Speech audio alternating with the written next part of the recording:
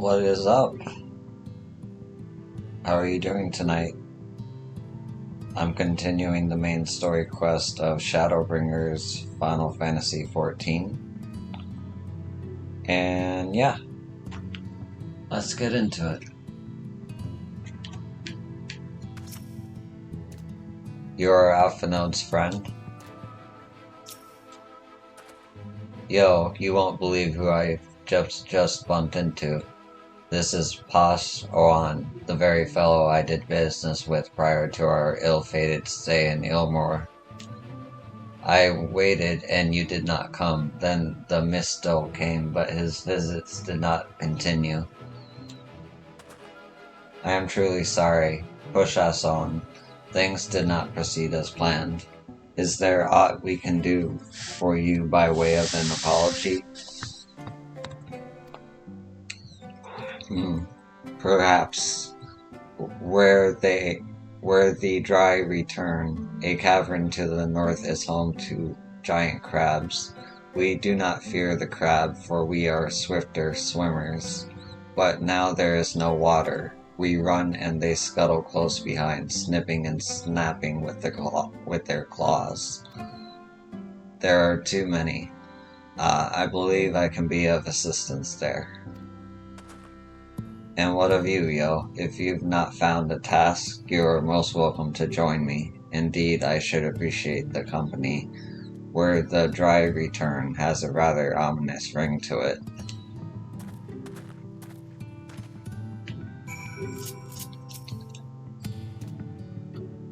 Where the dry return is filled with crimson coral, we imagine its branches to be the veins of finless ones. The cave a resting place to those who perish at sea. That's morbid as fuck. But also cool. Alright.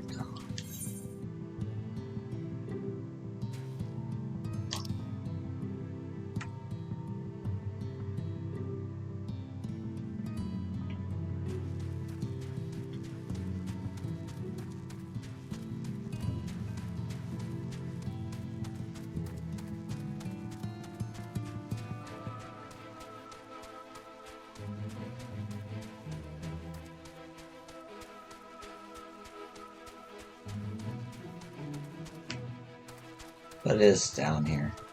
Oh shit. Oh shit.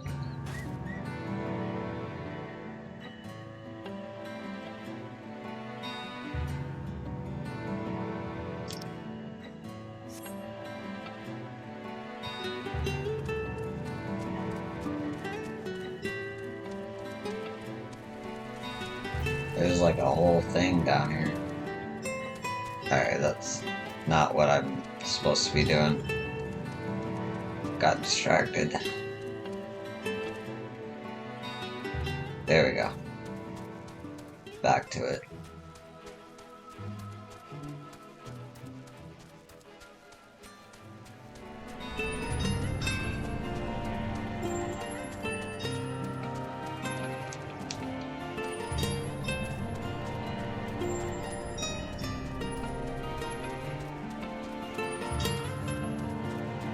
I love this song.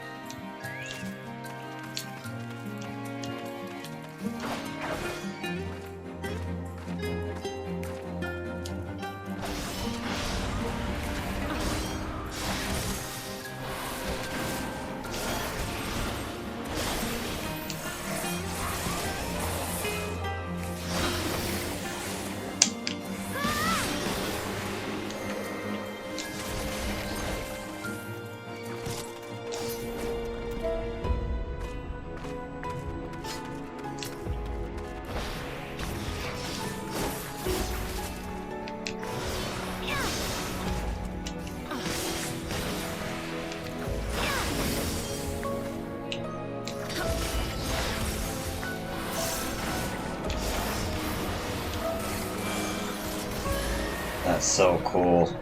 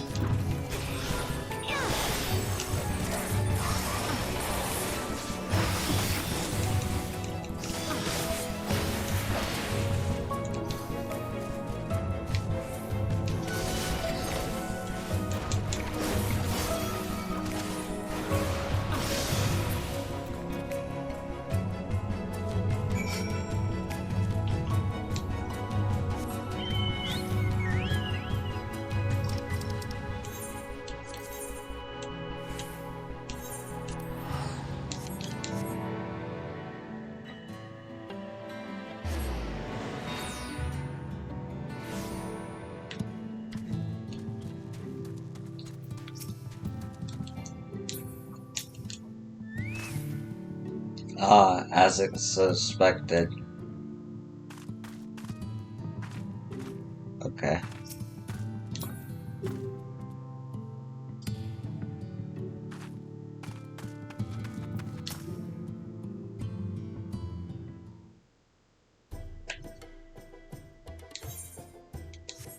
You could crack their shells. You must be stronger than you look.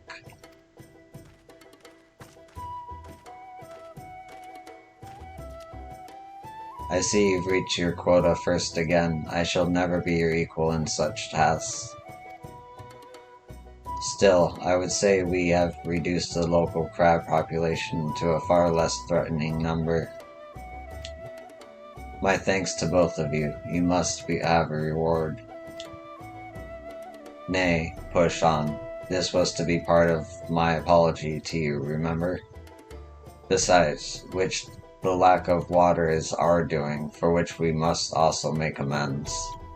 Might I convince you to tell us something about your village instead? I would very much like to learn more of you and your people. Very well. Before the flood came, it is said that our ancestral home was found in the seas to the south. It was utterly destroyed by the light. Only those who were out hunting survived. They swam aimless and lost until they spied buildings here on the ocean floor. Strange buildings they were, and long had they stood under the water, yet somehow they had spared the scars of times and current. These structures provided shelter for my people, protection from the tempest's turbulent waters, and the predators which hunted within them. Their very existence seemed a miracle. The first settlers pondered their good fortune. It was clear that the race who had built such wonders had guided their course, and from this did they discern the truth.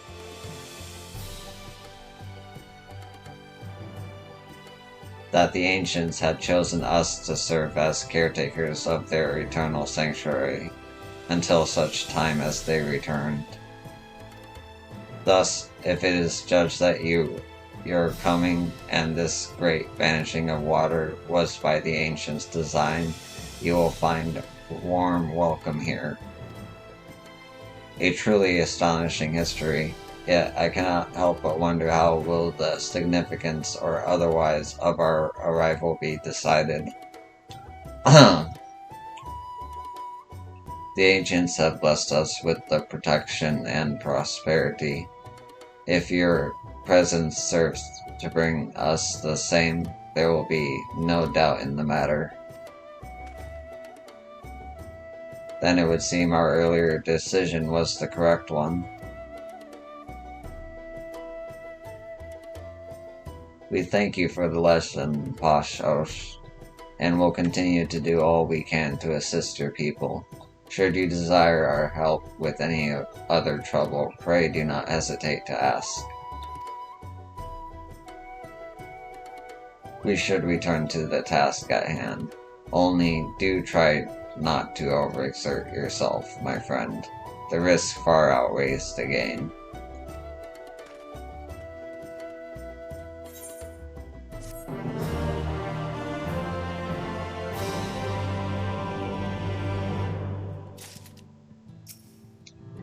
The ancients have blessed us with the protection. Yep. Yep.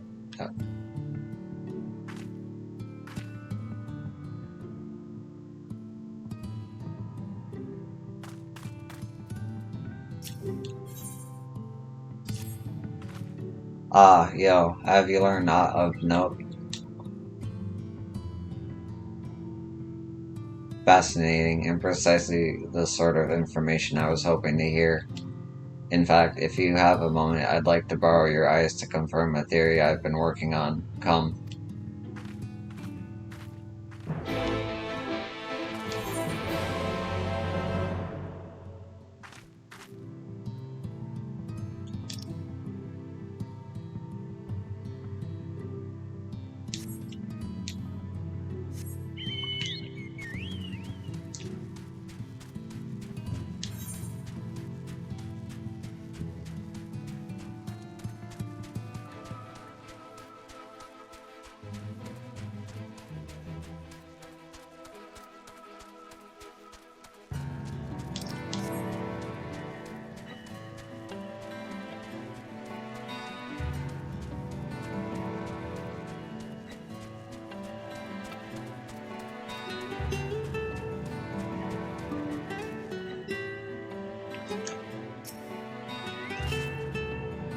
Now, there are two tasks I would have you perform.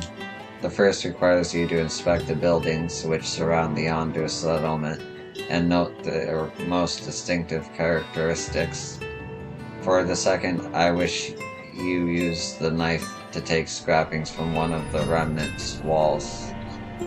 Pray be as thorough as you can. I shall be waiting here for the results of your investigations. 'Tis strange to be here under the ocean. It seems a lifetime ago that we stood amidst the trees of Rock Tiga.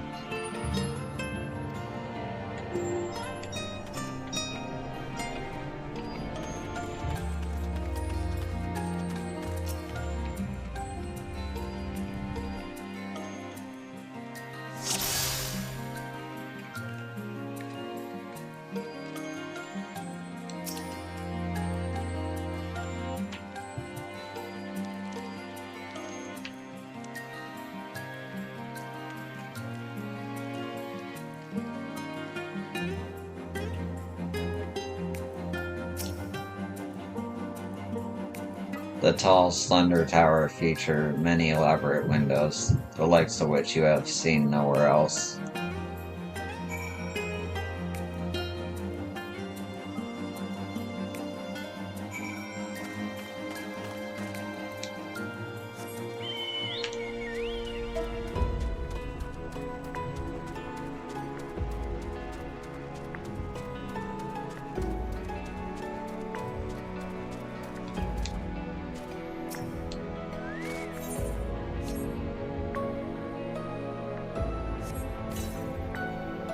You set the point of the knife against the wall, but even after applying considerable pressure, you cannot remove so much as a flake of stone.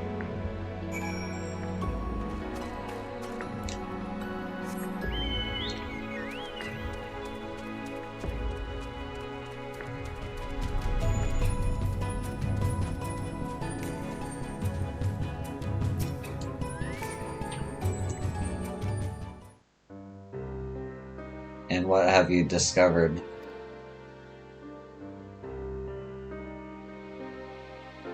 Yes, I would agree that the windows are most distinctive. It would seem the structures appear the same to both your sight and mine. And you say you could not so much as scratch the wall, even with all your might behind the blade?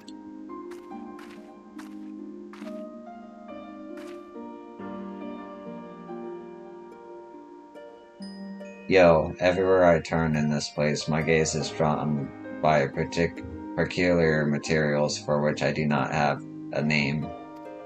The buildings I had you investigate are prime examples. They may appear to be constructed of ordinary stone, but I assure you it's nothing of the sort. If pressed, I would describe the substance as a composite of several mineral properties blended to create a material of unparalleled durability. Even the Ronkan Empire, once the greatest power in Norvent, produced nothing which compares to this level of perfection. But if not Rankans, then who? Who were the ancients the Ondo claimed as the architects of their sanctuary? I suspect our answer lies with the reason Emic self withdrew here to the Tempest.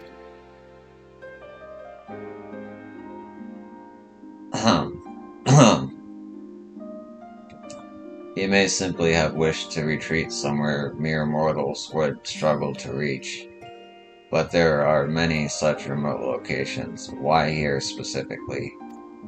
Emic Selk is devoted to his role, and thus we might assume his choice of stronghold somehow serves the Asian agenda. Or mayhap 'tis a place more dear to him than any other.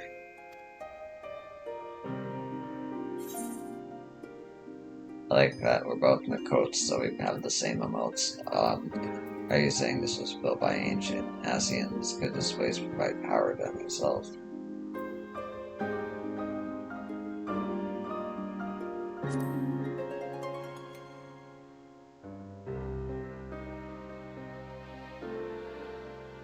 That is my theory, that the structures are remnants of time before history, of a star that was yet whole and unbroken. Such traces in the source would have been obliterated by the succession of umbral calamities, but here in the first they might have remained untouched for millennia.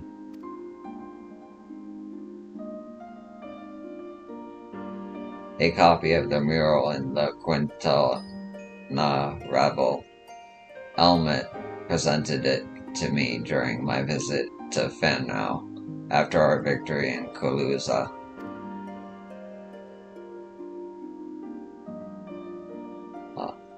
Here in the first scene, by Emic Selk's own words, it depicts a city of aeons past and the disaster which befell it. The design is much simplified, of course, but do you see the similarities between its towers and those you have just inspected?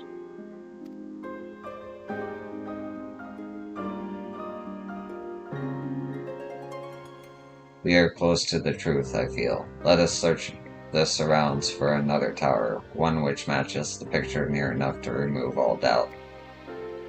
From what I have seen, not more than sand and more sand lies in the east, and the south held no such structures. I suggest we try our luck further to the northwest. You may. Okay.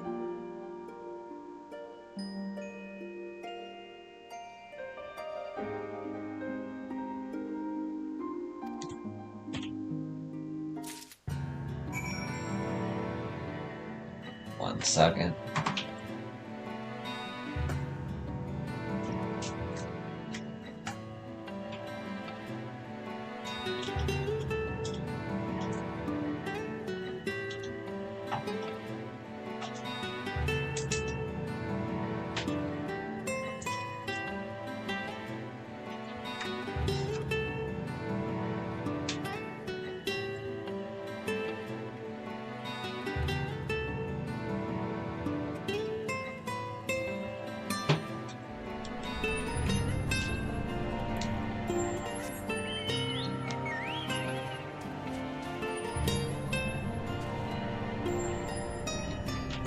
Was it northwest or northeast?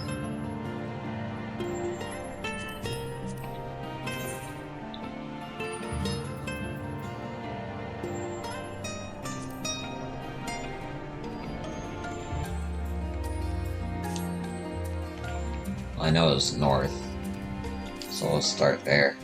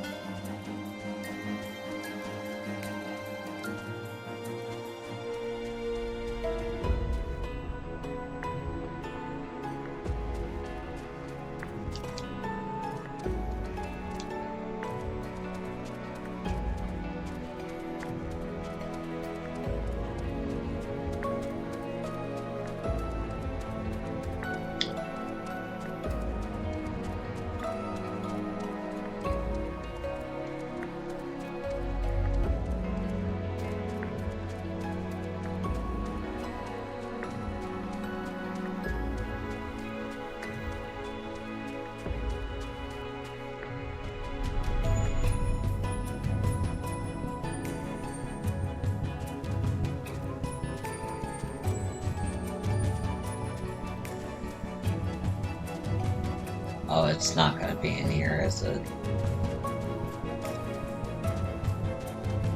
No.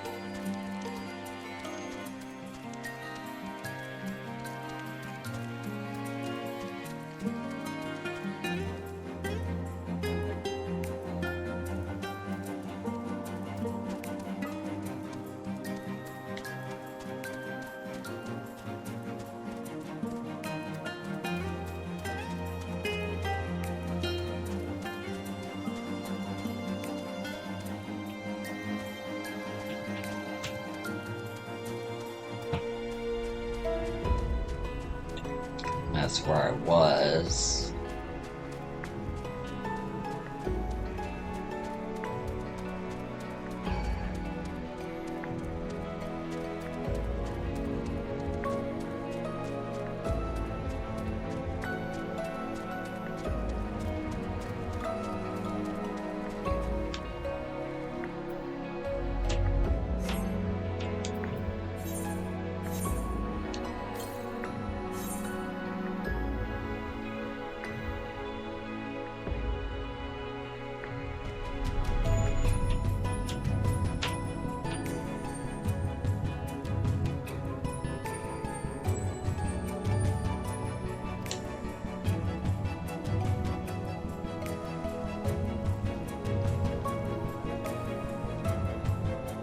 Yeah, northwest. Okay.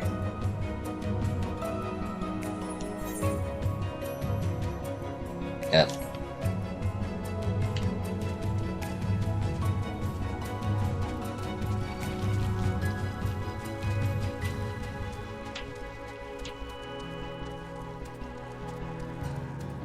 Hello.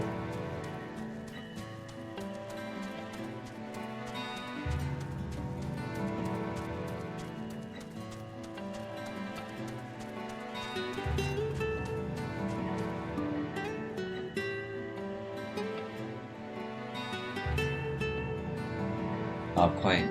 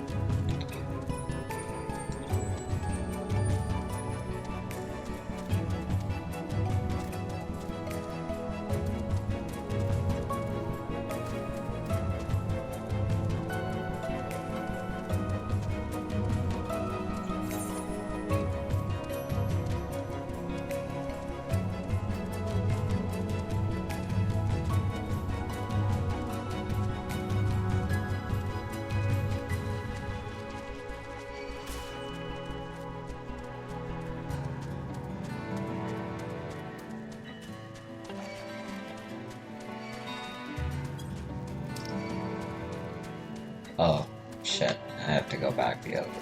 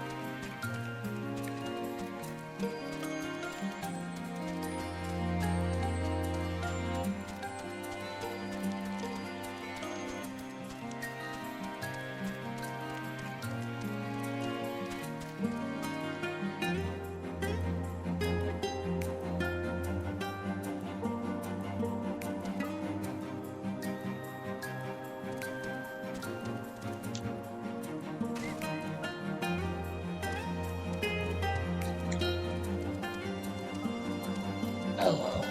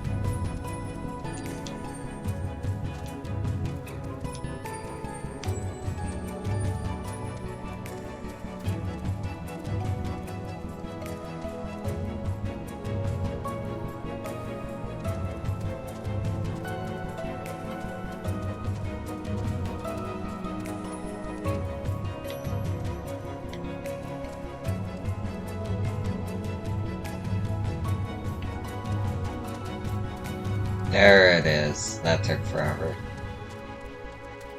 Oh, and there's an aether current.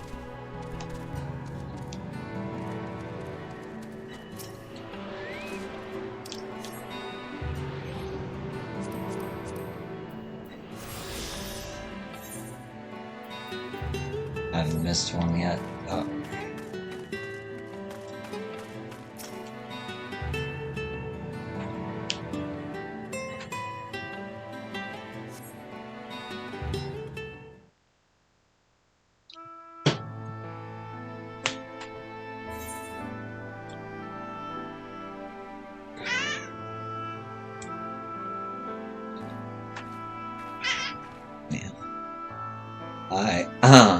This is the Muro writ large.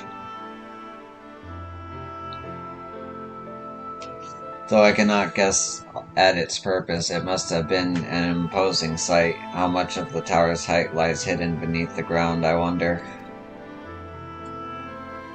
Centuries of our history have settled upon such ruins, countless layers of dust and sediment.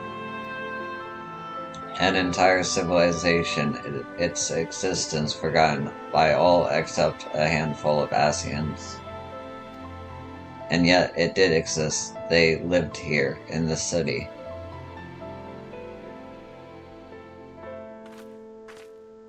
But let us focus on what we've learned thus far. The Ondo chieftain spoke of mystery stirring, of a land illuminated. Judging by his words, excuse me, he believes this phenomenon related to the ancients' return.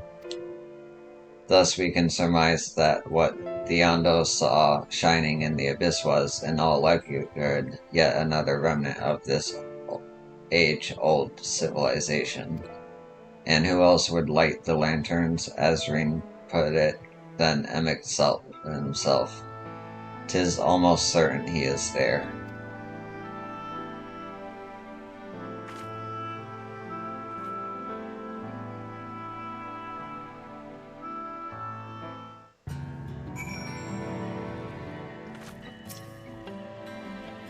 But if we are to find this stronghold in a timely manner, it seems gaining the Ondo's trust remains our swiftest path forward. I only hope our deeds are enough to win them over.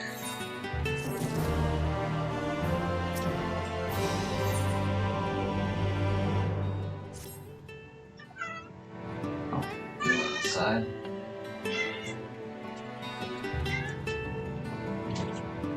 Oh.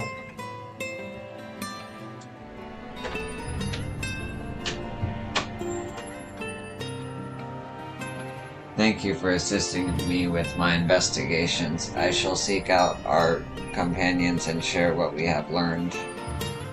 Much as I would like to tell you to sit down and leave the rest to us, your condition demands that we make all reasonable haste. If you are not too weary, it may be useful to speak with Posh Owen again and ask if there's aught else he is willing to divulge.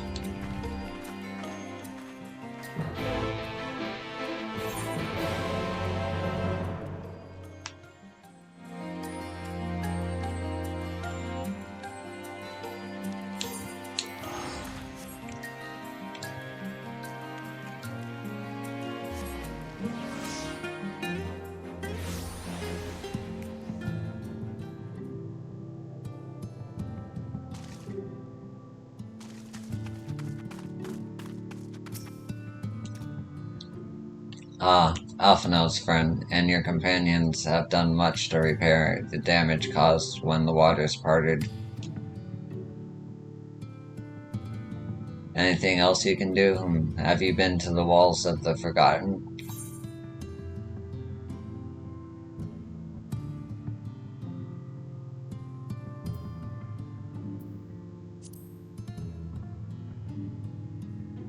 The remnants to the northwest, yes. You visited them unbidden?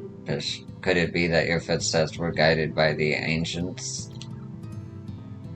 I believe it may be so. Listen then, I will tell you of our plans to bring light to the walls, that we might answer the shining call of the illuminated land.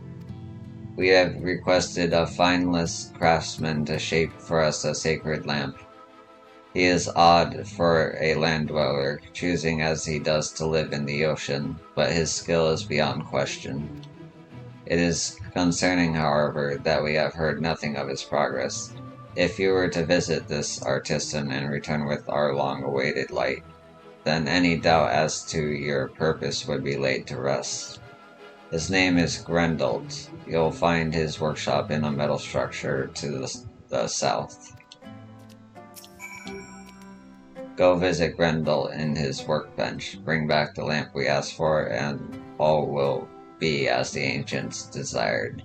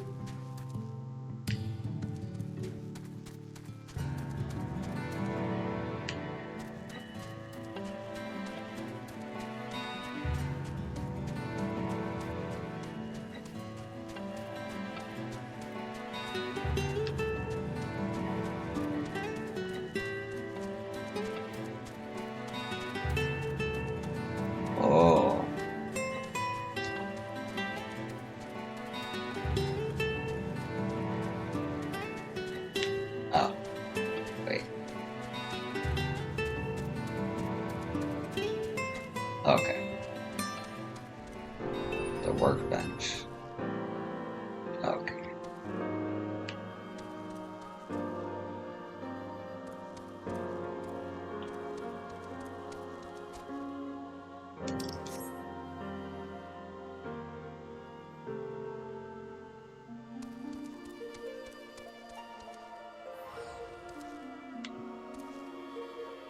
You know, I'll have to do these one day.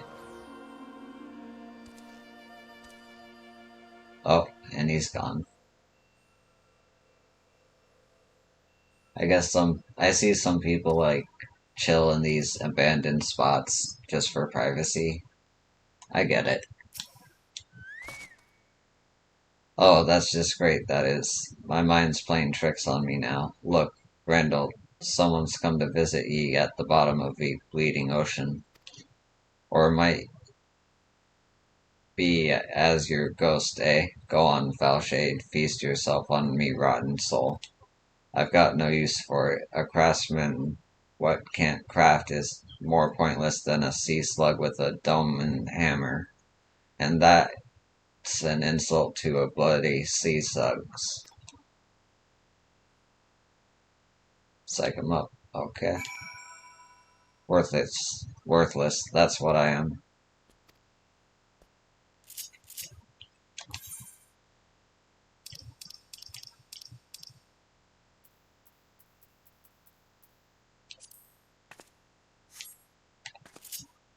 Eh.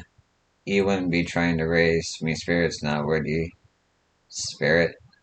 Not what you'd expect from a servant of the netherworld.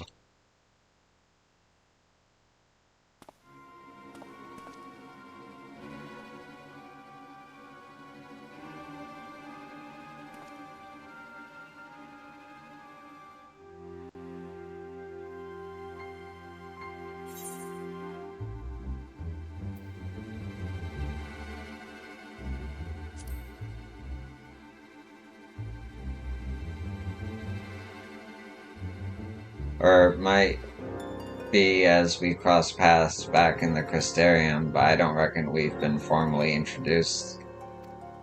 Name's Grundelt, and this here's meant to be at me underwater sanctuary, a place where I can give myself over to me work, far from the distractions of the outside world. And yet, here ye stand. Now what's so damned important that ye dive all the way down to the bottom of the bleeding tempest to bother me?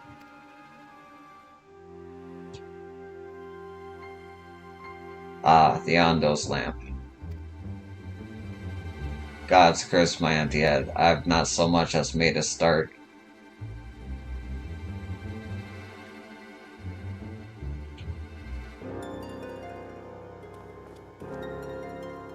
I'm worth less than a sea slug, nay, the slime left by a sea slug. Me delivery dates long past me, workbenches untouched, and I call myself a bleeding artisan. Ye've heard their beliefs, have ye? Bringing light to the Maroons be an act of deep religious and cultural significance.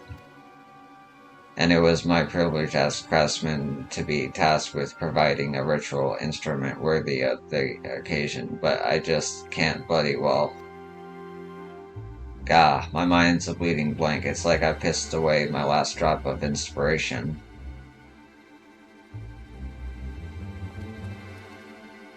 Tell me you've got somewhat to show me, somewhat as give me muse a right good kick up the ass.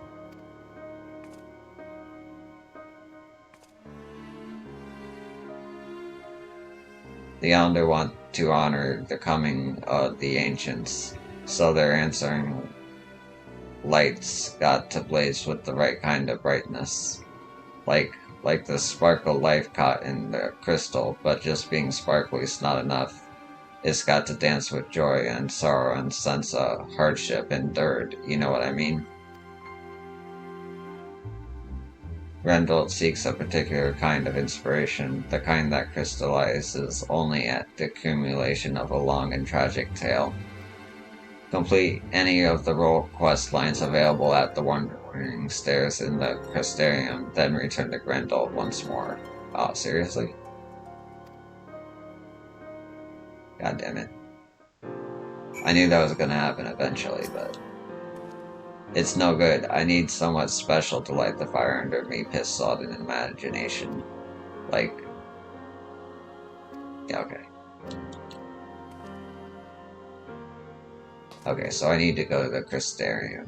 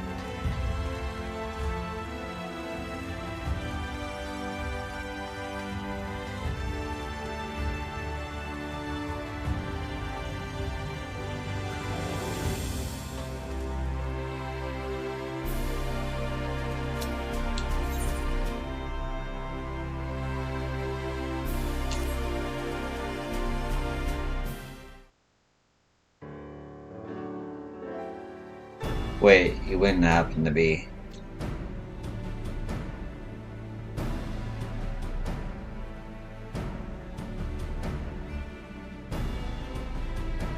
Yes, of course you are. 'Tis plain from the way you carry yourself. You're just the sort of woman I've been looking for. You're perfect. My name is Lou Reck, and I am a bounty hunter.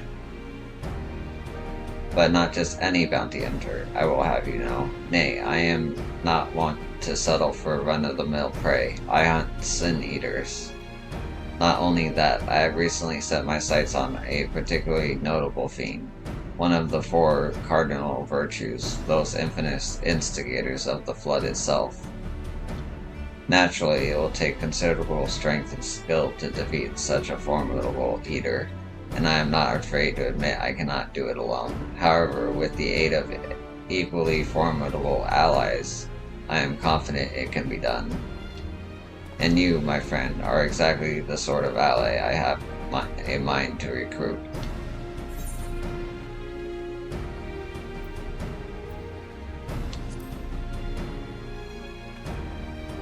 Wait, I have money, lots of money. You will be well rewarded for your service on my honor. However, as much as I am certain you are the right woman for the job, 'tis only meet that I put your skills to the proof. A simple test should suffice. Pray do not be offended, but you would be shocked how many people present themselves falsely in order to enrich themselves or to impress others.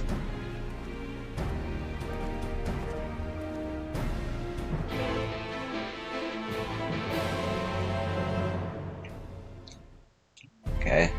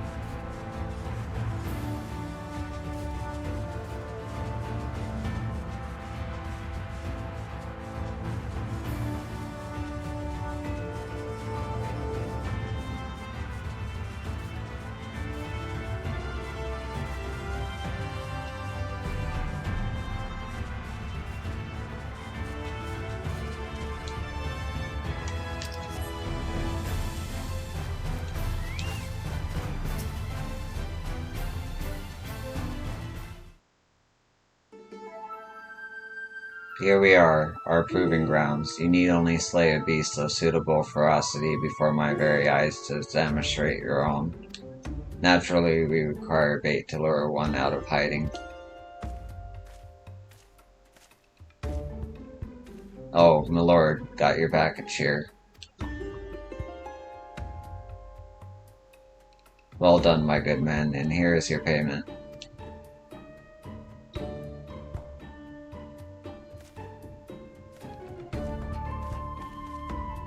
Oh, this? The bait in question. Easier to have it delivered than to take a detour and pick it up myself. Rather more efficient as well. Time is money. Now then, you need only place it in the open and slay whatever comes to claim it. I cannot imagine it will take long for something to come hither.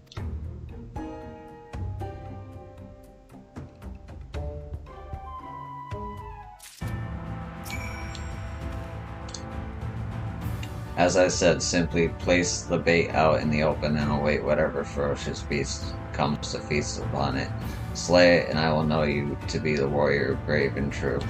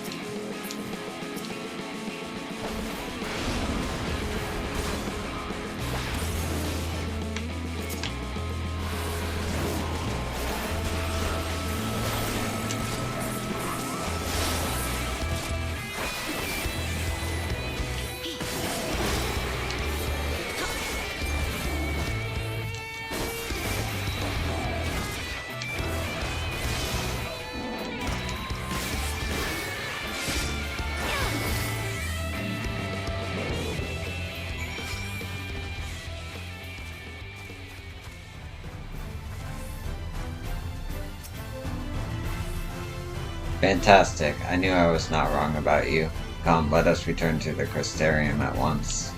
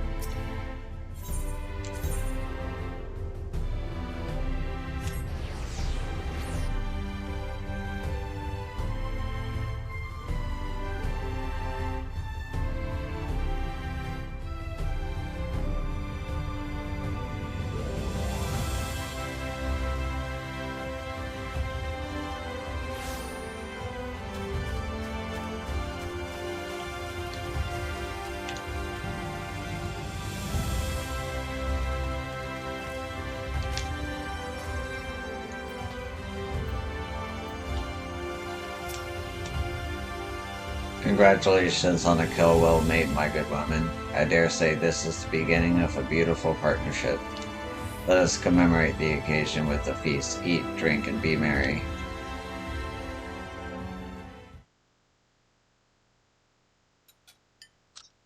Wonderful stuff, isn't it? My compliments to the chef. Another helping? No, are you sure? It really is no bother. Oh, very well. I should like to return to our earlier discussion, that of the virtue I have engaged you to hunt with me.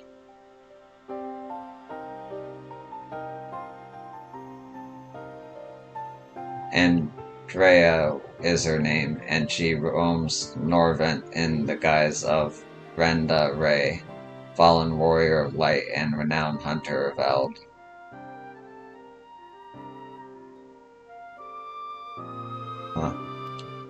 She is uh, a most elusive eater who has been sighted in every corner of the realm. Though her movements are unpredictable, she has often been witnessed pursuing and slaying extraordinarily dangerous beasts. I can well imagine the question forming in your head, why not leave her be? If anything, is she not aiding local communities after a fashion? Alas, no, for the beast she slays, rise anew, as eaters, which pose even greater threats to the small folk. So you see, the one wretched sin-eater is in truth sowing untold chaos by carrying on as she does, unleashing more of her kind on unsuspecting towns and villages all across Norvant. Only you and I can stop her.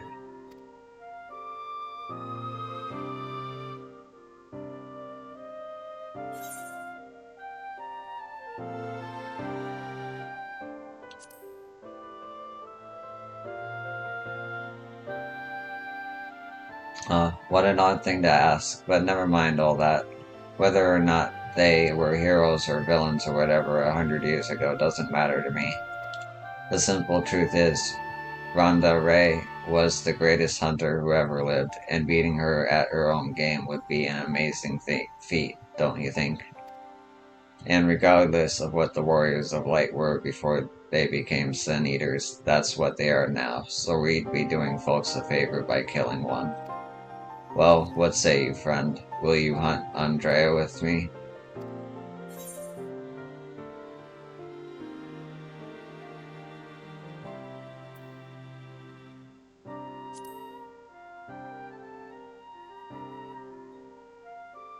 So begins our formal partnership. Ah, I can see it now. You and me in the heat of battle, fighting side by side. The picture of courage and camaraderie. It's going to be grand. Naturally, it'll take us time to study and understand our prey. Eaters can behave in strange and inexplicable ways, particularly powerful ones like Andrea. I've been doing my best to get inside her head to think like a hunter, but it is easier said than done, anyway. As soon as I have determined where we ought to begin our search, I will inform you at once.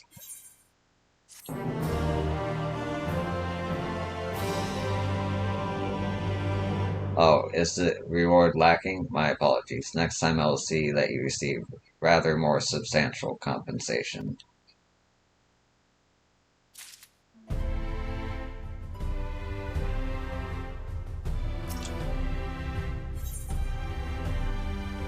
So I need to.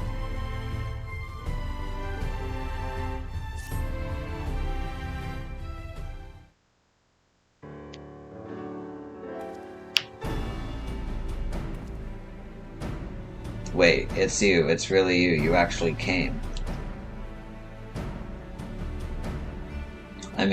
Never mind. Um, we're here to hunt Andrea. You're here to hunt Andrea with me, yes? Of course you are. Why else would you be here?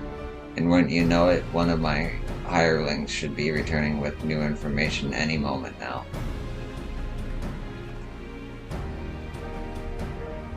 Greetings, my lord. I am pleased to report that Andrea was recently sighted in Orang, in the vicinity of Samuel's backbone, it would seem. Apparently, there was a right vicious spider what was giving folks trouble, and now that it's been turned, it's about a dozen times worse. They'd be grateful for any assistance. I see. Well done, my friend. Your payment as promised.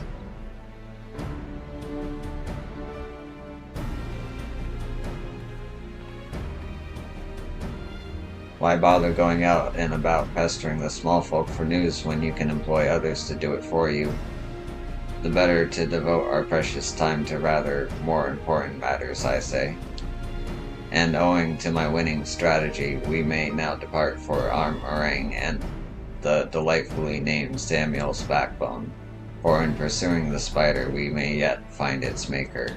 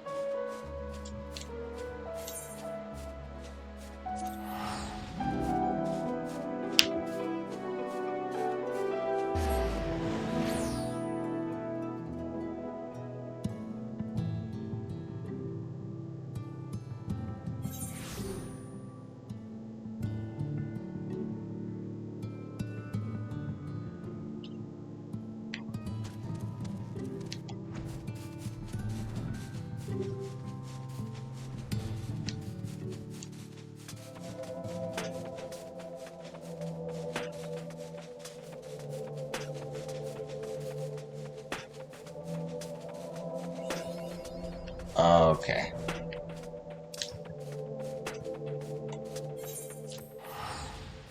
I just wanted to complete the map. Not gonna lie.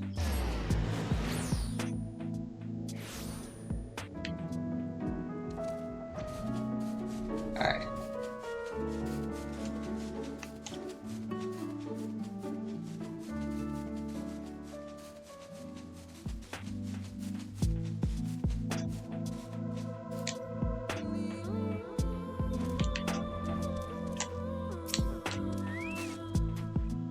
This is certainly the place. I gather those bones once belonged to dear Samuel, but I see no troublesome archnid. It'd be a rather large desert. It being a rather large desert, I had considered hiring a few trackers to hasten our search, but I have yet to spy a place where such individuals might congregate. Pity. Bah, nothing for it but to roll up our proverbial sleeves and do all the dirty work ourselves. We shall split up and search the sands for this sin-eater spider. Whoever finds it first may have the honor of slaying it themselves. And should we not find it, well, after we both have searched for a suitable length of time, I say we meet back here. Let the hunt begin.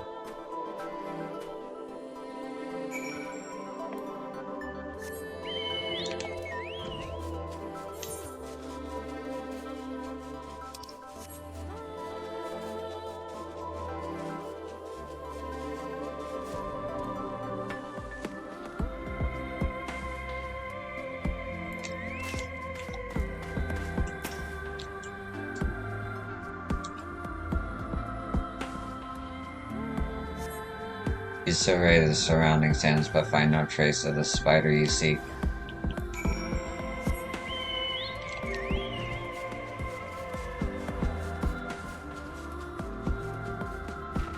Ah, went in shell.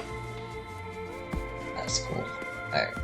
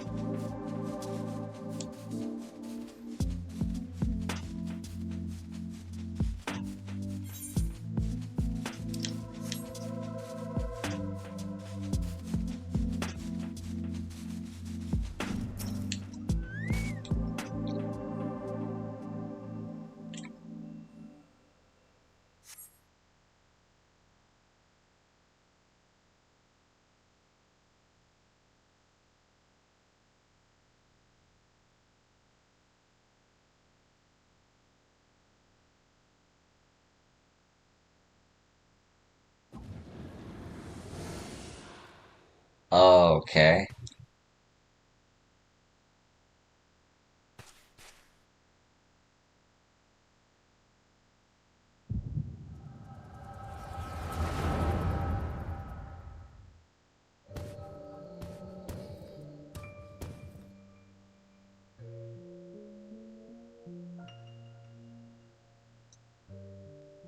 There she is, the scourge of Narvant, the devourer of souls. Balam quits. We bring this mark down, they'll be singing ballads about us till the end of time. Never mind the king's bounty. Else we could buy ourselves a couple of castles apiece. Flanking maneuver as discussed. Wait for my signal, then we'll strike as one.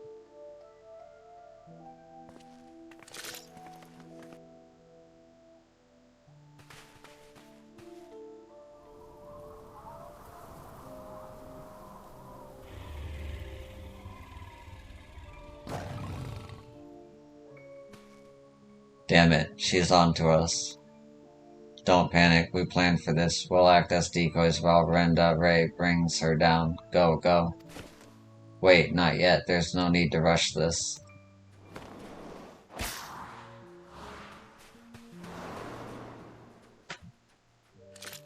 Sod it, always so headstrong.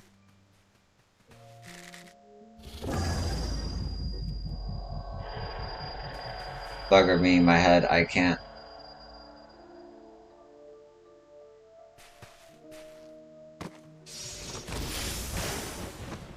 Ooh.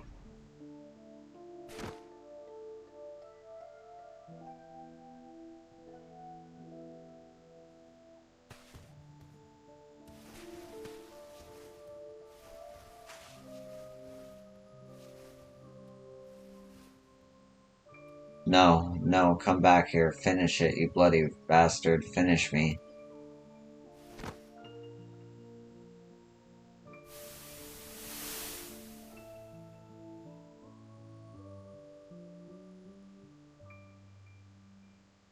I'm so sorry. It's all my fault.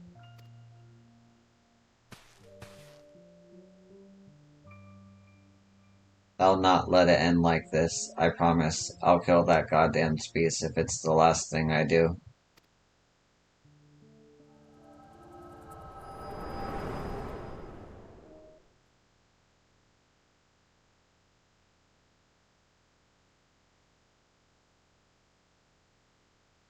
Hey, hey, what was that just now? I've had headaches before, but the way you were thrashing about wasn't like anything I've ever felt.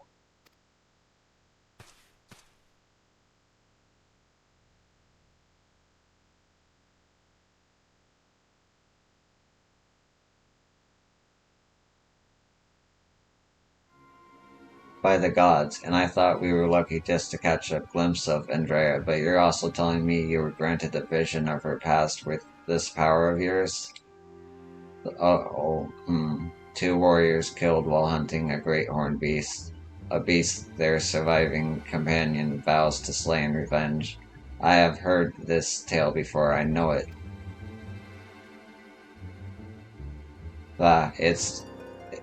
It is a common enough sort of tale, I suppose, and regardless, she is gone. Come, let us return to the Crystarium and celebrate your accomplishment. Okay, well, this got a little more interesting. Yay for that.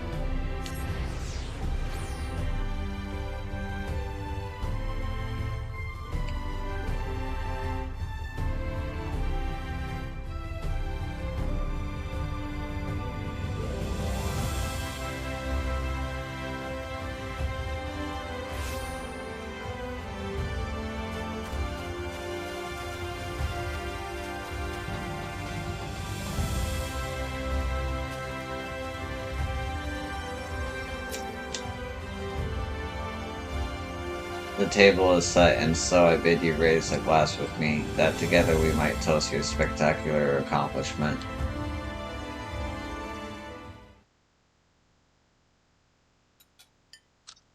There's really nothing quite like a hearty meal after a job well done. Drink up, my friend, drink up. Had you fill? I've another few bottles ready and waiting to be opened. No? Oh, very well, if you insist.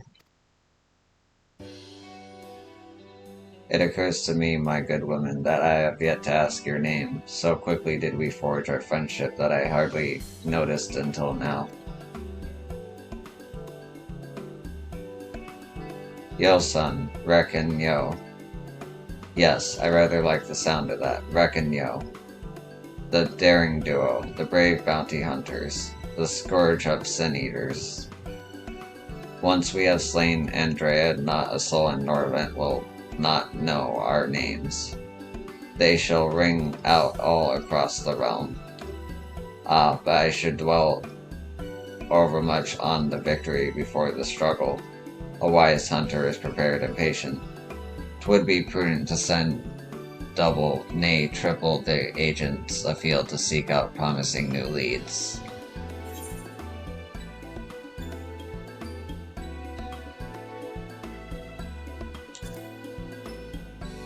Gillionaire. Worried about the budget for our brave endeavor? Well, don't be. I am prepared to fund our activities as needed. No expenses shall be spared, none whatsoever.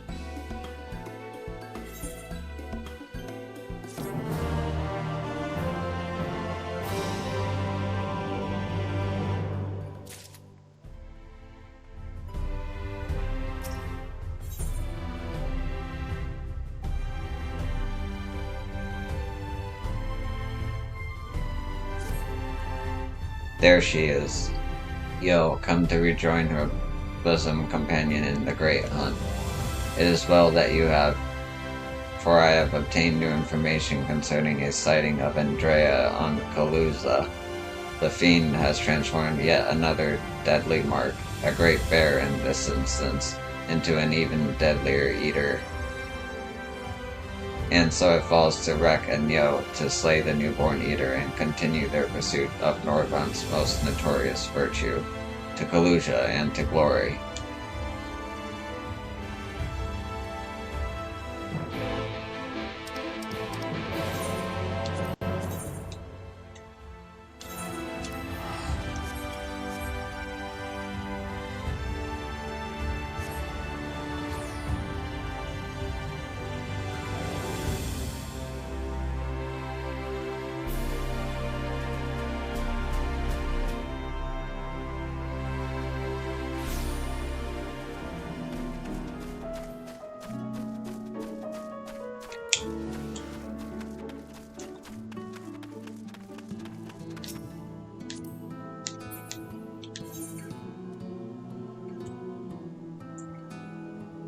I'll fill the map out later.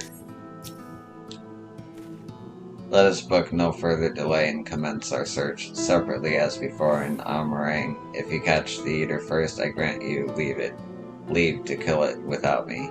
I trust you will not be disappointed if the reverse were to occur. Surely not, surely not.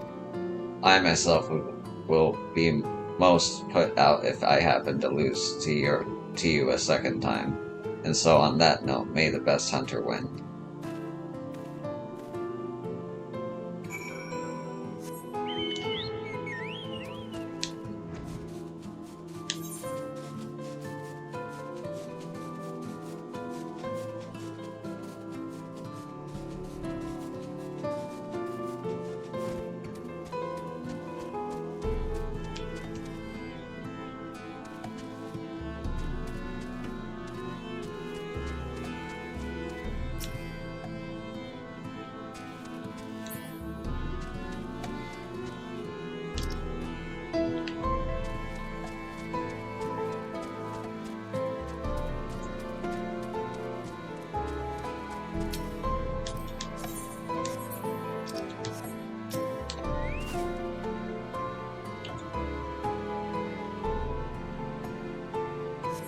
You survey your surroundings, but find no trace of the bear you seek.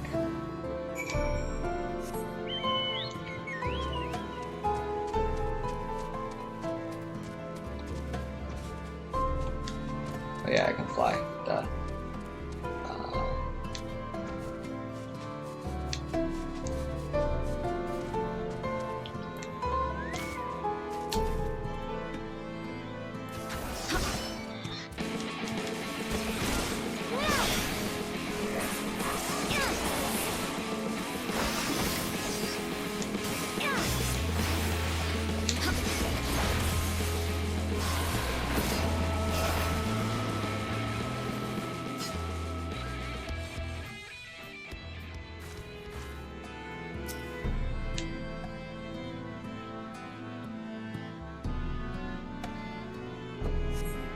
Despite looking far and wide, you failed to find any trace of the bear you seek. Perhaps Lupe was indeed the better hunter this day.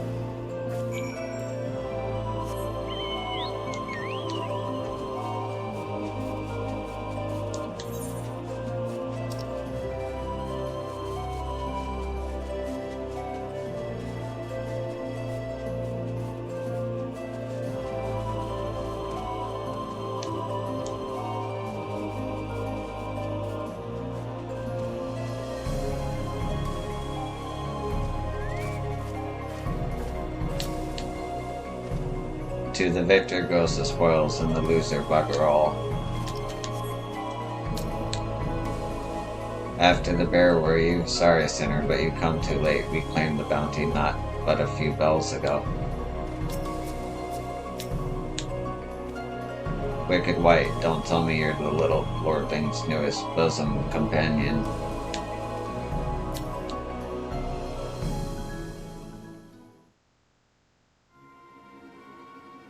Hate to say it, yo, but it seems we're late to the party. Langbird and his mates slew the bear before we could. So it's true then, you cast your lot in with the boy, you poor daft sod. But I don't understand, the eater was a newborn, how could you possibly have learned of it and gotten here before we did? Well, see, that's the problem with relying on hired help. They're loyal to your coin, not you, and you're not the only one willing to open his purse. But more importantly, Rec, what's this I hear about you hunting Andrea? With help, I mean, rather than all by your lonesome. I've a distinct memory of you storming off in a huff saying you didn't need me or anyone else to finish the job. Tell me I'm wrong. Do as you like. Help or no, you've no chance of beating me to the prize. Because unlike you, I'm not all talk, and neither are my mates. Or me mates. Speaking of mates, how much did it cost you to buy her friendship? Do tell. Piss off, Lambrid. Why are you still here? You got your mark, didn't you? You should choose your friends more carefully, sinner. When it all goes wrong, don't say I didn't warn you.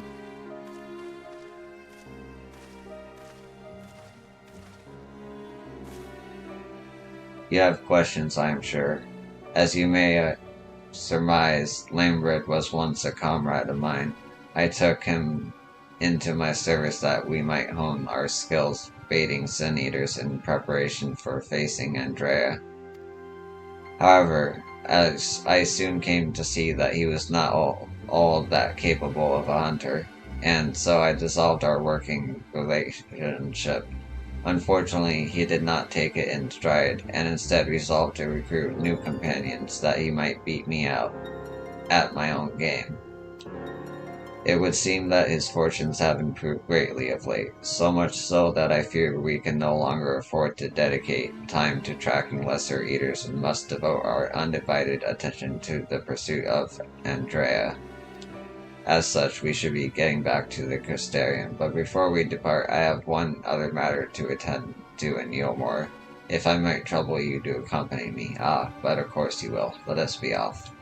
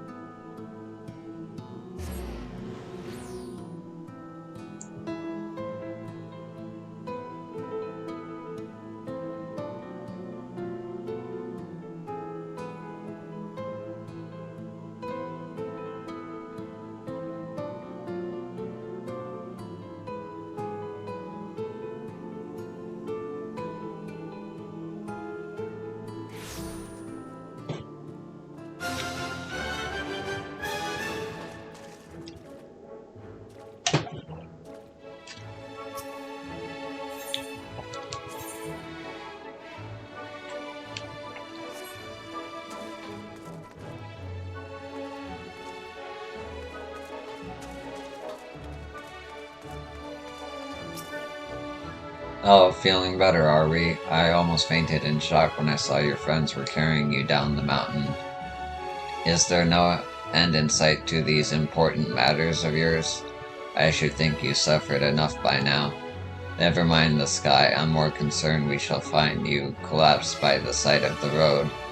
If you keep this up, you must take better care of yourself. I wonder if making that talus was truly the right thing to do. I hope you've not talked me into something I shall regret. Some folk are saying the light is some manner of divine punishment for standing against Valkyrie. As for what I think, well, honestly, I couldn't tell you anymore. Huh. Character development.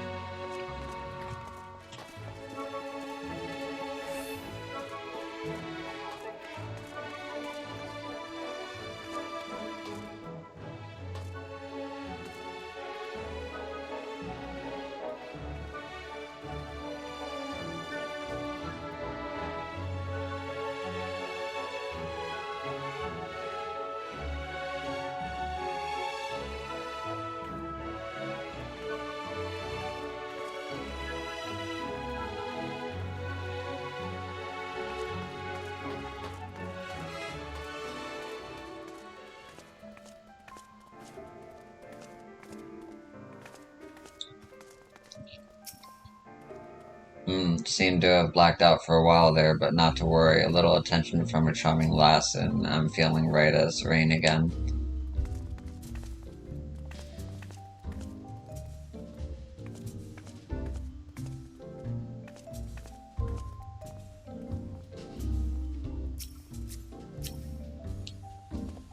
Oh, is that Master Wreck?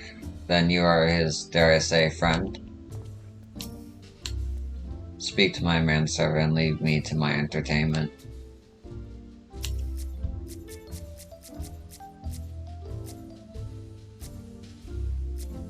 I can't.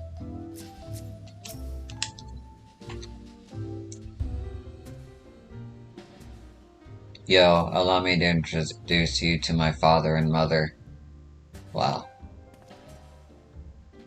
Father, this is my traveling companion and dear friend Yo.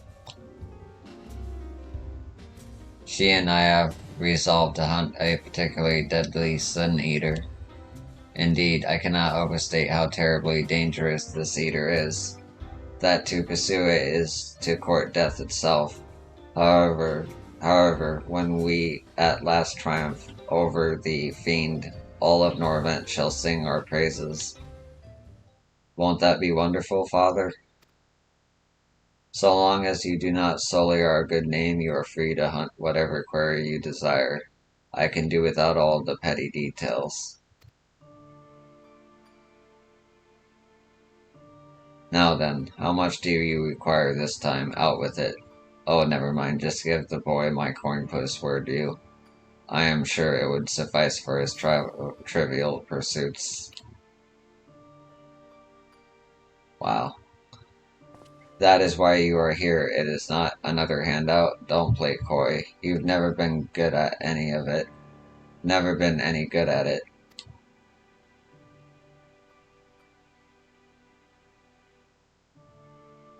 You know, I honestly don't know why I came here. Keep your coin, Father. We're leaving, yo.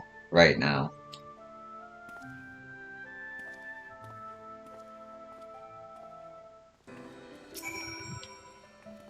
Speak. Yep. Oh dear, Master Wreck seemed awfully upset.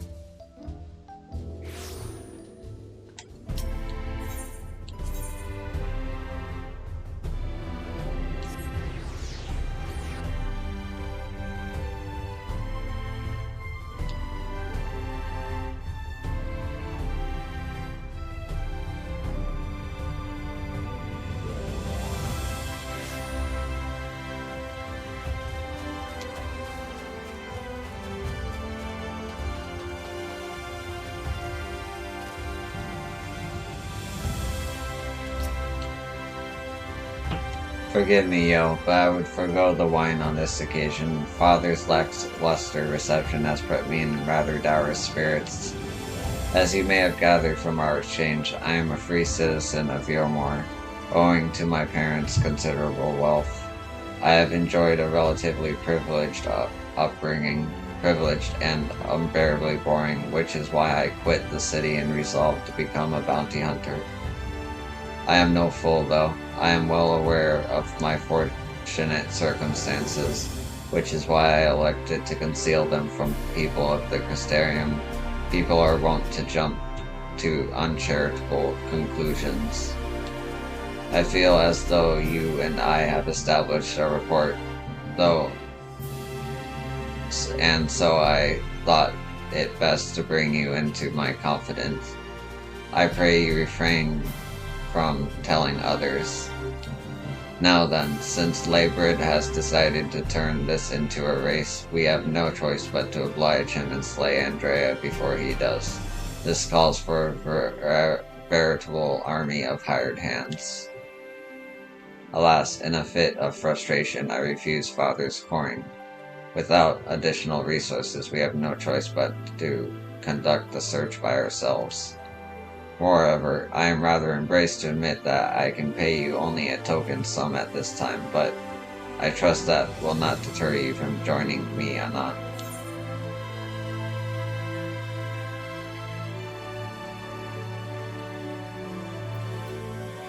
I'm starting to turn the leaf on Rare. Really? I mean, of course you weren't. Perish the thought.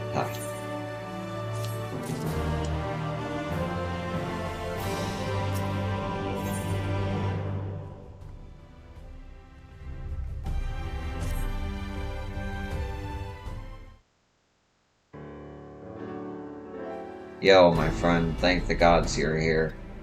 Ever since we parted ways, I've been exhausting myself running all over the Crystarium, questioning anyone and everyone, hoping someone might have seen Andrea, but alas.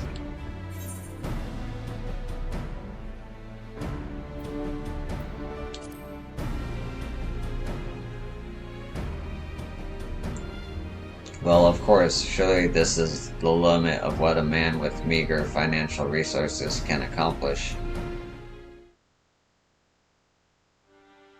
But never mind all that, for it but recently dawned on me that the vision you beheld of Renda Ray's past could hold the clues for which we have been desperately searching.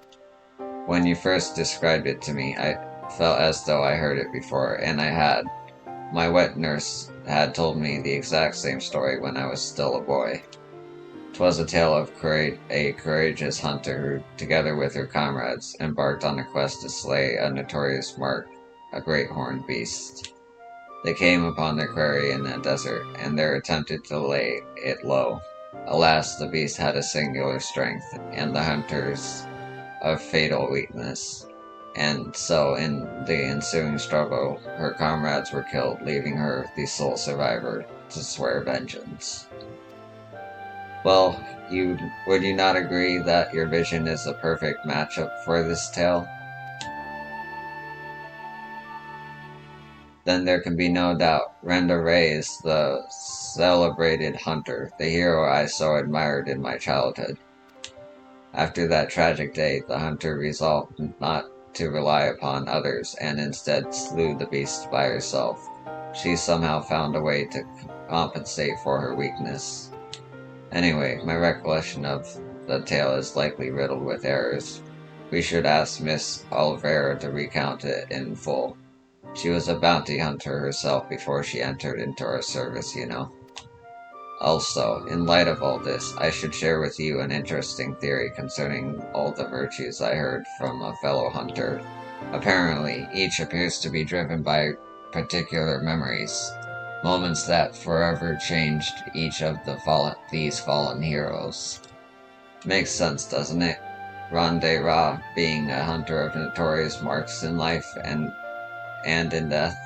I don't know why it never occurred to me before. But if that is indeed the reason for why she behaves as she does, then the more we learn about Ronde Rice adventures, the better our chances of predicting where she'll turn up. All the more reason to go and see my former wet nurse. Miss Alvera lives in Gatetown on Calusa. Let us be off then.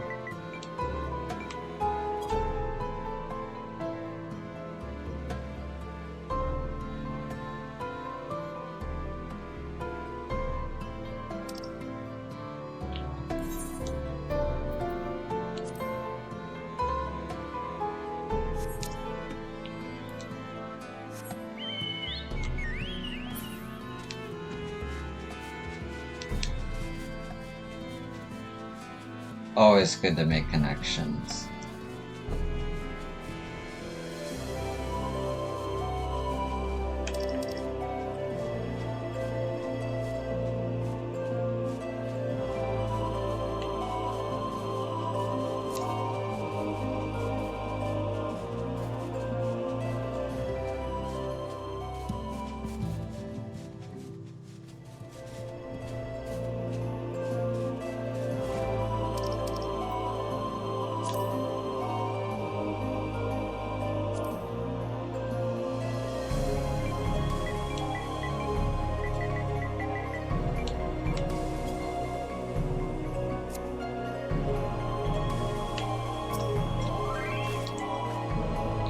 Oh, hello there. Are you a friend of Rex?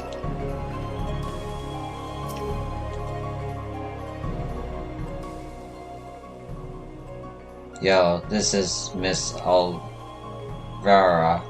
the wet nurse who raised me for practically the entirety of my childhood.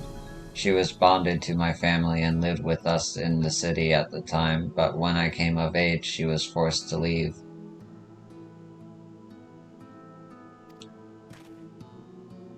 My, you've grown into such a strapping young man, but I can't imagine you came to Gate Town just to pay me a visit, my little wreck. Not in front of her, if you please, but to answer your question, we did in fact come to see you. There were stories you told me as a child of a courageous hunter. Was that hunter perchance the warrior of light, Renda Ray? Of all the reasons you could have had. Aye, those stories were of Renda Ray, the greatest bounty hunter of her day, the legend so many aspired to become. Less so after the flood. It was still fresh in everyone's mind when I was younger, and for all the good they had done in life, none could deny the chaos they sowed in death as sin-eaters.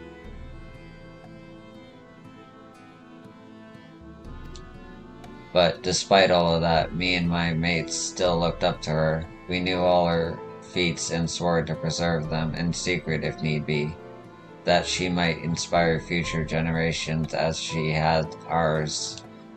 So years and years later, when you wanted to hear tales of adventure and heroism, I couldn't help but share with you the ones nearest and dearest to my heart. I only wish I hadn't had it to change all the names. Then it's true, the hero who I looked up to as a child, whose tales of daring do drove me to take up the bow as you had, to pass to you for training that I might become a bounty hunter. It was her.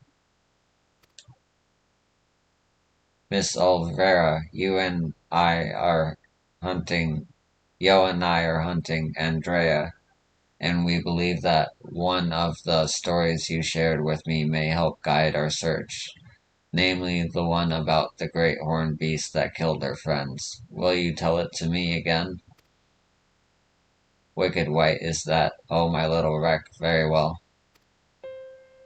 Even as a young hunter, Renda Ray's incredible hearing was unparalleled. She could track her quarry through a forest by the most minute sounds of their passing, from miles away even by some accounts. Even the most subtle and stealthily beasts never eluded her for long. A misplaced foot, a snapped branch, eventually Renda Ray would know, and her aim was always good and true. As she grew older and honed her skills further, she set her eyes on bigger prizes. She became a hunter of notorious marks, and together with her comrades earned fame and fortune.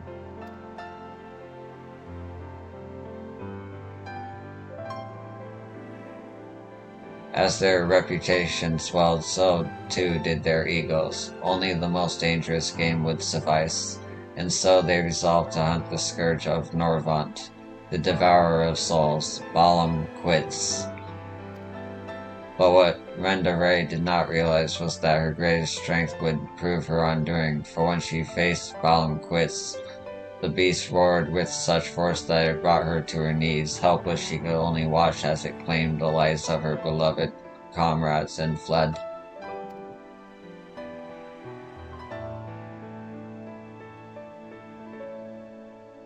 After burying the hunters and vowing that she would one day avenge them, she took to the road once more. She met Ardbert and his fellow warriors of light, and for a time she accompanied the fledgling heroes on their adventures.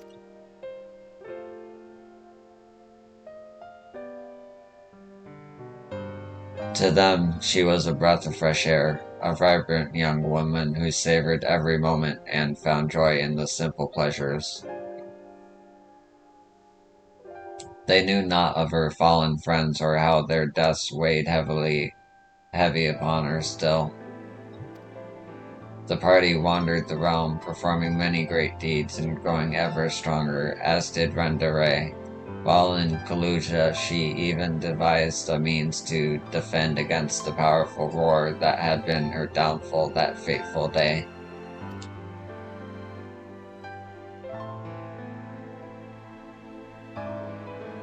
And then, while engaged in an adventure in Ratika, a rumor reached Rendere's ears. Balam Quit's scourge of Norvrent, devourer of souls, had been spotted wandering the Siddha swamps.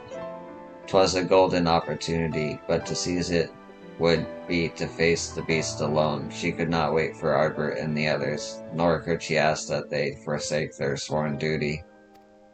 But perhaps it was just as well, for the memory of her defeat still haunted her.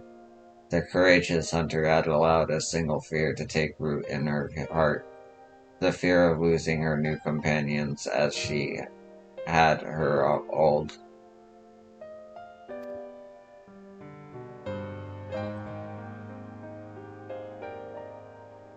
So it was that Rendere ventured forth in secret, resolved to slay her hated foe, Balamquitz, alone.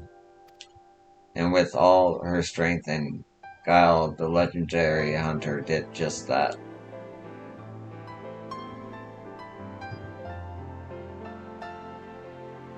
Vengeance claimed she rejoined Ardbert and the others, and never spoke of the terrible battle twixt her and the dead beast. From that day forward she was Rendere, the warrior of light, and the deeds of her and her comrades would be celebrated forevermore. It's strange to think that the woman I admired when I was young would become the sin eater I swore to slay. What she became doesn't change who she was. Even if the tales were a little embellished over the years, they were rooted in truth. She was and will always be a hero to me, and to you, I hope. Thank you, Miss Olvera, for everything. I promise I will visit you again soon. So remember that theory I told you before about the virtues being driven by powerful memories? If Andrea is reenacting the journey leading up to her confrontation with Balamquitz, the one that took her from Orang to Kaluza, then her next destination must be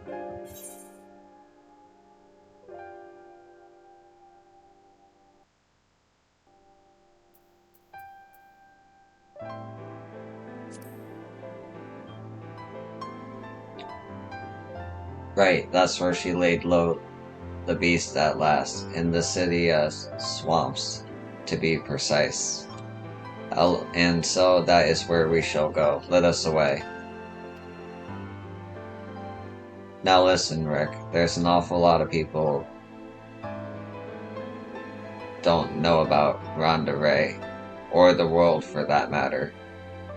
So wherever you go and whatever you see, remember not to take it to face value. Don't just accept what others tell you as good and true. Listen to your heart and decide for yourself, and be safe. Olvera is a real one. A real one.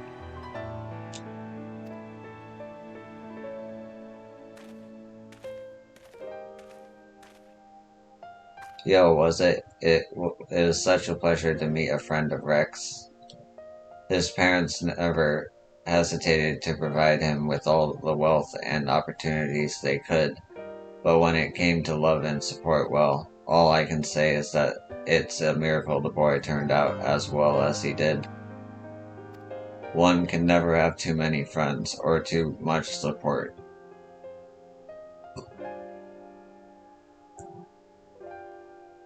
That goes for you as well, I should think.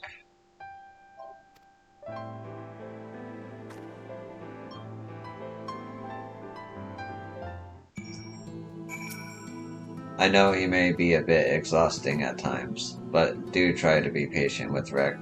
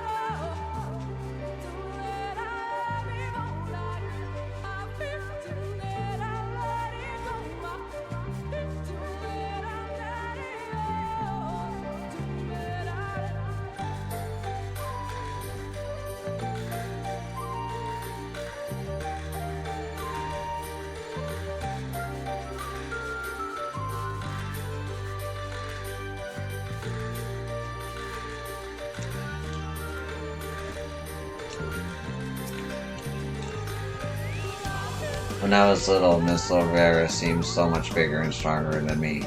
Though to be perfectly honest, the way she carries herself even now bespeaks a confidence I cannot help but envy. But never mind that, we have a virtue to hunt. Let us commence our search at once, and keep your weapon set ready, my friend.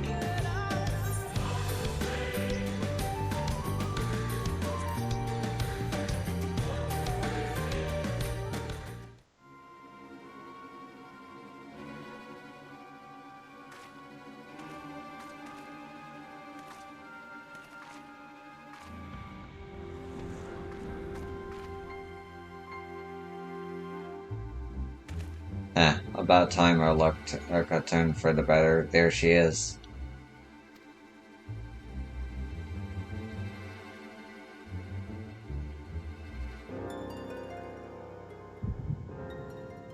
What now?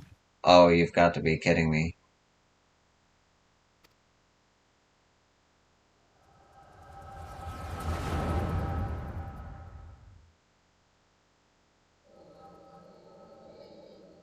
I wish you were all here with me, but I know it's better that you're not.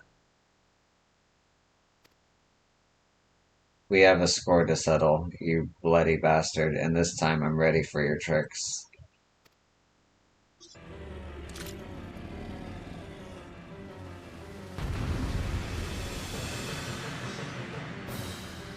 Wait, am I controlling... What's her name? Oh, no way.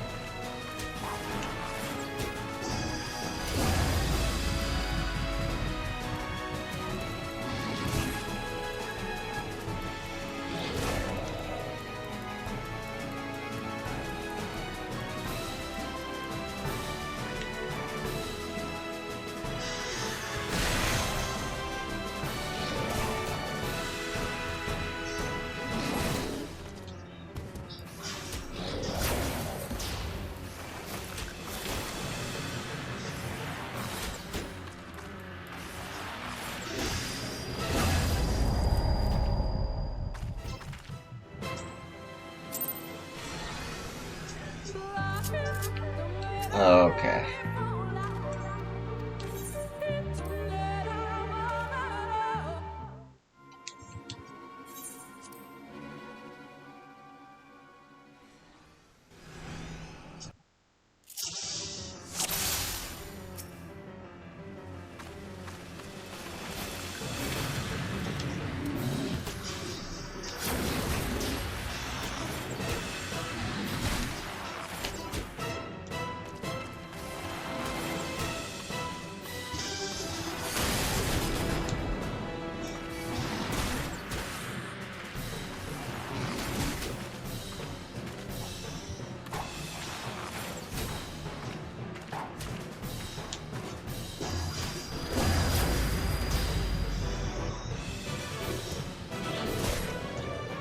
Okay, it's a puzzle.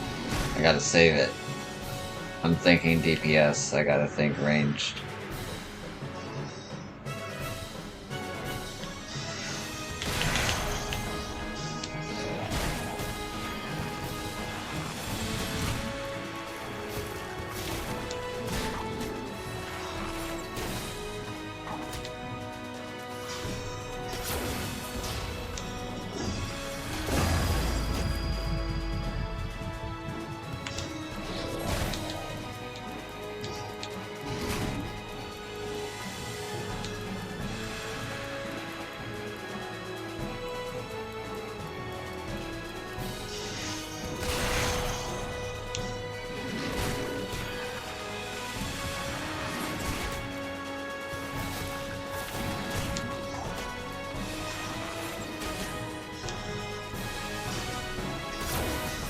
That should work. Oh, that's a radiant arrow. Dueling arrow. This?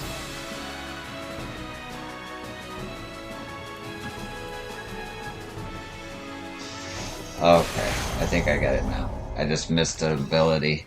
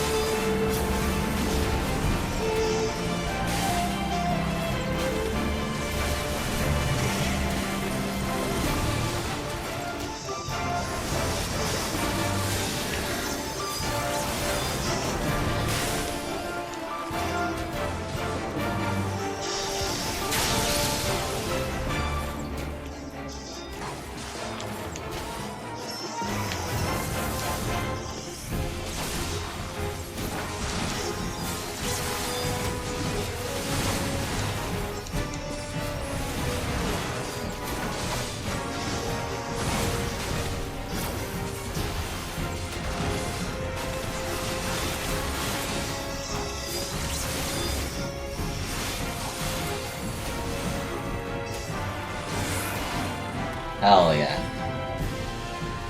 So that's what it's like to be an archer. Or a bard. I might try bard out.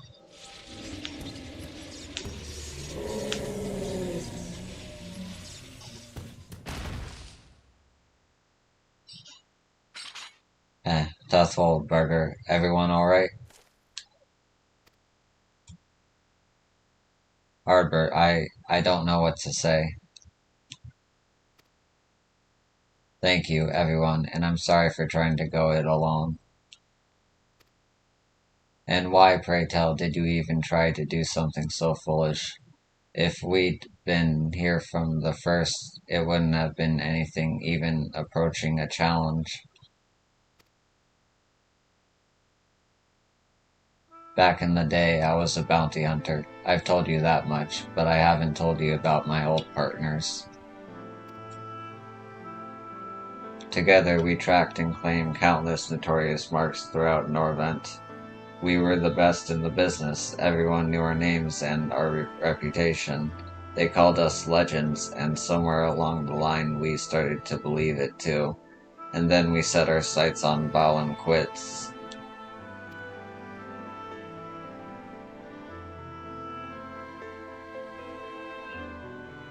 I survived, they didn't. I swore vengeance, but had no idea how to go about pursuing it. Then I met you lot and thought that maybe with your help I might just have a fighting chance. So you see, I never intended to keep it all a secret, it's just you never asked, and since I'd rather not talk about it. Easier to live in the moment, you know? The next town, the next job. The weeks flew by, and after a time I started having second thoughts. I'd lost the closest to me before. I didn't want to live through that again.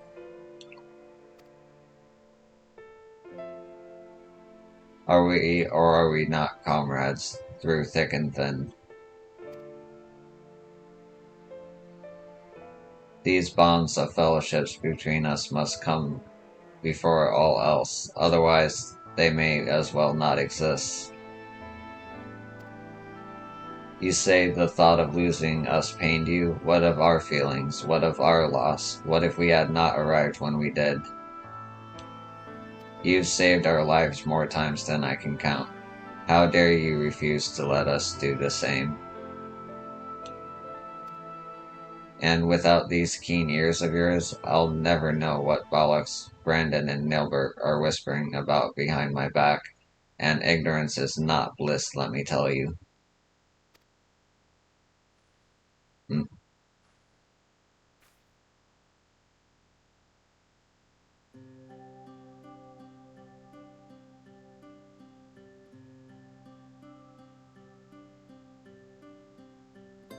This one's worth a fortune, and fame besides. I'll wager we won't have to pay for our drinks when we get back into town. Oh God, not another night to remember. Don't you worry your pretty head over our fearless leader's questionable constitution. Take pride in the victory, for the small folk will sleep easy once they hear of Quit's demise, until Arbert's drunken snores wakes them from their slumber. And on that note, I think it's time we quit this place, and run the Ray. I trust that the next time you decide to hunt deadly game, you'll do us the courtesy of extending us an invitation. And there I thought I was doing you a favor by keeping you out of my personal affairs, selfish as it was.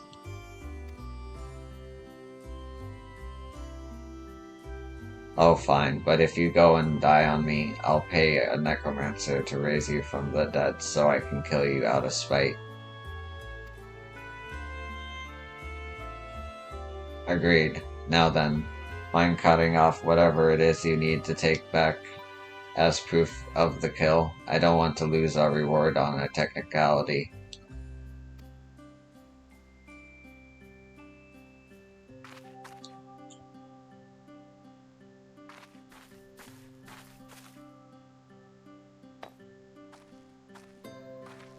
Such a fine crystal. Why not hold on to it as a memento of this occasion? Is that the first crystal they ran into? Interesting. Wake up, damn you. Hello? Wait, what's wrong with you, huh? That's the second time your so-called gift has cost us a chance at slaying Andrea. You know what? I've had enough. Enough, I say. Yes, I don't need your help. I am perfectly capable of hunting the Sun Eater on my own.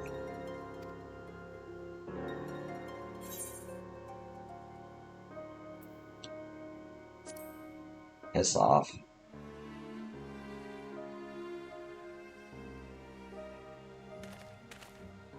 Upon our return to Gate Town, you will be given your final payment, and we will be free to go our separate ways.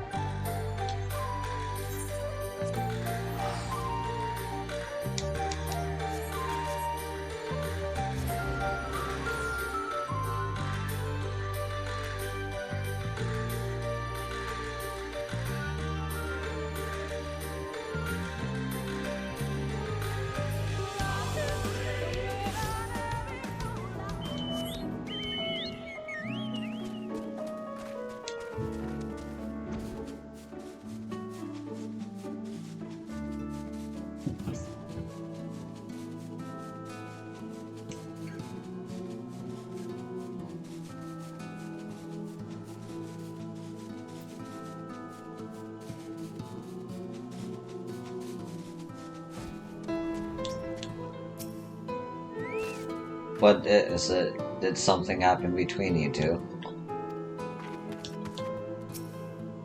Honestly, I don't know why I ever placed my faith in you. You are such a disappointment.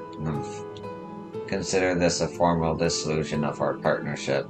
Let none ever again speak the names Rek and Neo in the same breath. Yes, never again. And with that, I bid you a good day. When he was little, Rek's parents punished him for a time by withholding his allowance. Without money to lavish on his friends, he soon found that many were only drawn to him by his wealth. I dare say he feared he would abandon him as they did, and decided to push you away first. I'm not trying to make excuses for what he did, for what he said. I only hope you can find it in your heart to forgive him. Take some time to think it over, then come and see me. Oh, and take this for your troubles.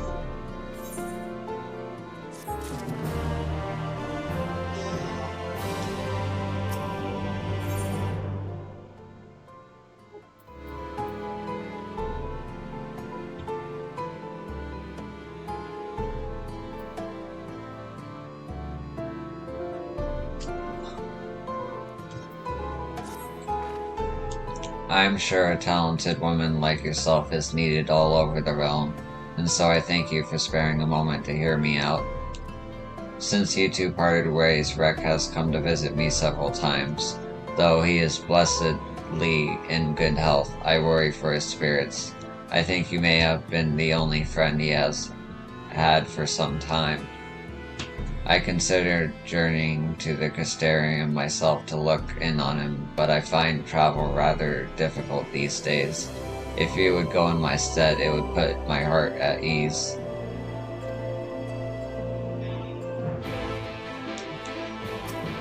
All I ask is you go to the Castarium and see Rek. I won't ask you to take pity on or forgive him. I only want to make sure that he is well.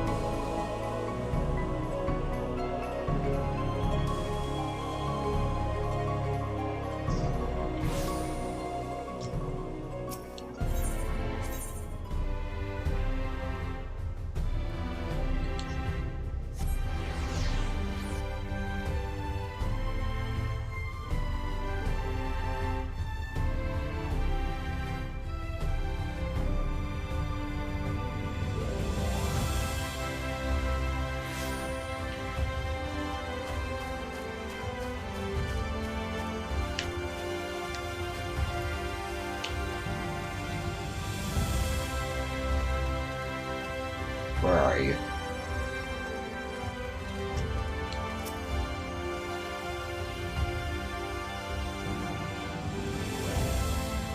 The Lou Rex customary seat is empty and there's nothing to suggest he has occupied it recently. Perhaps someone will have noted his passing. Oh my god. Uh,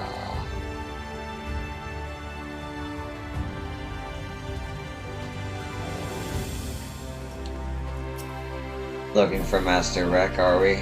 I dare say you're the only one. Word is, Mummy and Daddy cut him off, so there's no point in pretending to like the little shite anymore.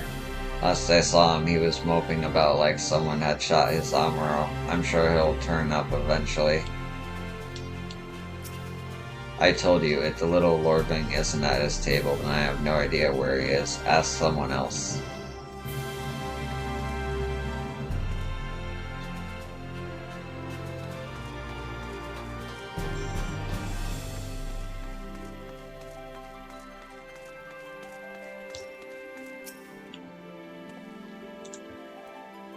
Kaluza, right? You're Lou Rex partner? I was with Librid, remember? Well, was I out of stress? Cause after we left you, we headed straight to Raktika. We'd heard a rumor Andrea was there, and Librid wanted to strike while the iron was hot. By the time we realized we were overmatched, it was too late. I saw Librid fall, and when the Eater set her sights on the others, I fled. Call me a coward if you like, but my cowardness saved my life. Wicked White. I still remember looking back as I ran, and seeing Lambert rise to his feet. I told everyone what had happened to warn them of the hunt. Some listened, but a few bloody folks took up their weapons and joined the hunt. Glory-hungry imbeciles, and not one of them has returned. Didn't expect Lou Rex to be one of them neither. I remember thinking it odd, especially when I saw him leave for Raktika alone. You're meeting him there, I presume? Good luck, friend, but have no doubt that you're going to your doom.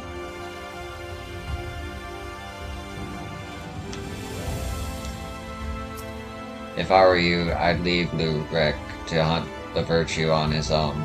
No shame in recognizing when you've got no chance. Only a fool would fight this fight.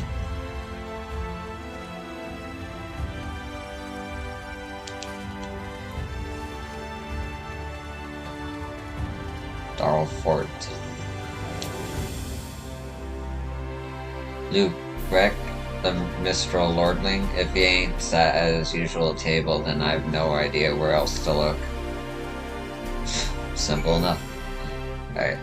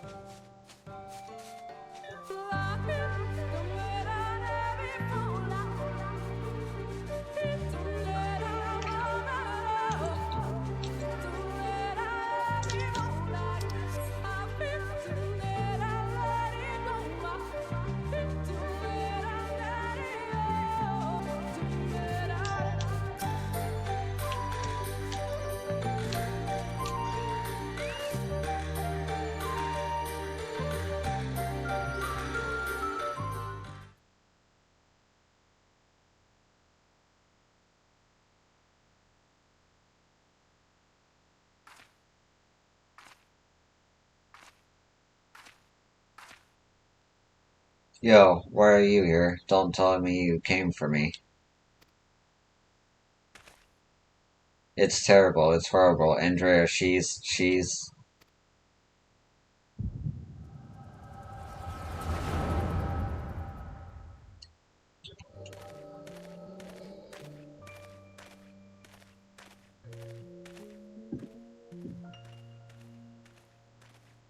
Randa Ray, if aught you remains, then hearken to my words.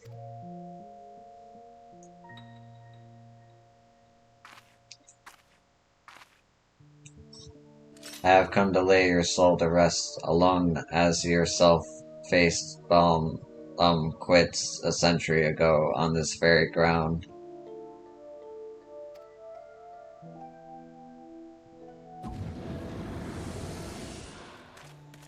Oh shit. Lambrid, oh gods no.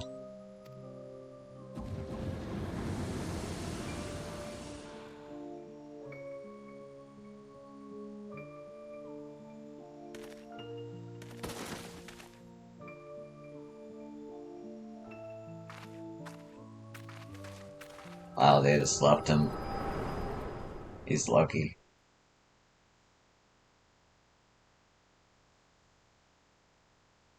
Don't tell me you beheld a vision of my past just now, didn't you?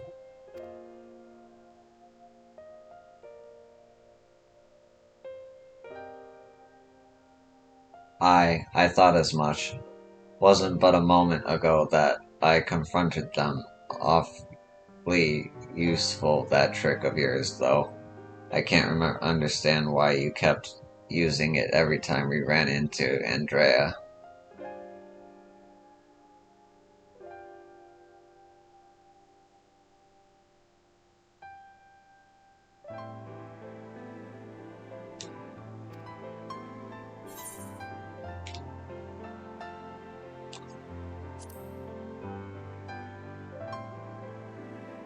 Huh? So it wasn't something you did deliberately? Good to know.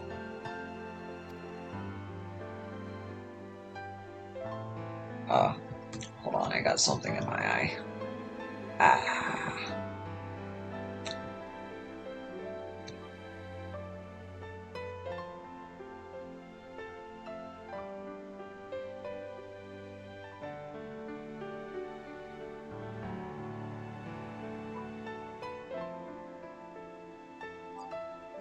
Anyway, unintentional or not, at least I won't have to convince you of what I saw.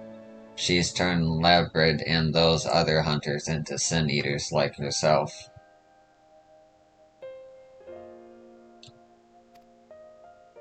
A Hume axeman, a Galgant swordsman, a dwarven healer, and an elven mage. Looked awfully familiar, didn't it? She's rebuilding her fellowship, she's remaking the Warriors of Light. But for the life of me, I can't understand why. I mean, I understand why she came here in the first place. She's she's reliving the hunt for Balam Quits. But Randa Ray slew the beast by herself. The stories were clear about that.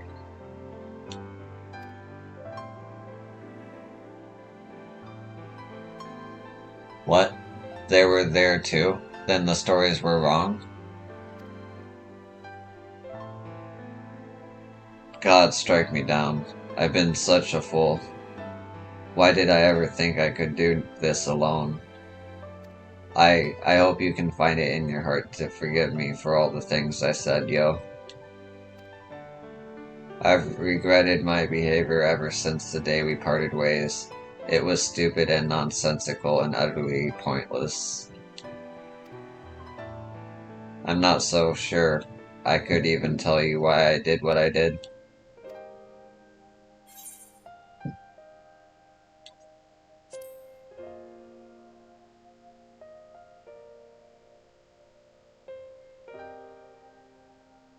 Thank you, my friend. I hope it's alright if I call you that.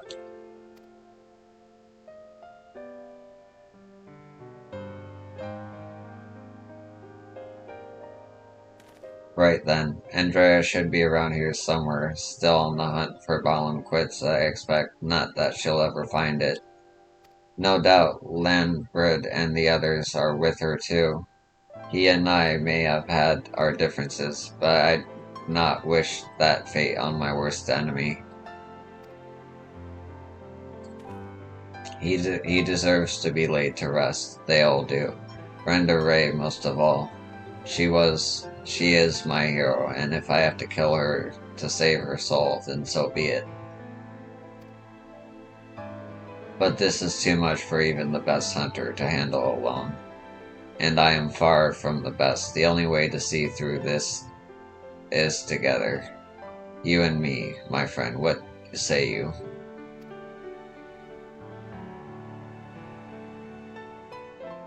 Ah, I ask for a word and you give me a nod. Fair enough. Before we resume the hunt in earnest, though, let us return to Gate Town and let Miss Olvera know all is well. After all, you wouldn't have come unless she sent you.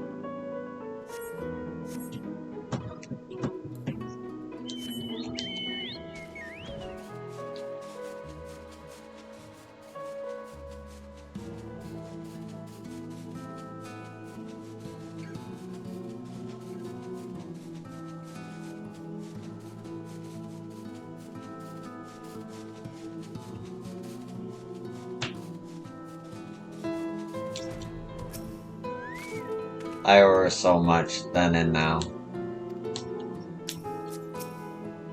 Yo, what a pleasure to see you again, and in the company of Little Wreck, no less. Am I right in assuming you patched things up? I should like to think so, yes, and it is all thanks to you.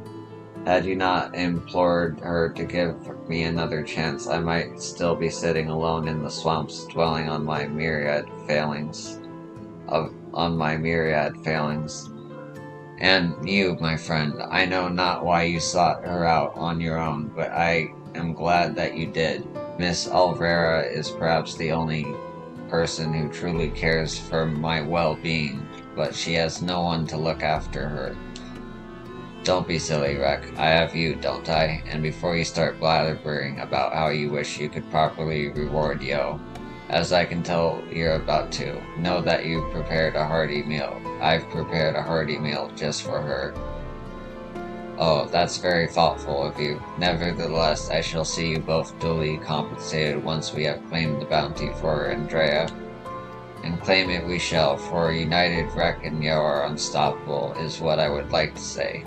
But I know my own limitations better than anyone. 'Twould be prudent to make proper preparations at this juncture. You two should see to it that you are ready for the struggle ahead. It will be a mighty one indeed, but one well worth the effort, my friend.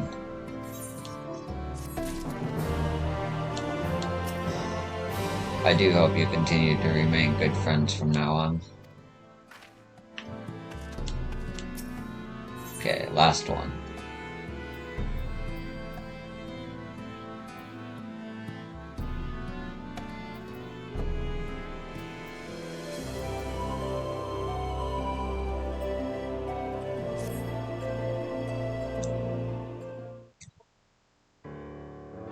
Yo, my friend, my partner, I trust you are ready? Good, good. That is very good indeed. For before we depart to face Andrea for what I pray is the final time, I have a confession to make. I may have been somewhat misleading when I intimidated the tremendousness of my martial prowess. In truth, it rather pales in comparison to yours.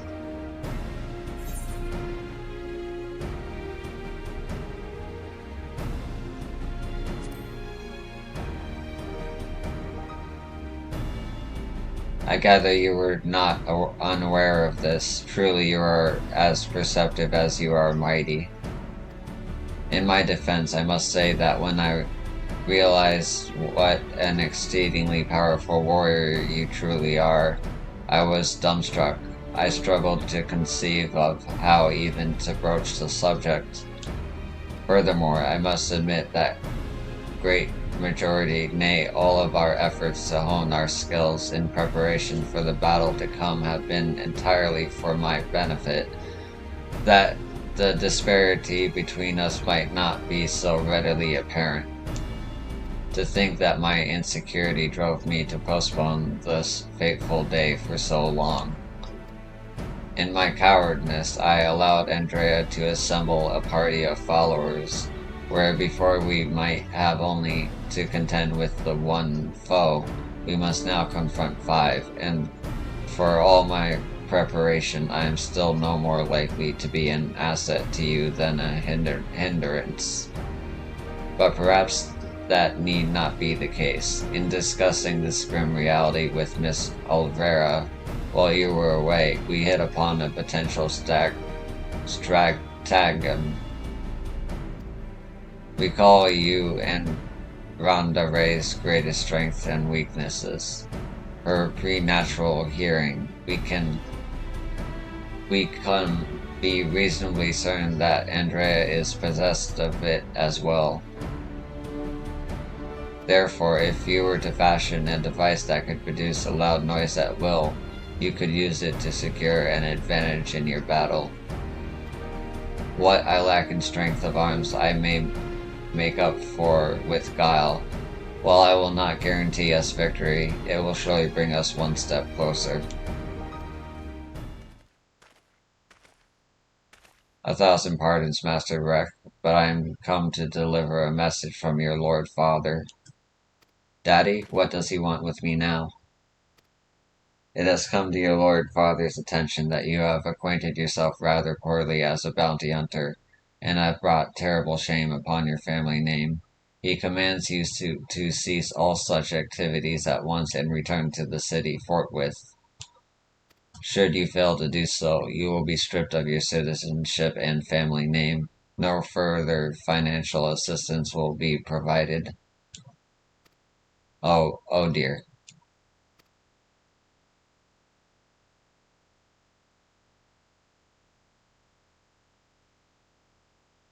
You may tell my father and my mother the following, that I, Luke Rek, proud bounty hunter, slayer of sin-eaters, that I have no intention of renouncing this cause, and that they are free to do as they deem fit.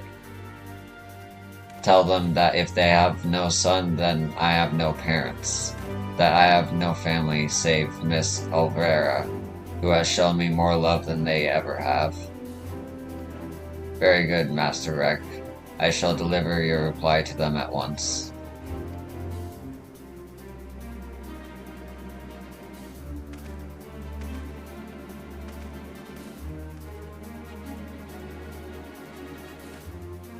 Right, now that that's settled, we can get to work crafting that giant noisemaker of ours. Let us consult with the craftsmen of the Crystarian mean at once.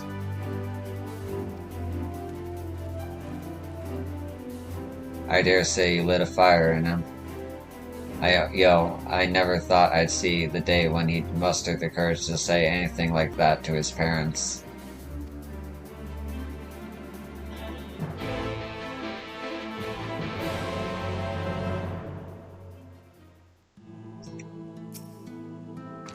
Thank you for being a friend to Rek. For the longest time he struggled to find his way, but ever since he met you, he has carried himself with a new sense of purpose, a renewed understanding of who he is and who he wants to be.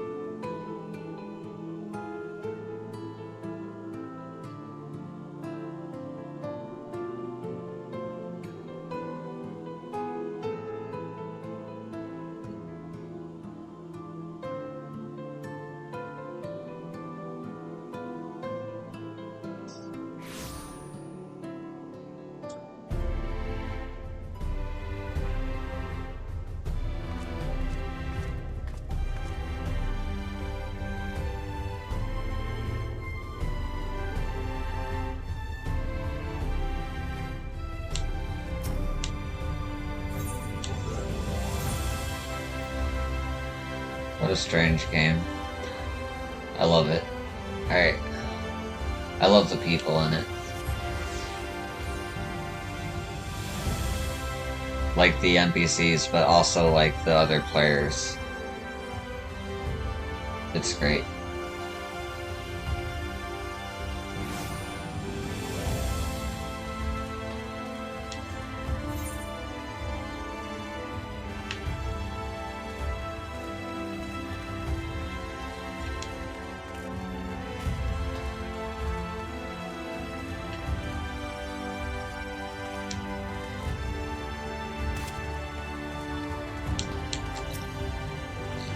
For all my time in the Crystarium, I cannot recall ever visiting the Crystarium line.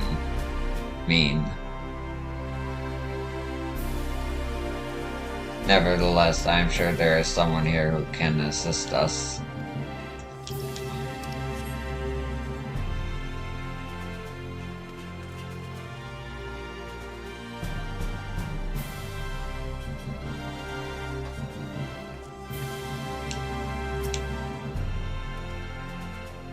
What's all this then? You got something what needs making?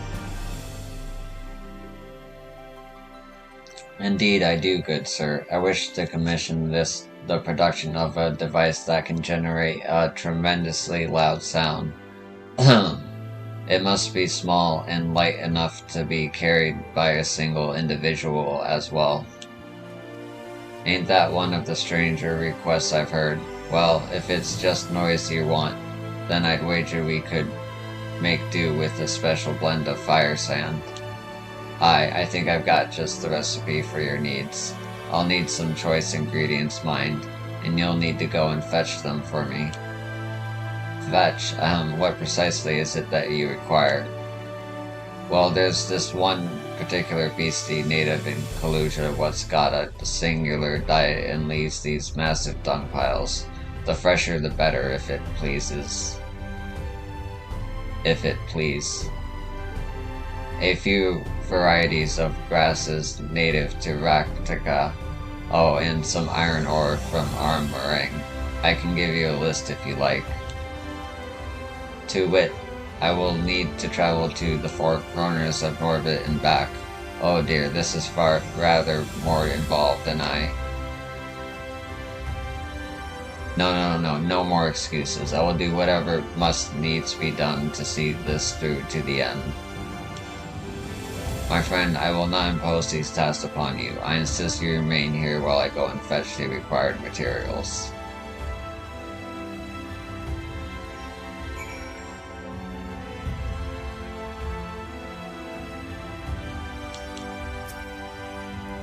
He's gonna be alright getting all that stuff by himself. I mean, if I were you, I'd not think twice about it. And they really don't like him. Alright.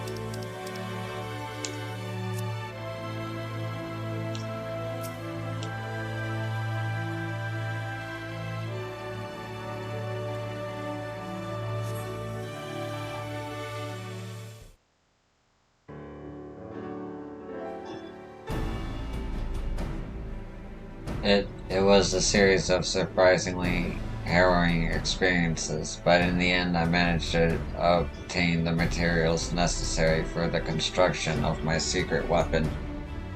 Oh.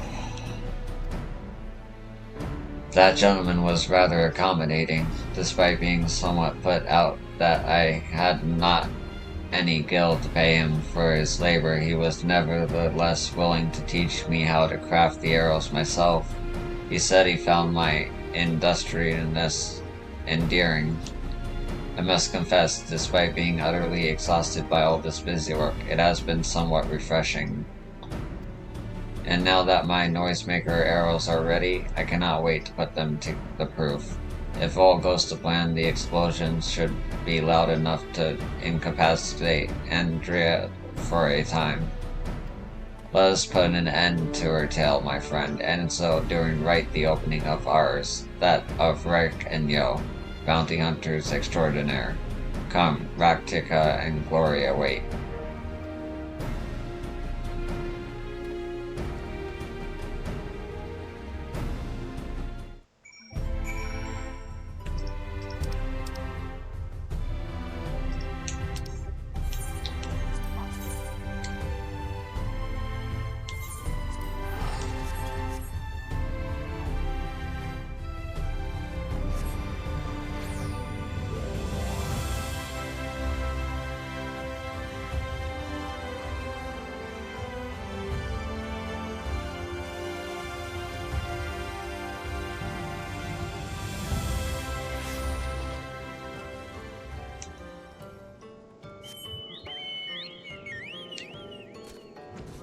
I will admit it is nice doing a side quest after doing so much main story quests.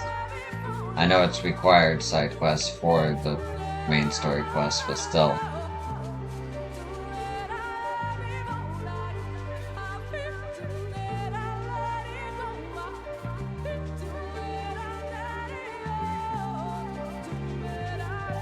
Makes for good streams. It's like the beginning and the end of a story all in one stream is good. But anyway, if I may make one small request before we begin, please, for the love of gods, please try not to succumb to any visions of people's past. This really could not be the worst time. Item level 420. You know.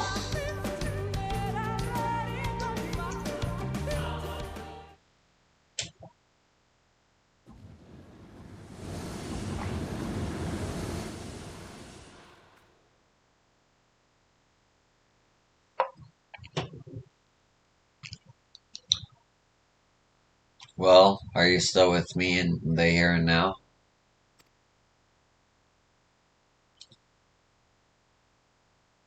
Excellent, then we can attend to the task at hand without worry. Let us lay to the rest of our fellow hunters and grant Randaray the peace a hero deserves.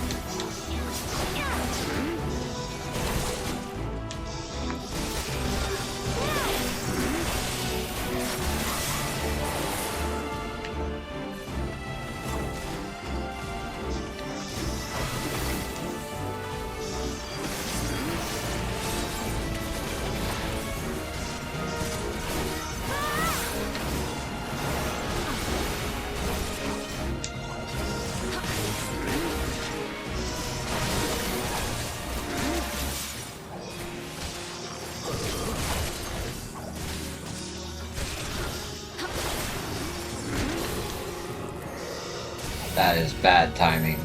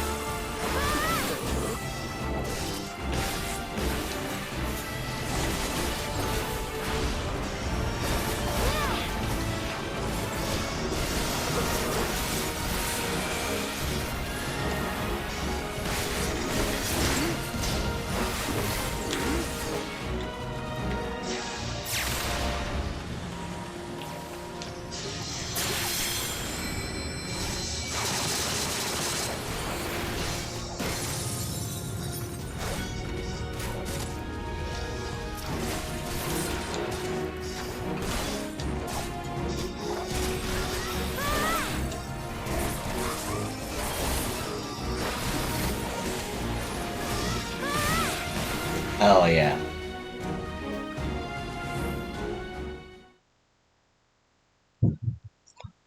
Oof, that was actually challenging.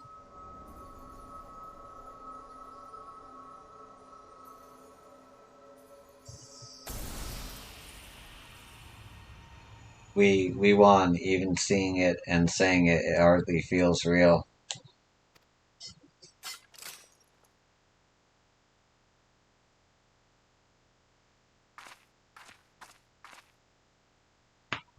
Huh? What's that you've got there?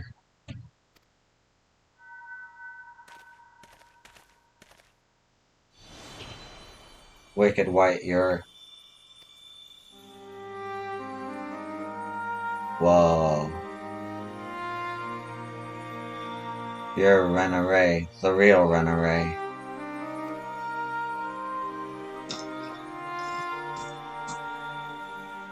Excuse me. I should have never betrayed your trust. Never again, I swore. Never again. Balaam quits, the Shadowkeeper, the Flood. Come what may, we would face it together, no matter how hard it got, or how terrified I was. That's what it means to let someone into your heart, knowing full well that nothing lasts forever, to welcome the fear and the pain, the sorrow when I lost my parents, when we laid the Keeper low. You felt it too, didn't you? To place our faith in a desperate, hopeless attempt to save everyone. and to see it amount to naught in the end. What else could we do but offer up that tiny remainder in a final futile effort, even knowing deep down it was worth but a few moments more? What is this? You gave me fear, and that fear gave me strength. Wait, there's so much I want to ask.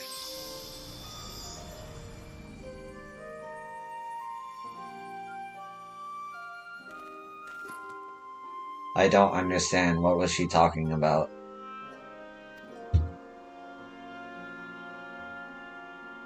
It's not right. It's not fair. Heroes sacrificing themselves for nothing, becoming villains, being forgotten.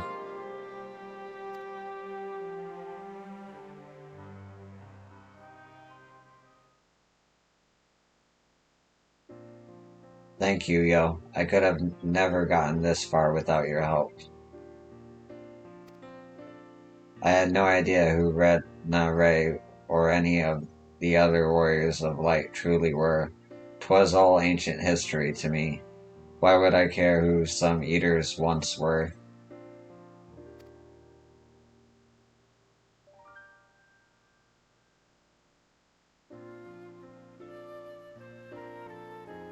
I was no better than my parents, judging them out of hand, dismissing their sacrifice not bothering to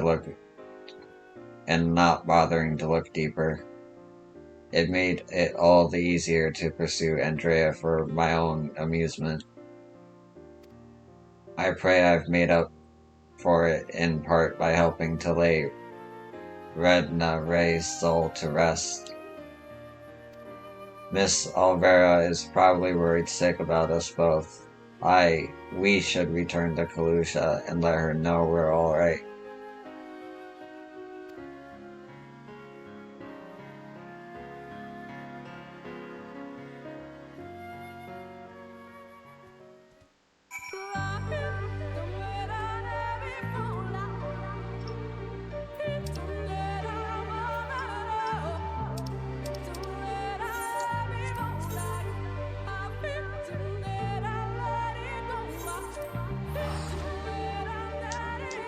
Just because I want to see different scenery.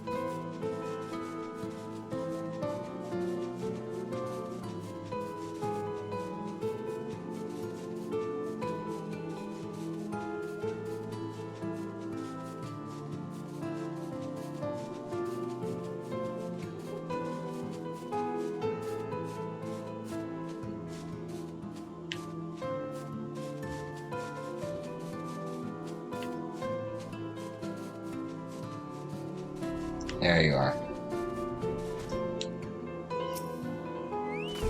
I can't wait to tell Miss Olvera everything, and I should definitely use some of the bounty to treat her.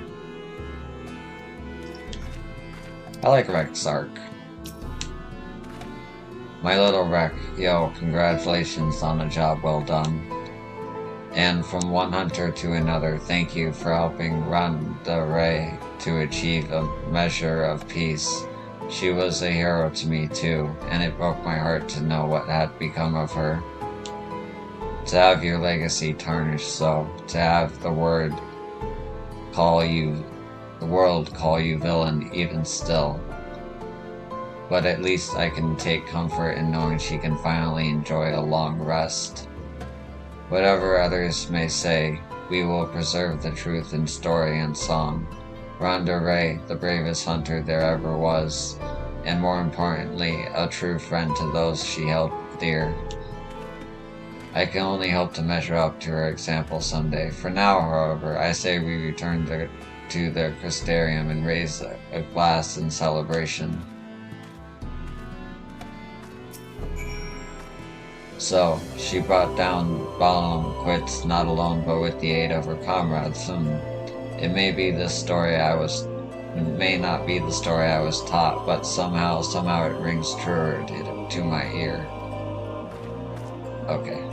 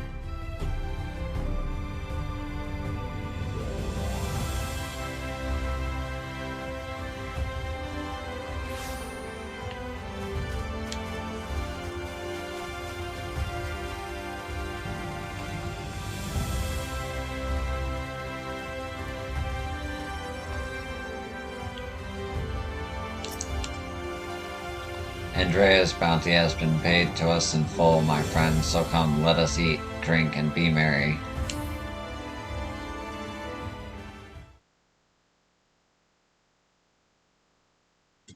I've been meaning to ask you, but I have the impression you are rather more acquainted with these warriors of light than you've been letting on. What exactly do you know about them?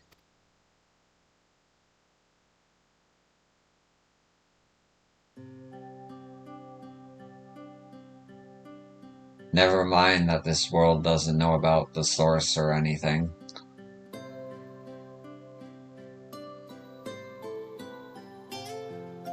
But it is nice.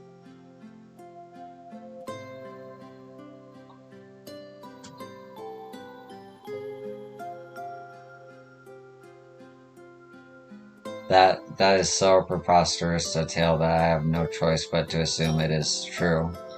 Offering up the lies to first cross the rift, then to halt the flood. Wicked White. It must have taken her so much courage to see it through to those final moments. A courage born not of desire for glory or dedication to an ideal, but of fear and love for those with whom she had forged unshakable bonds, her comrades. I won't pretend that we have anything even approaching such a powerful connection, but I would like to think that if you were in mortal peril, that I would fly to your side without hesitation. Having said that, if I were tested as Rande Ra were, if I were challenged to offer up my life for others without even knowing if it would amount to aught, I doubt I could rise to the occasion. I am a child and a fool who knows little of the world. I have been coddled and spoiled and have only just tasted the bitter fruits of life that you and countless others sup on daily.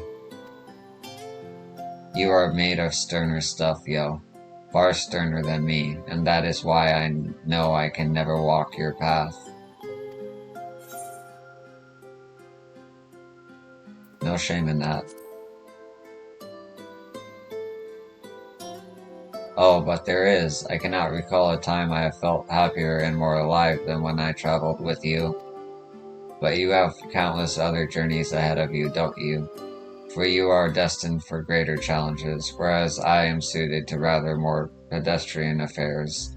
Know your limits, as Miss Elvera used to say. Meeting her again after all these years, seeing how much older and more frail she'd become, made me realize how little time together we have left. She shouldn't have to live out her days living alone and in squalor. I have decided it will not be so. I shall return to Kalusia and attend to her needs, for I would do my utmost to repay the love and kindness that made me the man I am today. I like that. Therefore, though it pains me to say it, I fear this celebration must also mark the end, or at the very least a tentative suspension of the glorious partnership that was Rek and Yo, bounty hunters extraordinaire. Should you ever find yourself in Kalusia, however, do come and pay us a visit. Will. Like right now.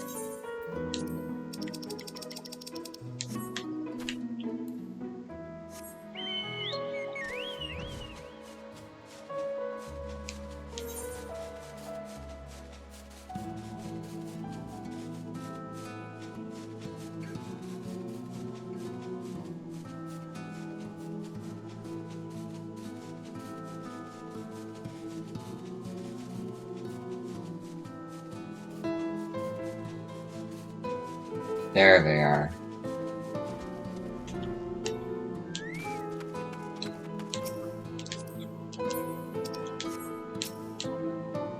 Would you believe that Rek brought me a whole new wardrobe with his winnings? He really did, the dear.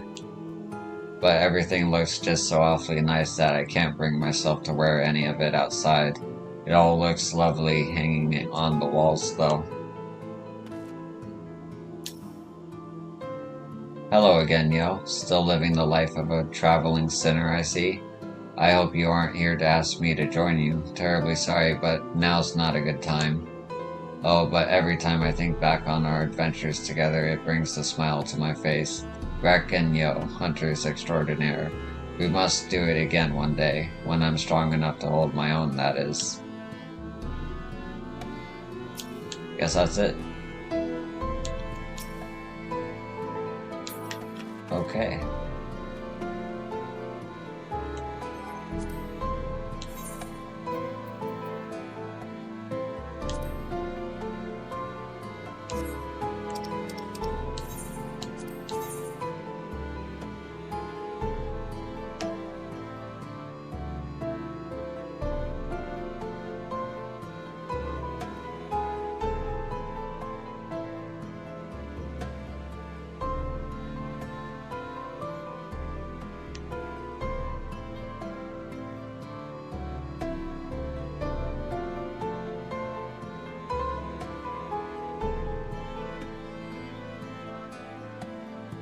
Yep. Got all of them.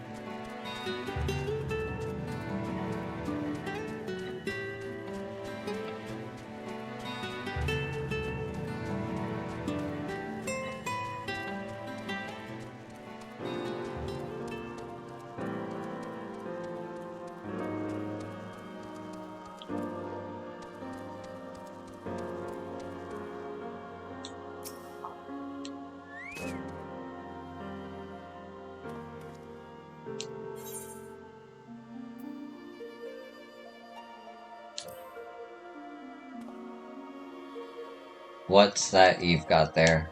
Such striking beauty. It shines with heartache and laughter and the transience of a life, like the turmoil of history made manifest. I can see the brilliance of the crystal's legacy. Ah, you'd never capture such a gleam, not if ye labored 100 years. But bugger me if I don't mean to try. Where's me tools, gods damn ye? I must set to work before the feeling fades. Okay. And with that, I'm gonna take a break. I've been streaming for 3 hours.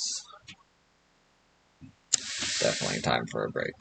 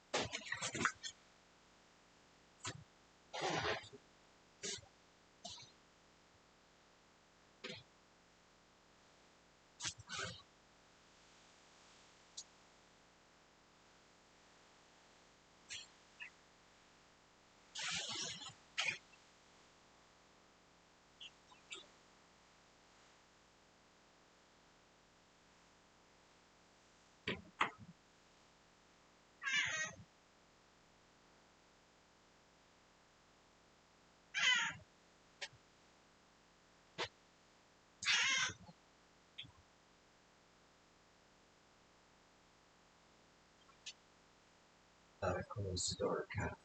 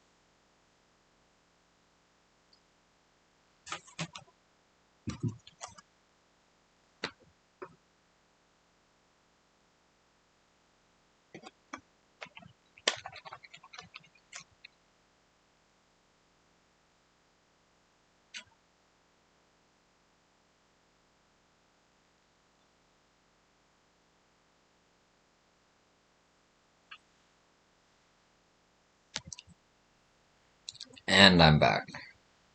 Yet again. Back to it.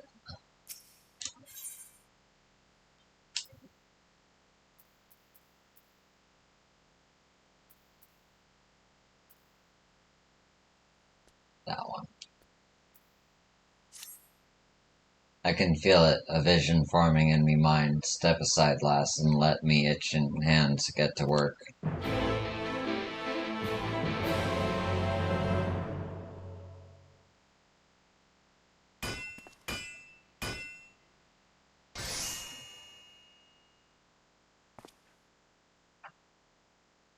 And done. I've taken the wonders that crystal showed me and channeled them into a new shape. What benefits the Ondo's spiritual character? Whoa.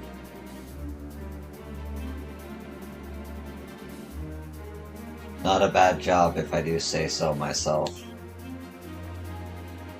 And to think it, I was this close to hanging up me hammer after studying the craft of them ancients. I've been across the length and breadth of Nordvent and gobbled up every scrap of craft and wisdom what I could find. But no matter which technique I tried, me work was just no comparison. I couldn't even figure out how they put them damn buildings together. A mystery for the ages, that's what drew me here in the first place. I built me workshop, got the forges burning, then lost me bleeding will to craft. Thank the gods for that crystal of yours, or I might never have gotten it back.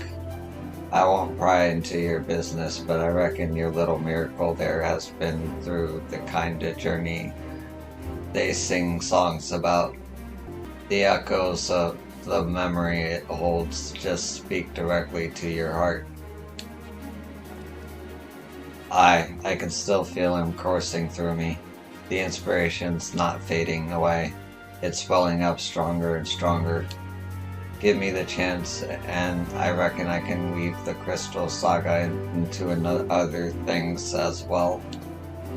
But bugger me, I'd almost forgotten that Ondo's commission.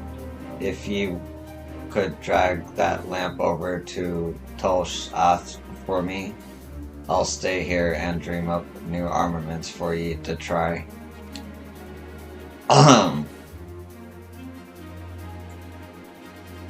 You now have access to General Rendell's forge.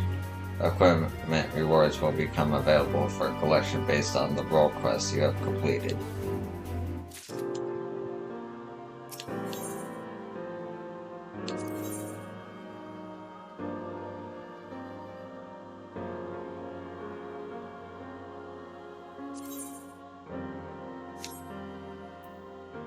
I just get this stuff?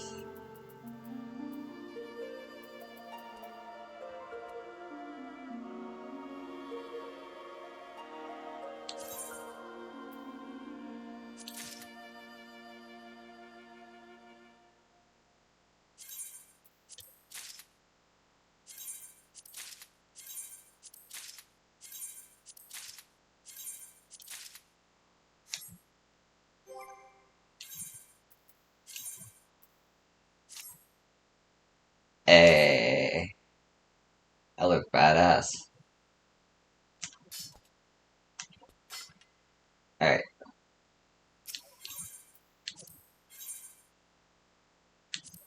ever since you showed me that crystal, my hunger for crafting has been damn near insatiable.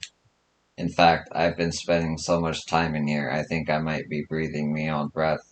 I suppose that's the danger of living and working in a forge beneath the sea. Maybe I should think about building myself a little house someplace. All this constant hammering has brought in a fair share of coin after all. That shell of a crystal you carry about, it tells a hero's tale, a tragic saga of hope and loss. In me attempt to capture that aching majesty and armor, I've poured me all into cloth and leather and metal. A journey's end, for the memories what remain. And if I'm ever struck by that same lightning, I reckon I can do it again.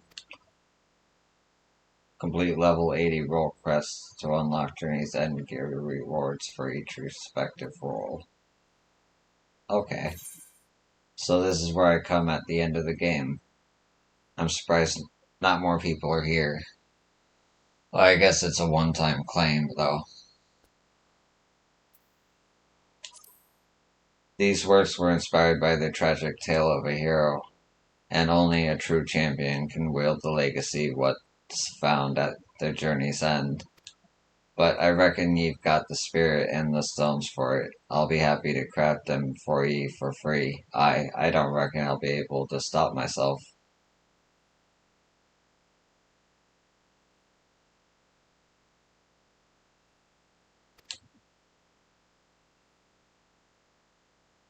Oh, nice. Okay.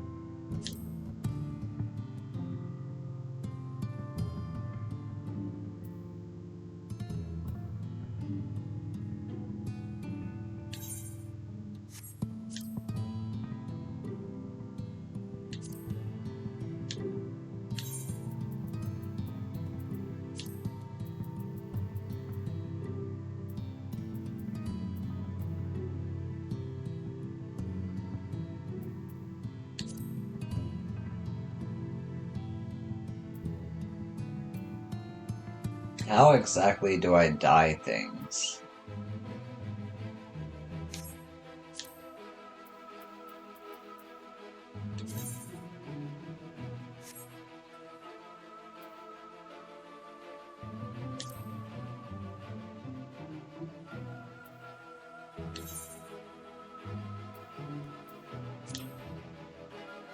I guess I just can't dye this. Okay. Guess I just have to be happy with that color. It's really good armor and weapon. Of course, I could always glamour. But for now, I'll keep this. It looks badass. What is it you have there? This giant thing that I have no business being able to carry. The sacred lamp. Then the Finless One has kept his promise. My people tell me of the many deeds you have performed in the name of aiding the cups. And now you come to me bearing the light we had almost surrendered hope of ever seeing. We can doubt your purity no longer. Your arrival was the will of the ancients. Yes, the time for fear has passed. We shall take the lamp and unveil its azure illumination upon the walls of the forgotten. Gather there with your companions, and we shall speak again once our prayers have been offered.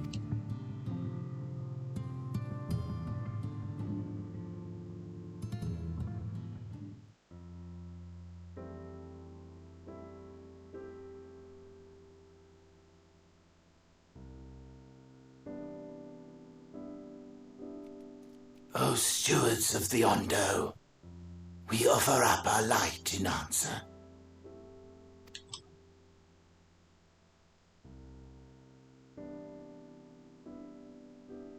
That crystal you showed the artisan. Was it... Did it belong to one of my friends?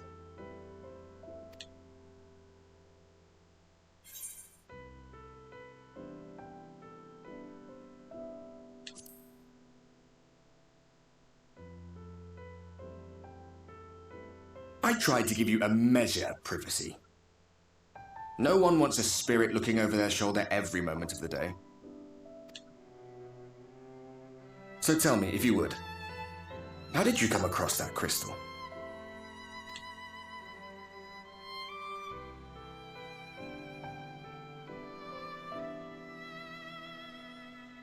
Oh, it was render raised then.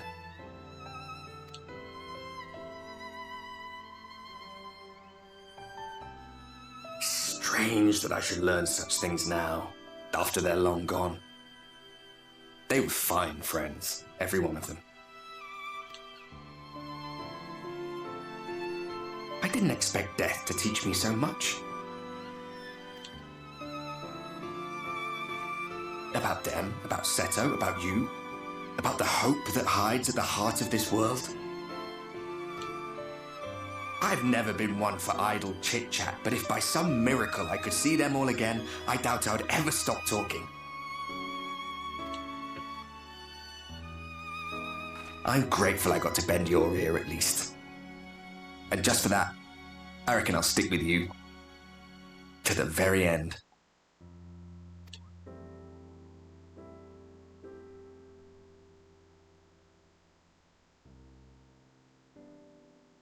Apologies, we were a little late to the gathering.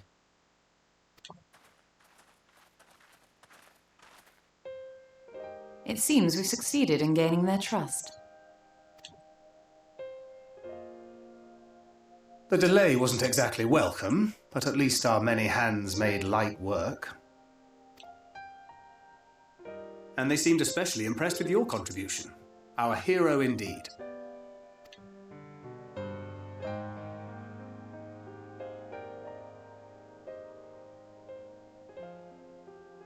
Y'shtola was telling us those structures may date back to the age of the Ascians.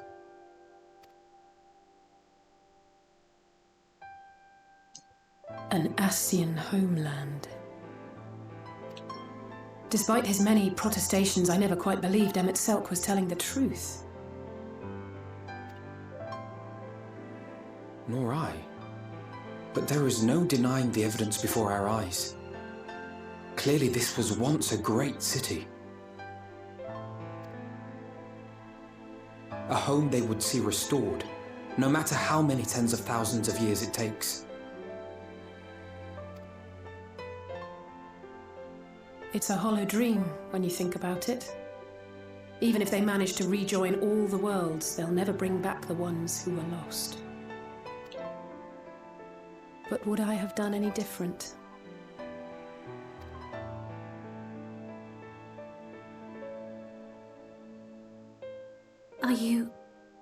How are you feeling?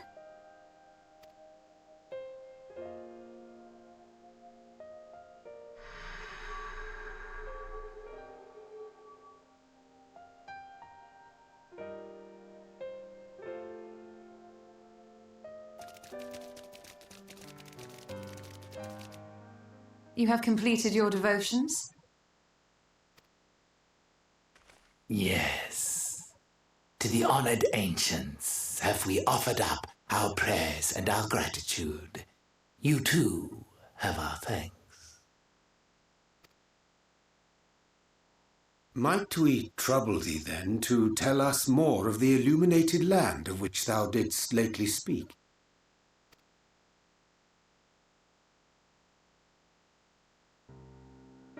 To the west of here lies a great trench.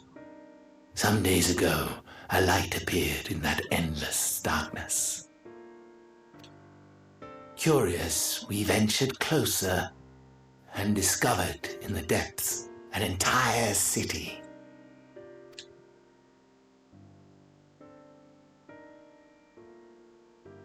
The buildings we spied were akin to our own everlasting abodes, impossibly so.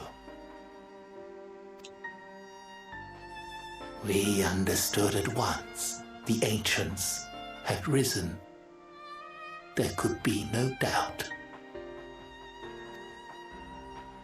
Taken with terror, we retreated to the cups, and I decreed that none should enter the trench until such time as we received a sign.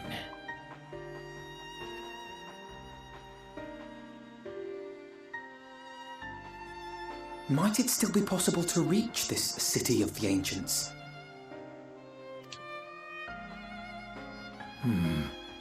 With no water to drown you, a finless one could now travel there. Yes. I am convinced you are the sign for which we have been waiting. My people will show you the way.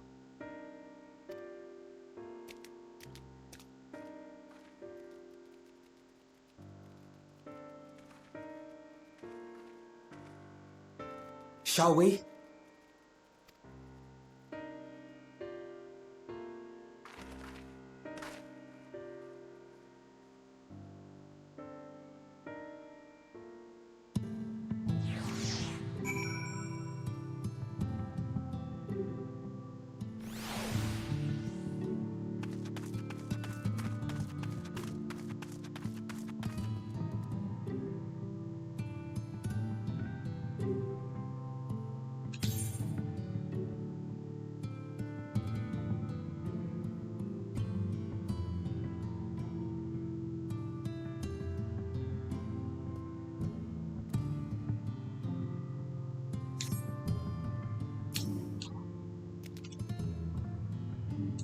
The chieftain has bid me guide your steps to the illuminated land. Come, the way lies downwards, follow the path of the coral rock and join your comrades below.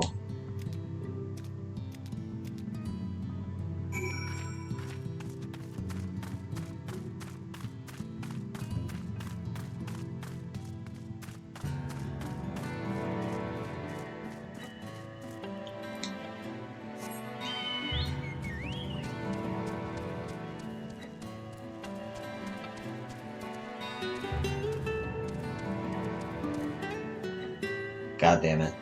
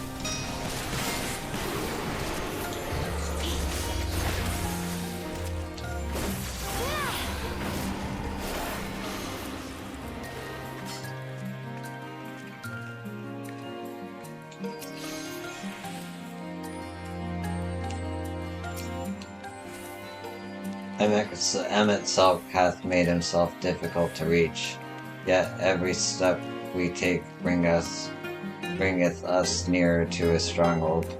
Let us not linger, lest the Exarch suffer for our late arrival. Meeting the Ondo was fascinating. They live just like us in some ways, but act completely different in others. The way they think, the way they play. I'd love to come back here and learn more about their culture.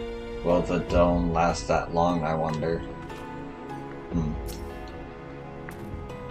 During the lifetime I've spent helping the Ondo, I've been introduced to quite a few of the local varieties of sea life. Although sea monsters is mayhap the more apt term, probably best to avoid them if we can. You have everything you need. If that artisan fellow is as skilled as they say, then you may wish to avail yourself of his services ere we press on.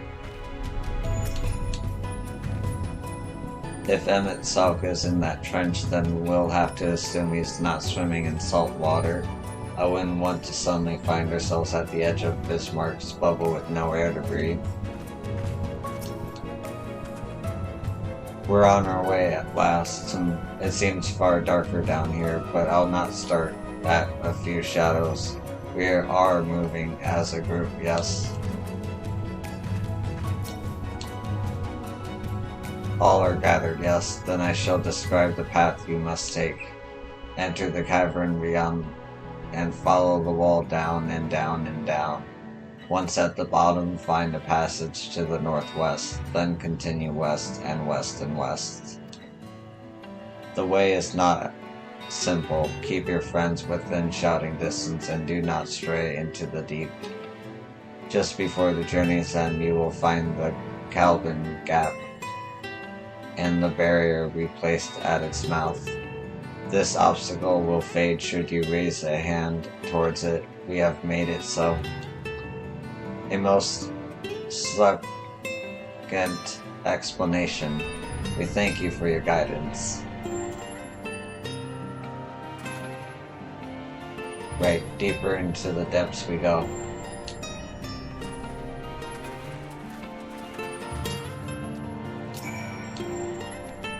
Once in the cavern beyond, you must follow the wall all the way down. At the bottom, you will find the bed. Yeah.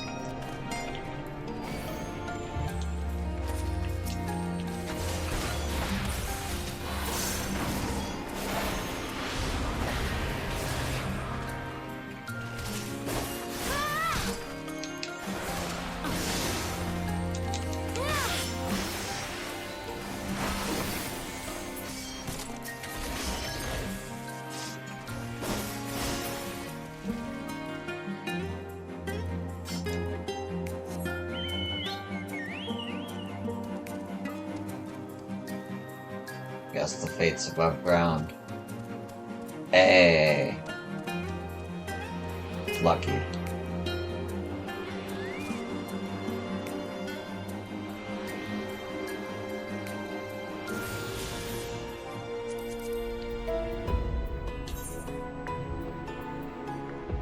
Alright, just missing one.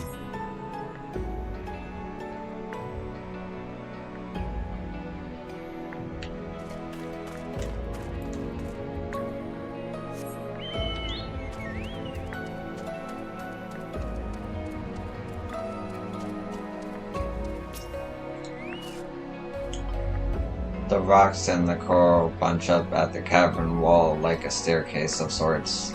But be careful, you wouldn't want to slip up here.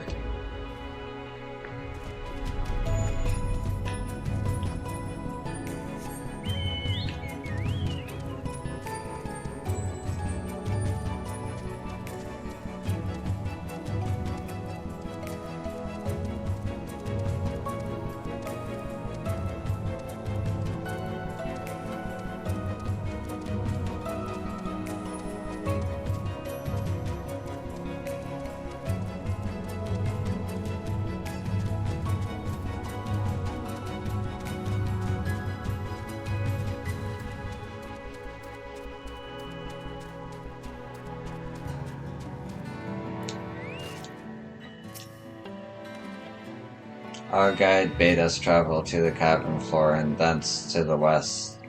Yet, would seem these twisting tunnels defy such simple instruction. Rather than rely on directions alone, I suggest we scout with care and relay the path ahead up to those who come behind. Huh. Come behind. I'm a child. Alright. No, not there.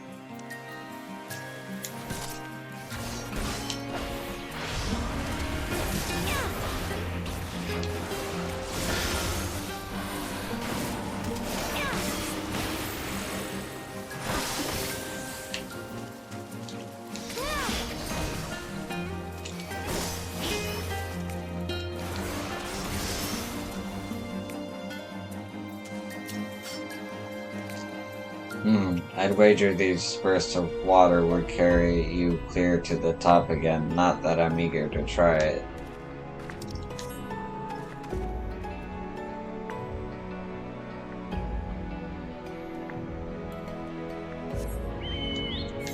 Ah. It truly is going somewhere without a map. No, there's no way there. This must be it. Yeah. Follow the wall, down, down, down.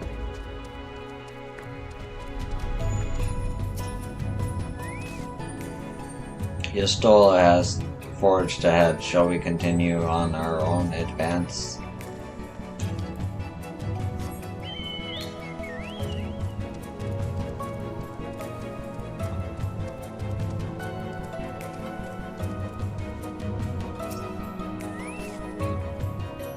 The rock drops off sharply here, but I should think the coral thick enough to serve us as a bridge.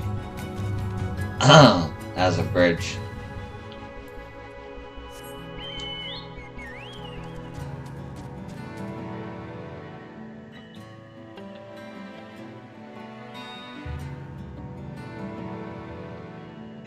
What a crazy environment. Right.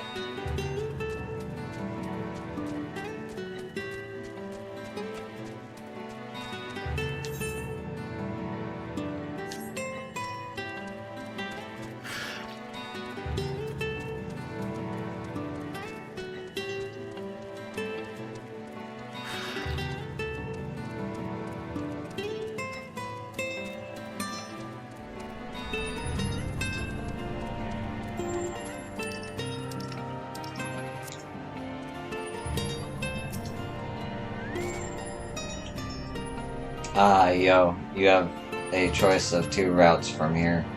You can either take the long way to the south along the rocks, or skip along the coral branches as Alize has done. I, for one, shall be following my sister's example. Ahem.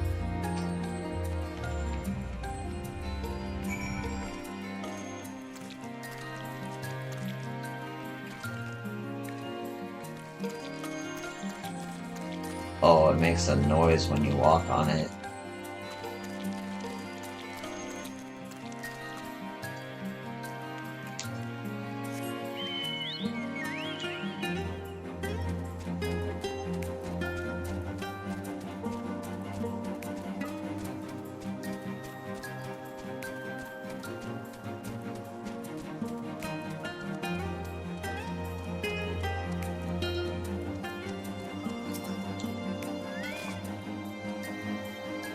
Not to it. Alice has already gone on ahead. We should catch up to her.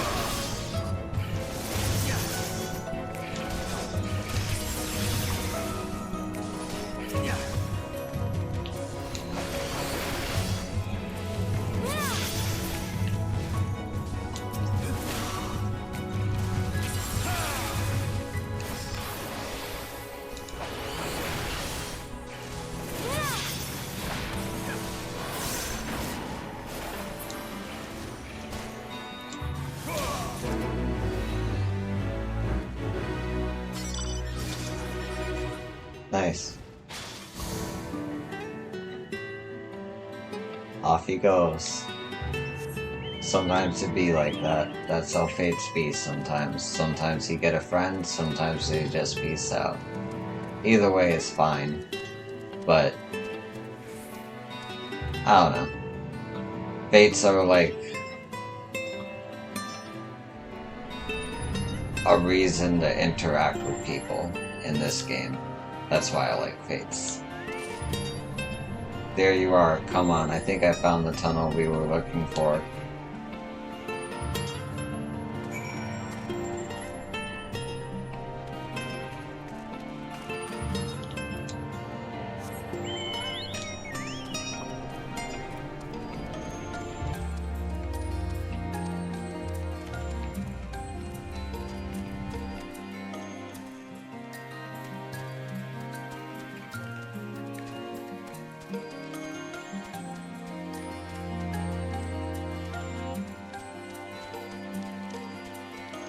What is that?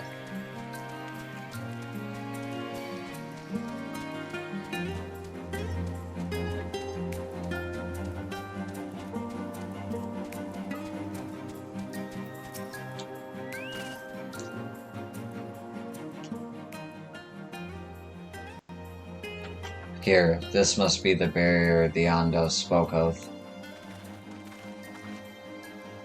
Well, that was rather more arduous than expected. I feel a sudden rush of gratitude for the smooth roads our ancestors cut through the wilderness. 'Twas a treacherous path indeed. Now I believe one of us needs but raise a hand to banish the next obstacle. Yo, I elect you to do the honors.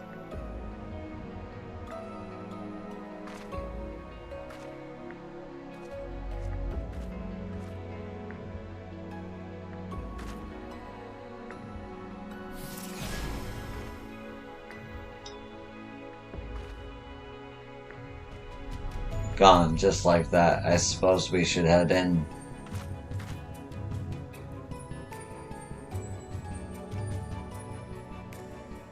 Like as not, this tunnel will be just as perilous as the road we walked to get here. Let's all stay aware of our surroundings, shall we?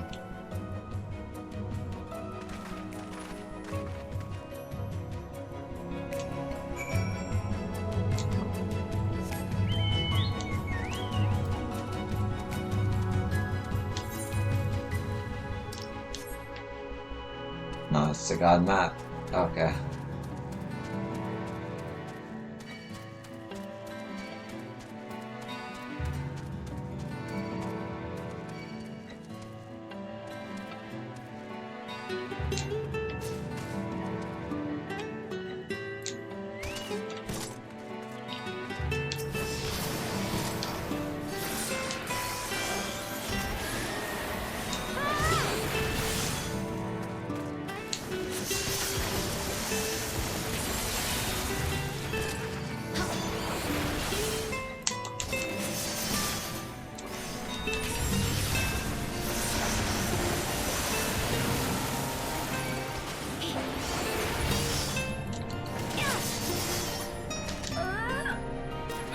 I died.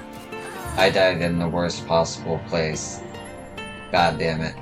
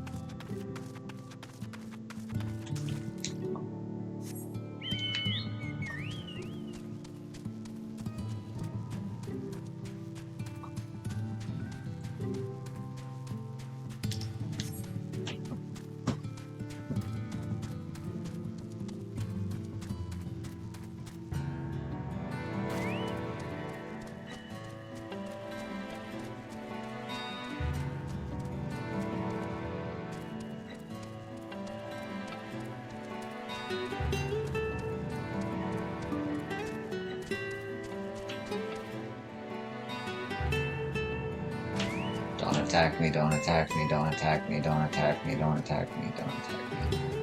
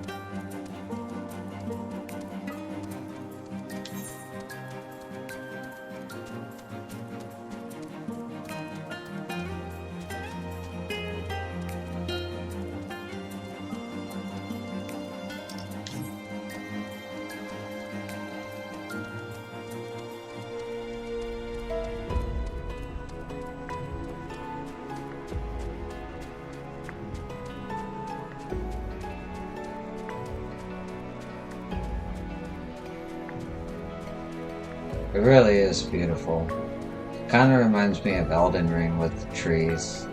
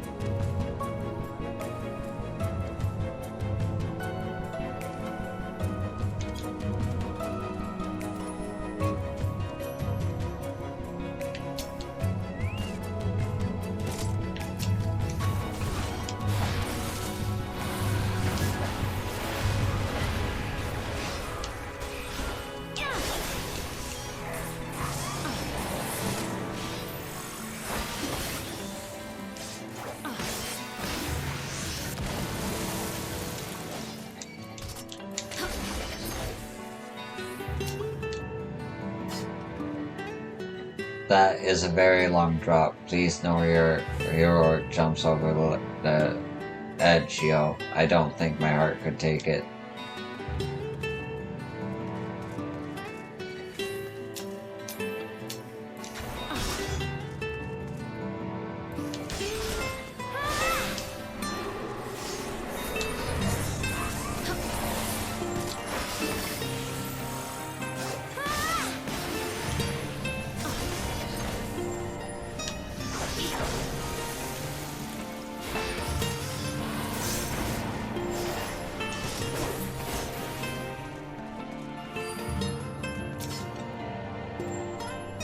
Nay, I'd not want to chance the leap. Hugging the northern wall on the way down seems the wiser proposition.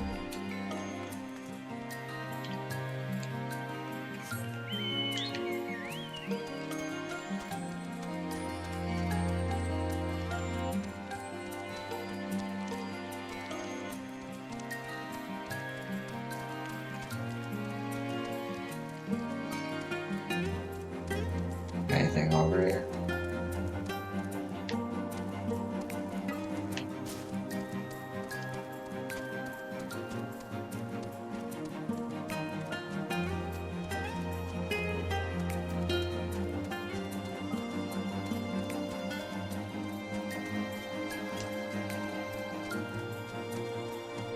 Cenurion J.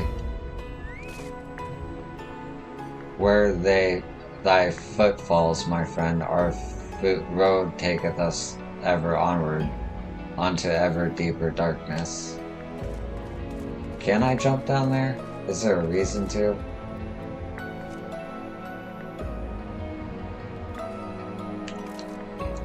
Oh. Thought I'd try. Alright.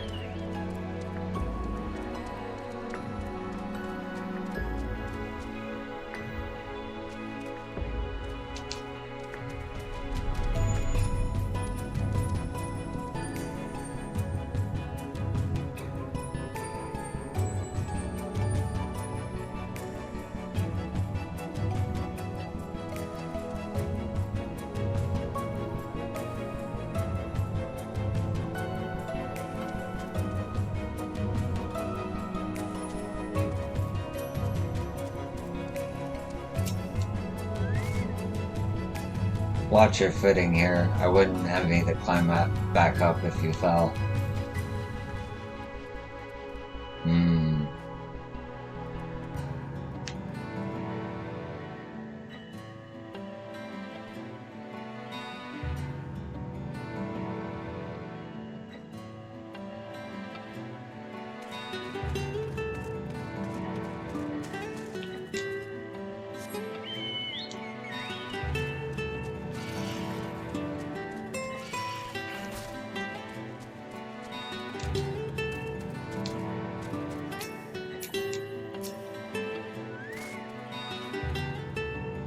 If we weren't so pressed for time, I should like to explore these side passages. Mayhap another day.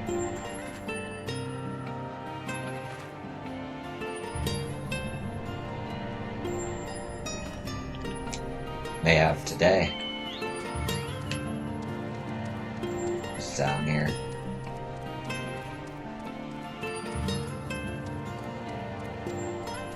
Oh, it's where you would fall. I see.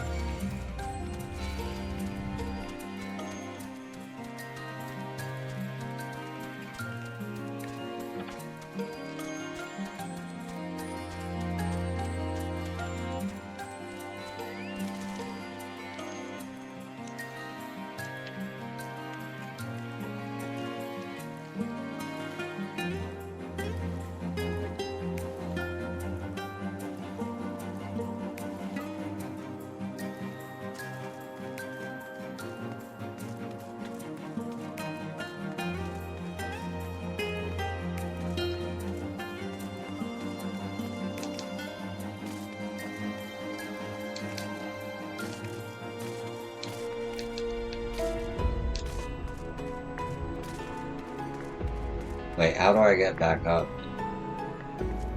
Is that the way? That looks like the way.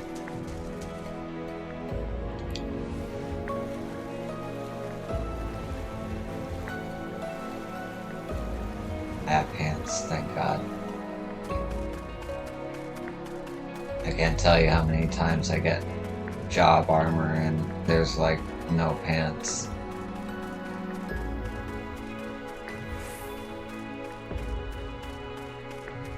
Okay, so I have to go back up this way.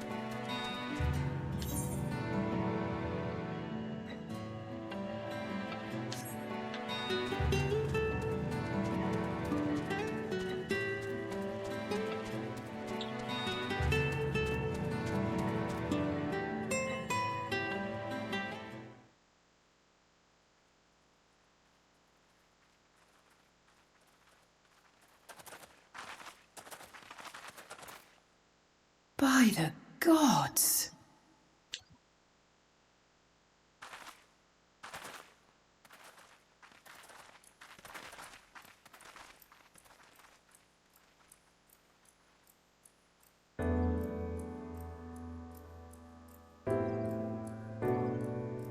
Whoa.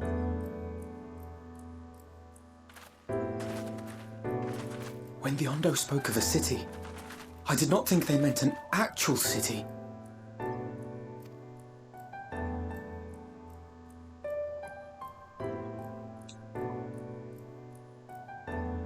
Then we are seeing the same view.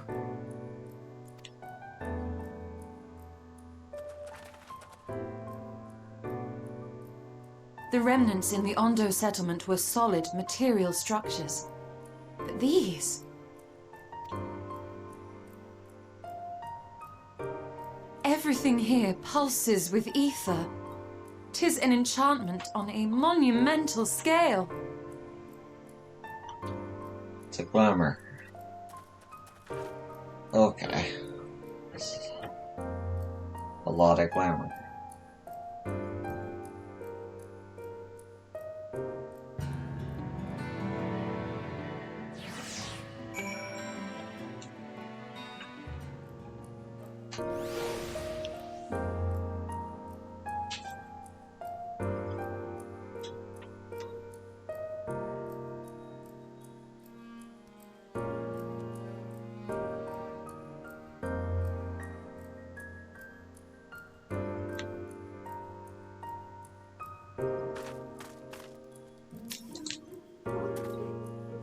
One cannot blame the Ondo for fleeing the spectacle of these brooding edifices.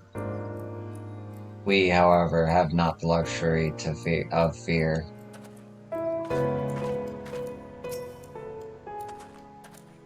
Emexelt holds the Exarch captive somewhere within that vast city.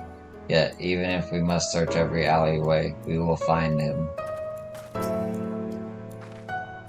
When the chieftain spoke of light shining from the abyss, this is not at all what I imagined. Why would Emexelt do this? It is big, I'll grant you, but cluttered city streets are far more conducive to infiltration than wide open spaces. This will work to our advantage, trust me. You'd think all those tall, dark buildings would be frightening, but for some reason they just make me feel sad.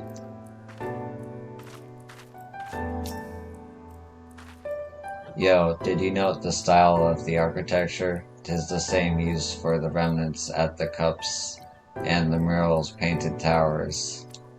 Look closely. Emexelt has not simply reclaimed these ruins. He has layered the semblance of an entire city upon them.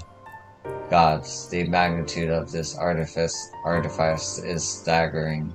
Though it pains me to admit we did not fully understand the feats of which an old-world Asian is capable.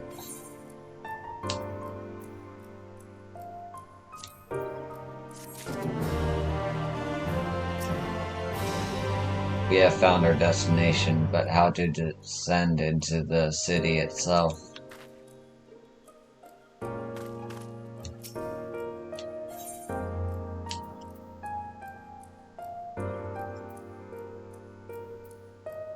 Automateria.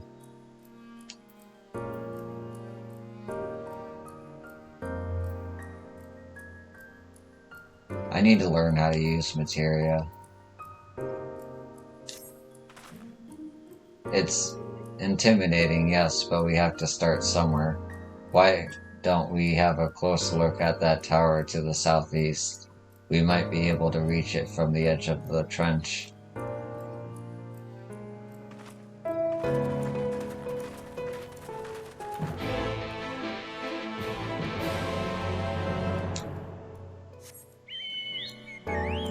One second.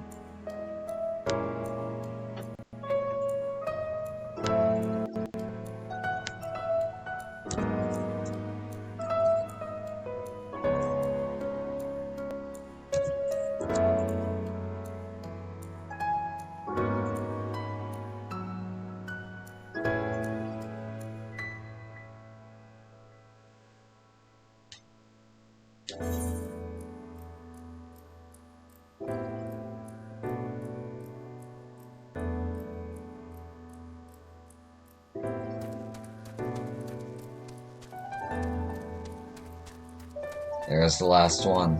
Yes.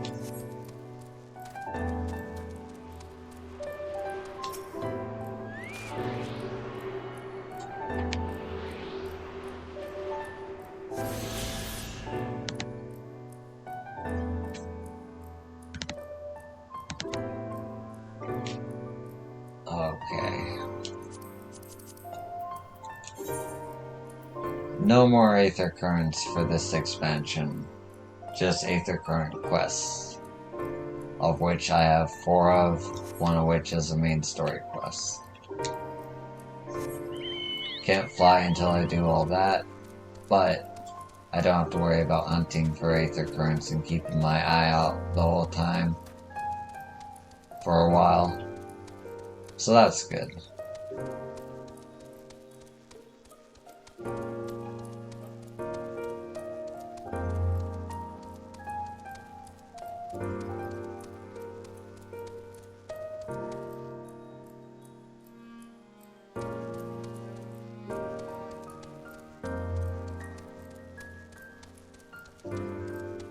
Oh, this place is big.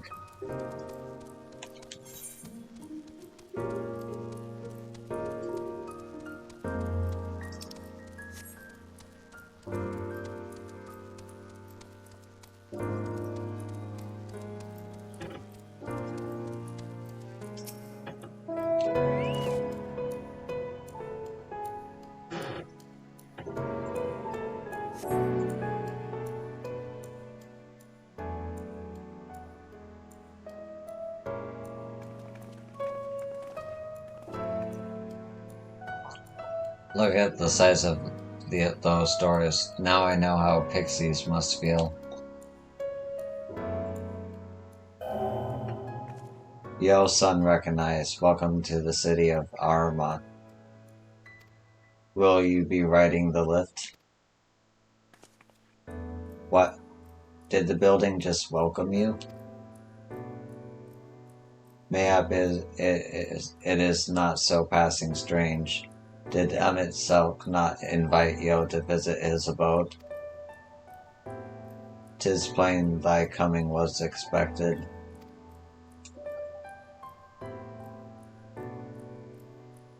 And where will this lift be taking us? The lift services every level Arcora Heights, but is presently configured to convey passengers directly to the ground floor. Well, there you have it. In the absence of some few hundred yalms of rope, we have little choice but to accept the offer. With emphasis on the we, I'm not about to let you walk into that place alone.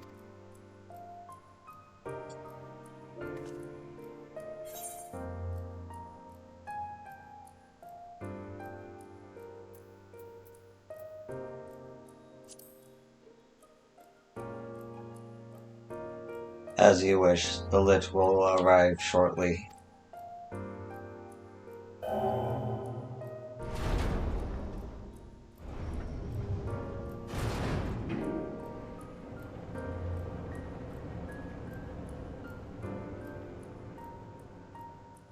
Next stop, ground floor. Facilities included the Bureau of Administrator, the Bureau of Architect, and the Capitol.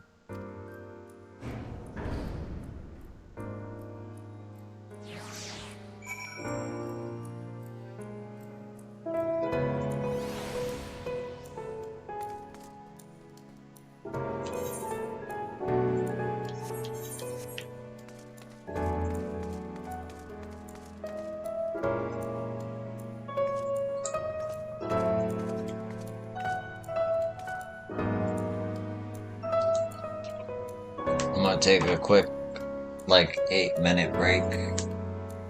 I'll be right back. Make it 10.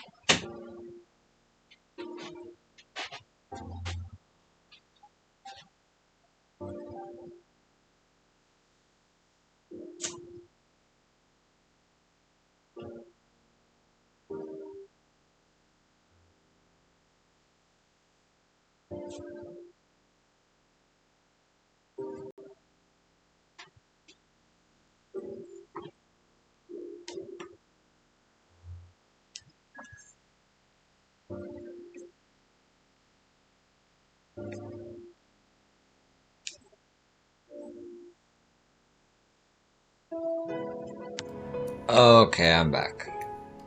Yet again. If mine eyes do not deceive, we stand in some manner of communal square. Just a moment, I thought I saw something. I just can't believe how tall everything is.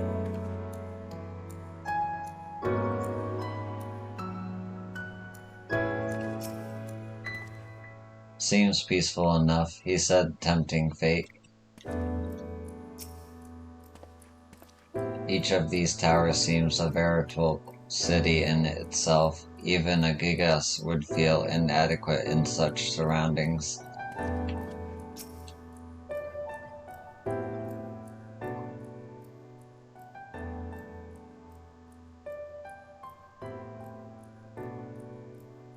It's only at this distance that you start to realize just how big the buildings truly are.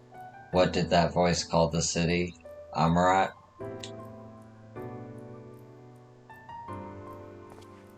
Look, over there.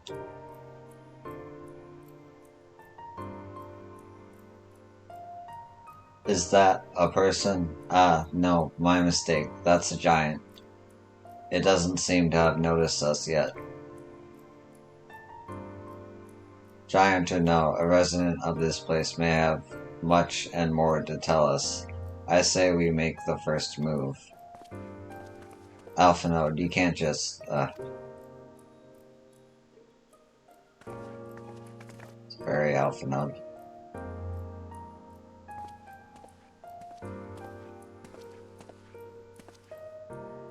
Pray excuse my boldness, but might I ask you a few questions?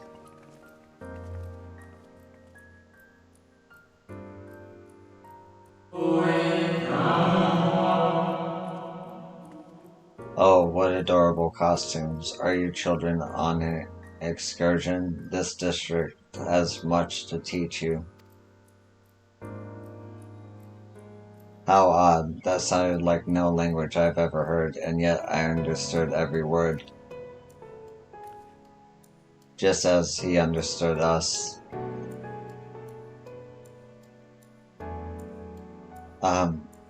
And which district is this exactly? You must be lost, poor things. You stand in the Pulverite district, wherein lie the institutions most vital to the management of our star.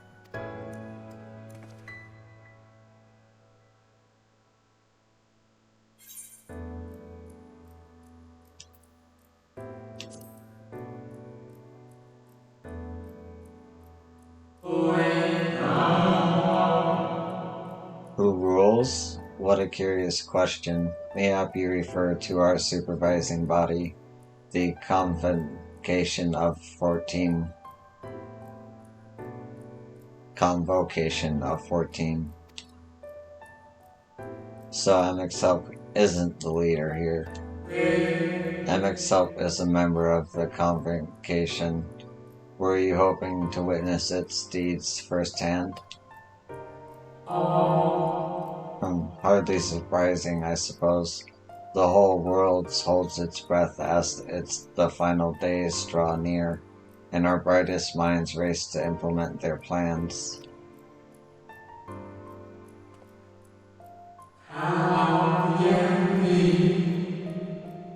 Thus, you must understand that gaining an audience at this time will be next to impossible. You should hurry home now before your families begin to worry. Do you need me to walk you back?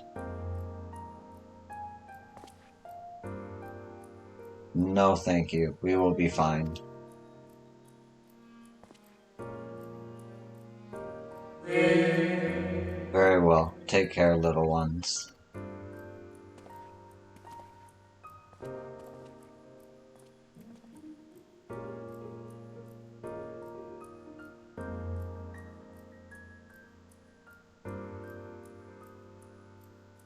What was that all about? To my eyes, these people appear as arcane entities. I suspect MXhelp wove them together from aether, much as he reconstructed the rest of the city in the final days.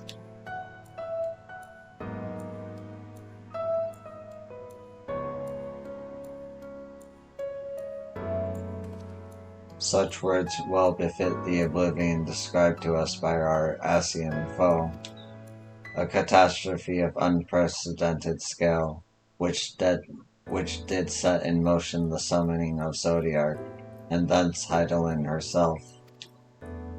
But that happened centuries and centuries ago, didn't it? That man spoke as if they were rushing to avert a disaster here and now.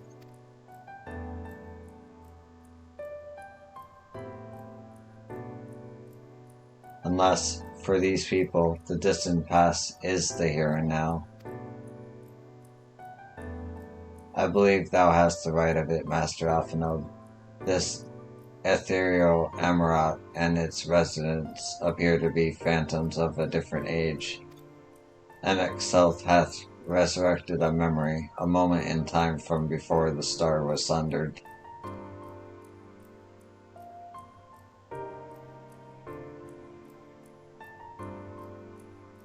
So we find ourselves in a long-destroyed city, inhabited by the long-departed.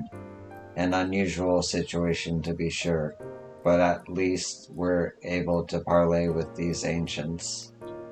In fact, they seem downright eager to chat. I say we use this to our advantage, split up, strike up some conversations, and see if we can't learn their location of our quarry. And while we're at it, it wouldn't hurt to wheedle out a few more details regarding the Convocation of 14 and their impending disaster.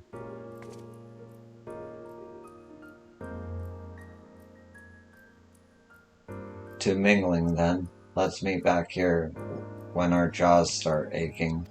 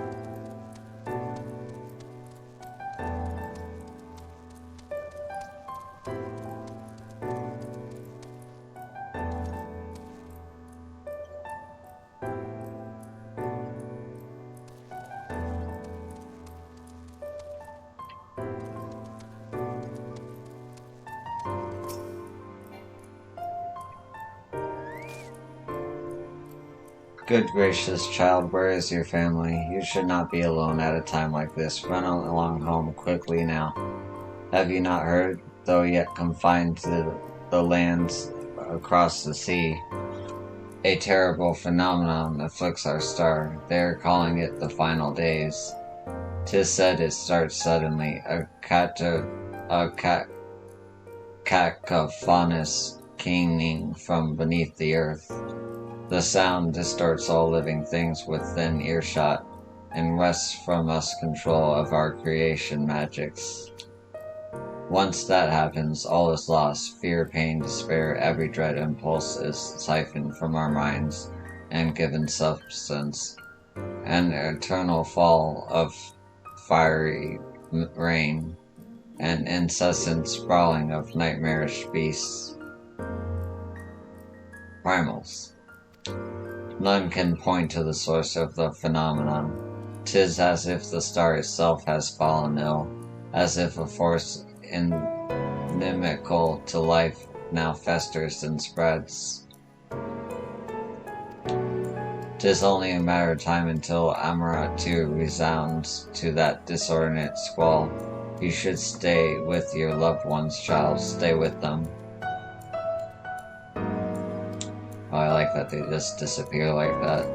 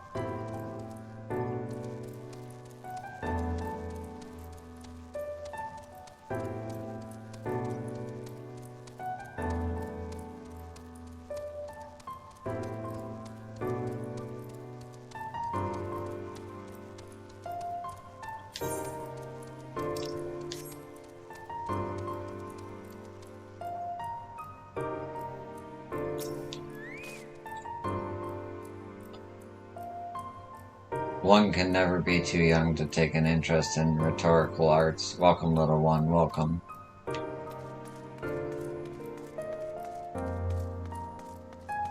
Ah, everything is so big.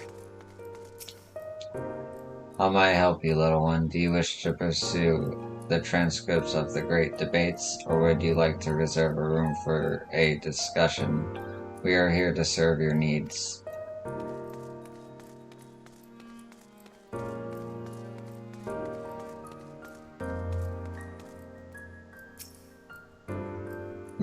Would seem the hall is host to a most peculiar visitor this day. And what, pray tell, shall be the subject of our discussion, young one? Ah, the convocation and their handling of the coming peril. 'Tis only natural that you should have questions. Shall we begin with the members themselves? As all know, the 14 are the wisest and most puissant among us. They are the stewards of order, responsible for decisions which keep the star turning session after session, season after season, rather.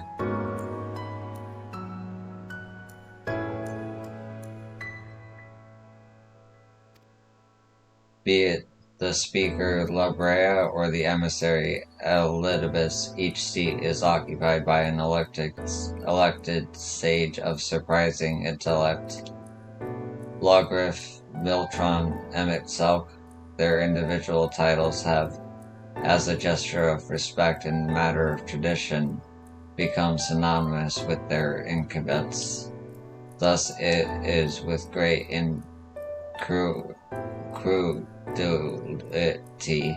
that I greet this recent rumor that a seat in the convocation is soon to be left vacant.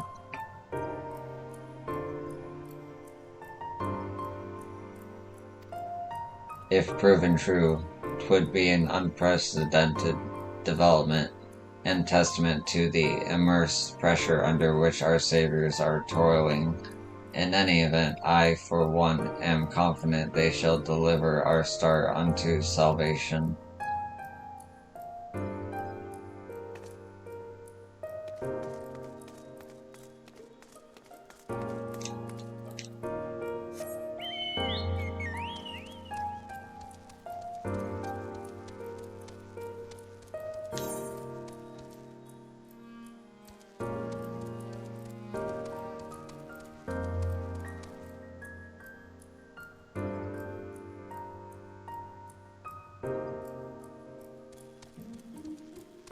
The latest calamity.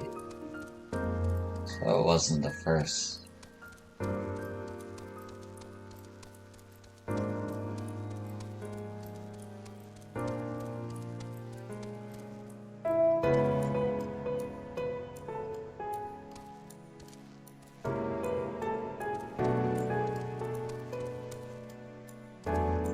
That one's almost me size. That's like a kid. Okay.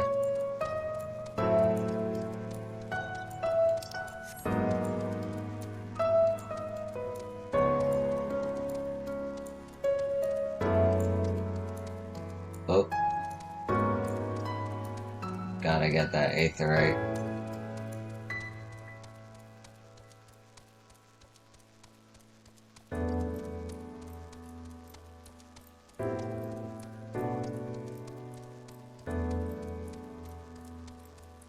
Oh, that's a big aetherite stone.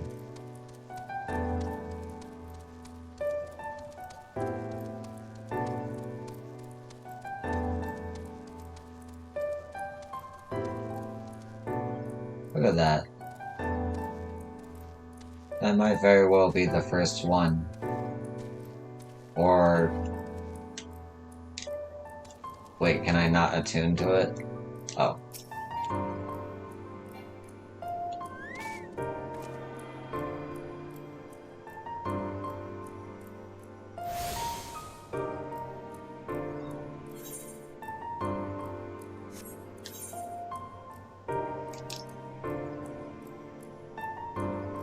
Okay.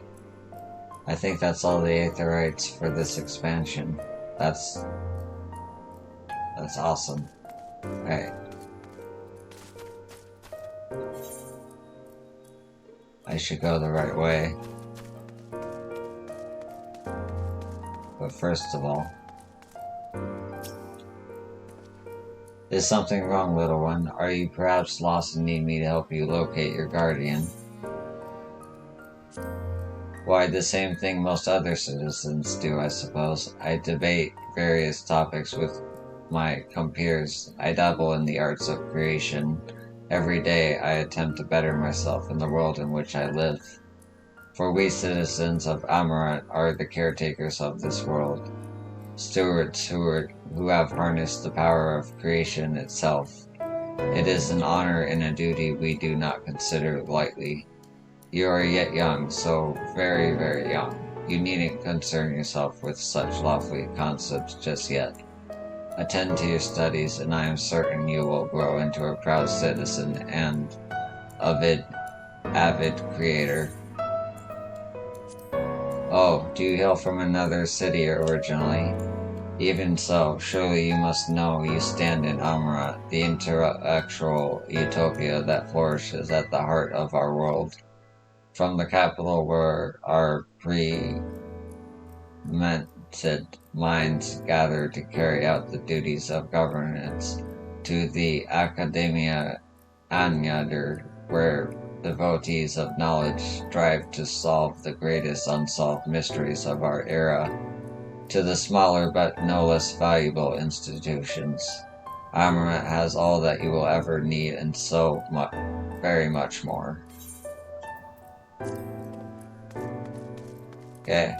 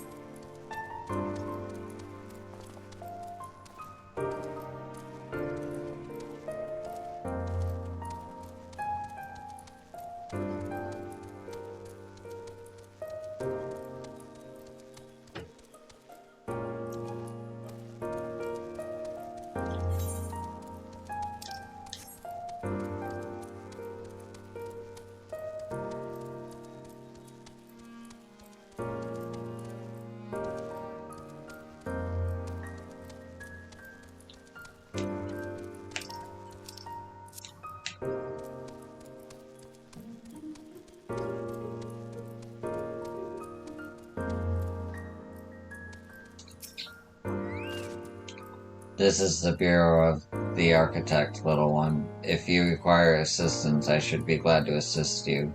But are you certain this is where you should be?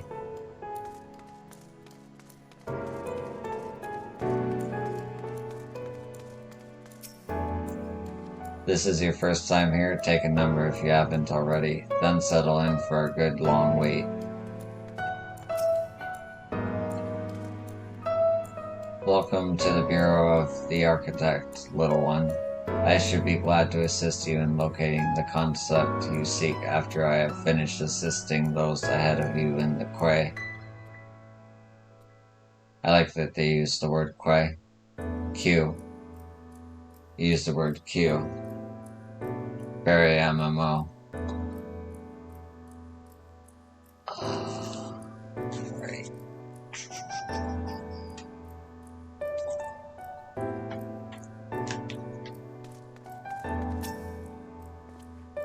An audience with Emic Selk? I am afraid you have the wrong office, little one, and besides, he will be far too busy to field the questions of curious children. Surely you have been told of the looming catastrophe. Every resource available to the convocation must be spent upon ensuring our world survives. They have yet to make an official announcement, but it is said that the 14 are moving forward with a plan of scarce credible proportions, one which promises to grant will to the very star itself. They will invoke our mightiest spells of creation to birth an entity of all-encompassing magnificence, and then they will rewrite the laws of existence. 'Tis a huge undertaking, and it must be completed ere the corruption spreads this far. Thus, I say to you again, do not hold out hope for an audience.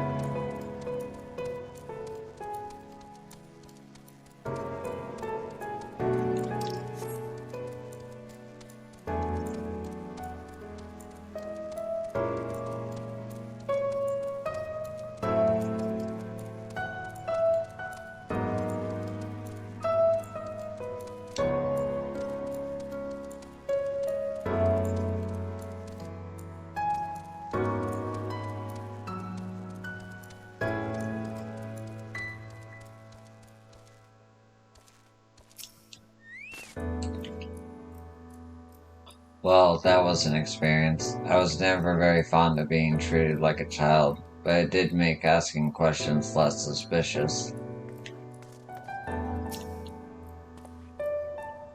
Yo, if I was not certain before than I am now. The people of the city believe they face the end of the world. I cannot imagine what purpose compelled Emic Selk to recreate this ancient Amarat. And yet, I fancy I hear his words to us echoing throughout this ocean trench. He would have his story known.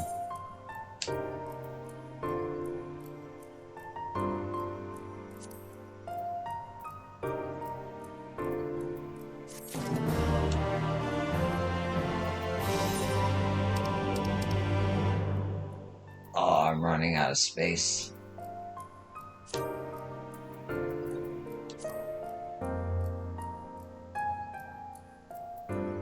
Gotta get rid of some stuff.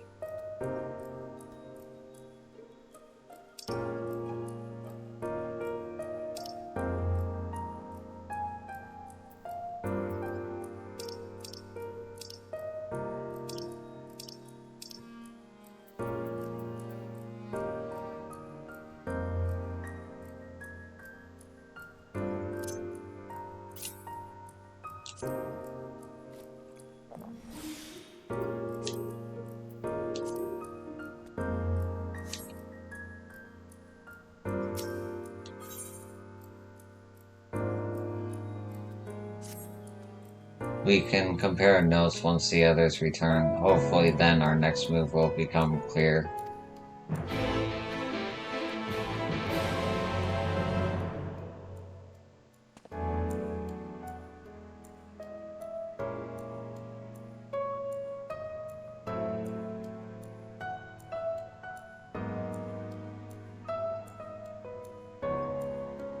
Would seem our conversations were much alike, a looming disaster, creation magics running rampant, and this convocation's efforts to bring salvation out of chaos. I suppose there was talk of little else in the time when these events came to pass.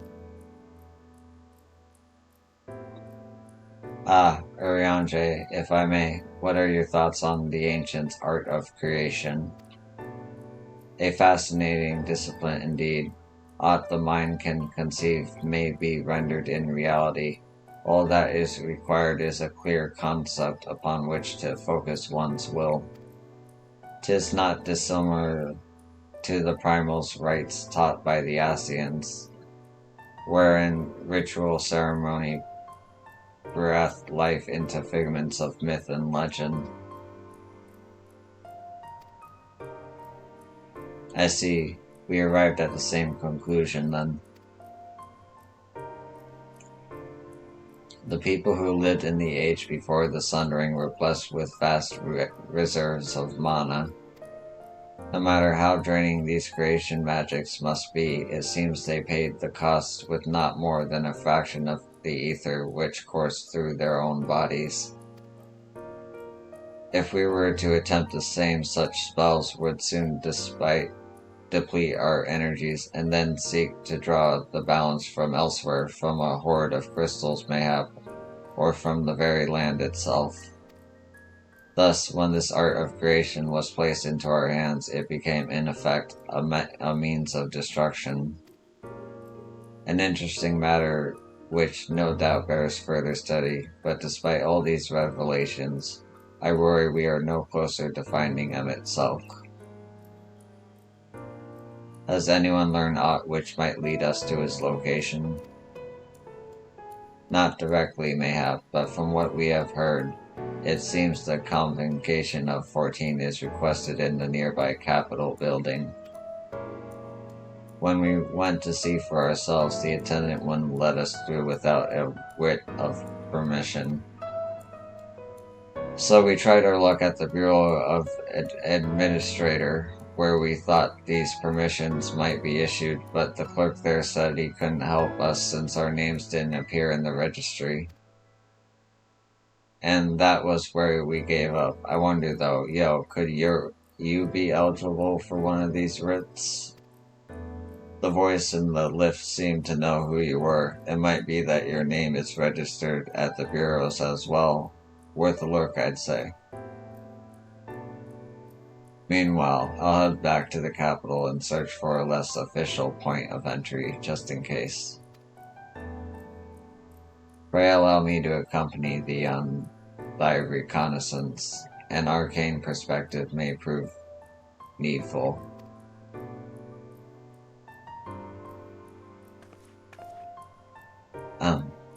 I think I'd like to speak with more of these ancients.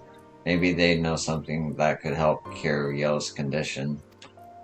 Would you mind coming with me?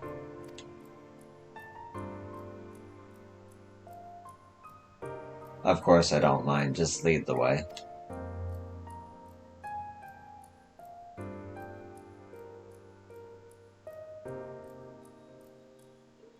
Then Yastrola and I will busy ourselves with further exploration. There is surely more intelligence to be had.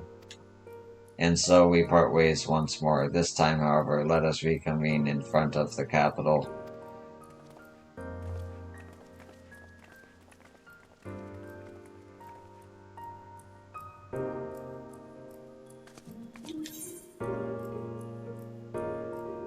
Well, there's the Aether quest.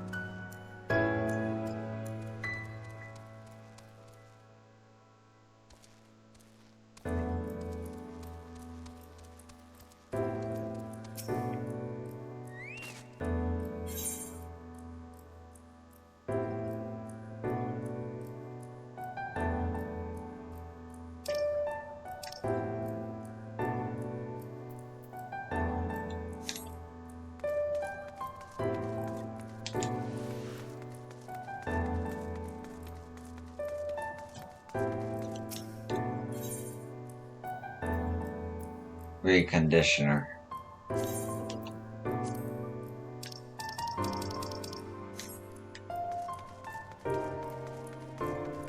As opposed to mender.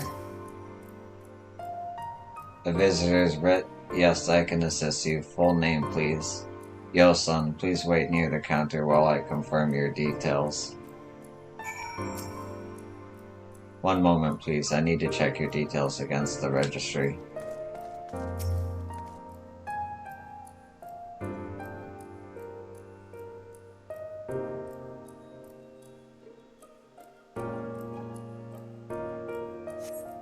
Yo, son, your application is ready for collection. As your residency was approved by Emmett himself, further forms of identification will not be required. Here are your application documents. Submit them at the Bureau of the Secretariat, and the clerk will issue you with a visitor's writ for the capital.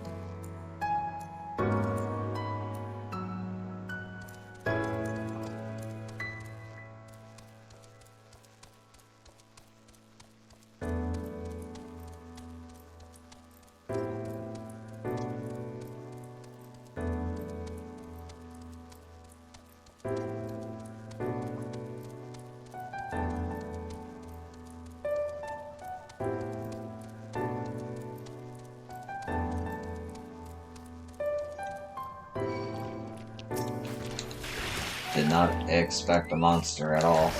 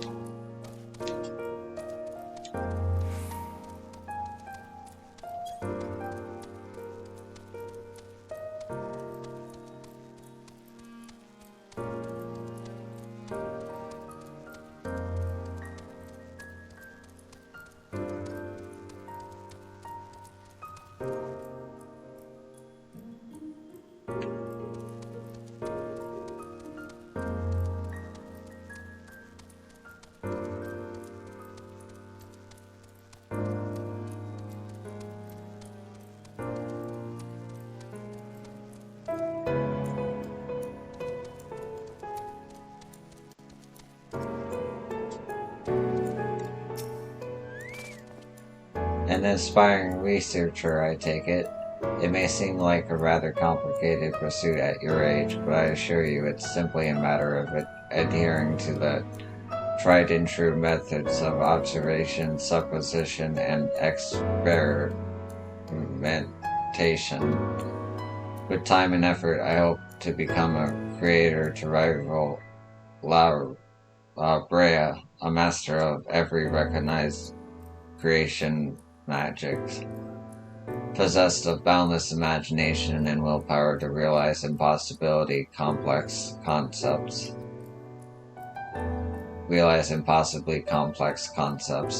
and a renowned arbiter besides.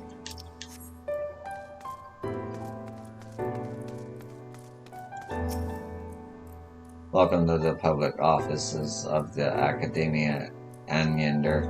The hallowed halls of the academia itself are restricted to accredited scholars.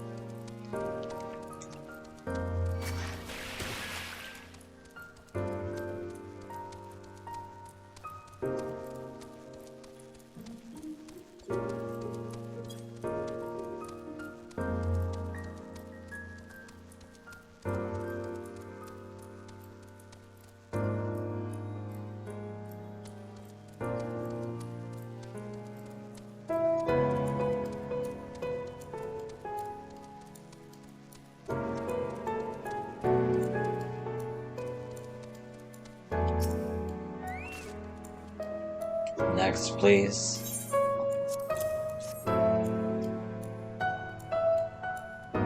Visiting the capital, are we? Please take a seat. Your name will be called once your application has been processed.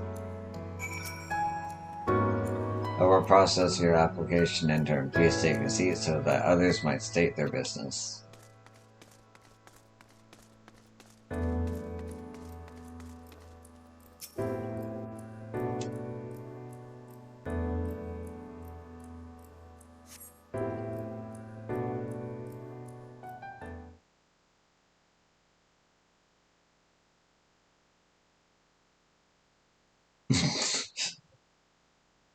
There's a little tiny me on the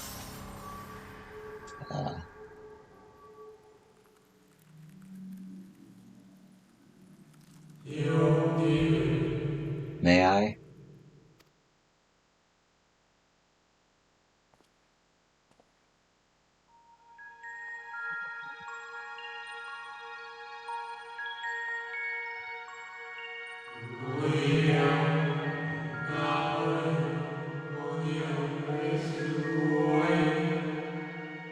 You, I think, are from a time beyond ours. Have you followed in the wake of Emmett Selk?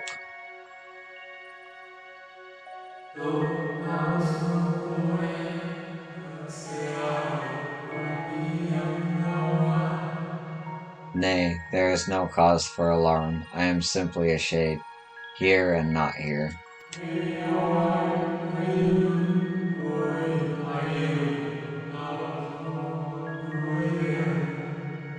I know only that my name is Hythlodius, and that this city is a recreation, a phantom moment plucked from the well of history. Self-aware.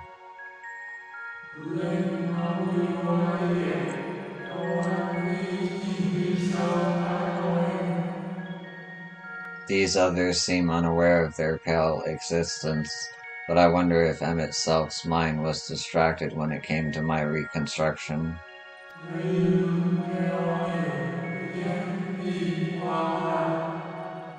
A stray thought would have been enough.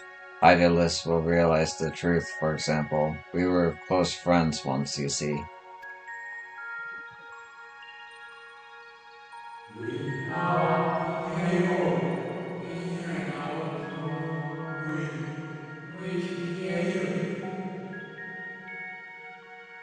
Yet, in spite of my perception, I play the same role as all the rest, a bit part, meant to bring color and noise to this well-crafted stage.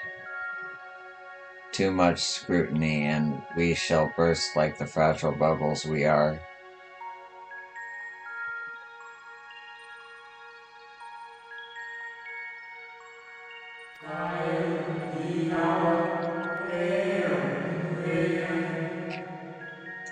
Thus, I tell you again, my presence is not to concern you. I wish only to share your company whilst we wait.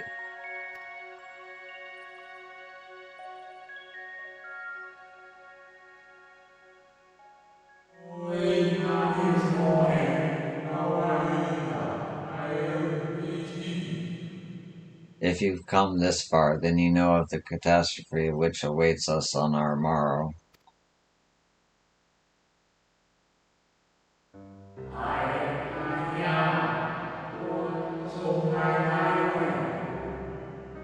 The final days, what began as isolated incidents, soon swelled into a world-spanning threat.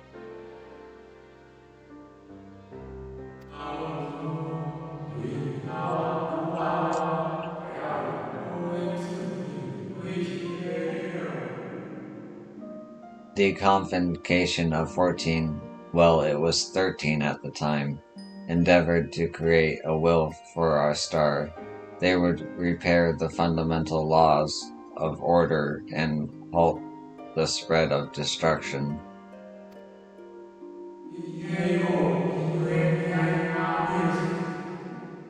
But creation on such a scale required an immense source of power.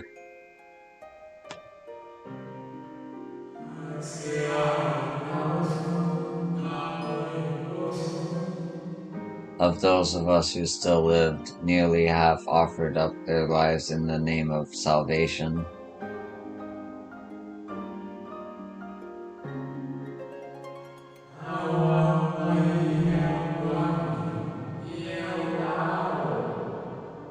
And from their sacrifice Zodiac was born. Just as we had hoped, he reached forth and halted the march of oblivion.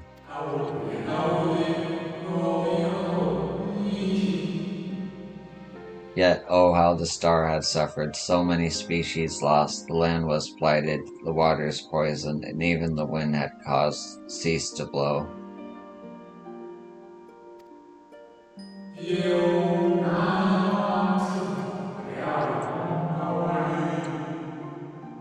Once more did our people give themselves to Zodiac. Another half of our race sacrificed to cleanse the world, to ensure that trees and grasses and myriad tiny lives would sprout and grow and flourish.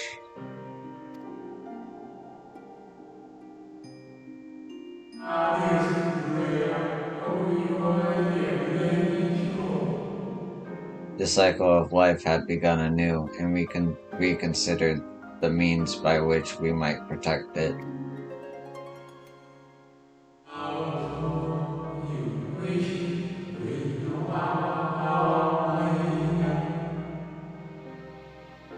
The convocation decided thus: we would nurture our world until it was bursting with vitality. Then, when the time was right, we would offer some portion of its living energy to Zodiac.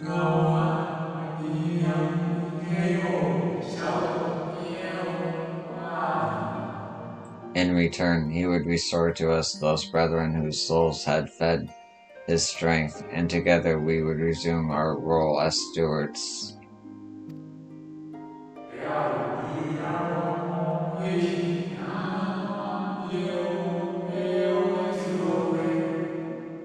There were, however, those who disagreed with this plan. They argued that enough had been sacrificed to Zodiac, that this new world should belong to the lives newly born.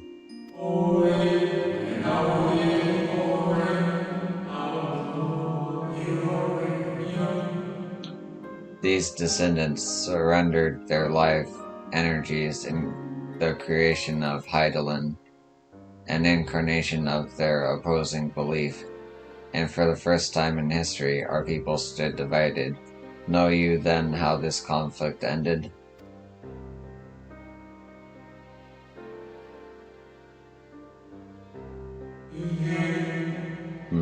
I thought you might.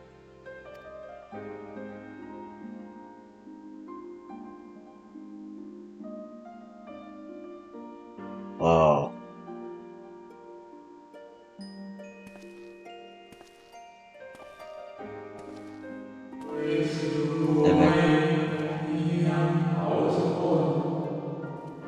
Emexelt has ever been a champion for the will of Zodiark.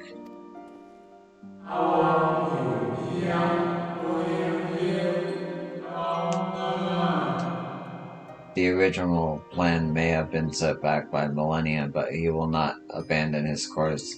He will pay the price for our return by whatever means is necessary.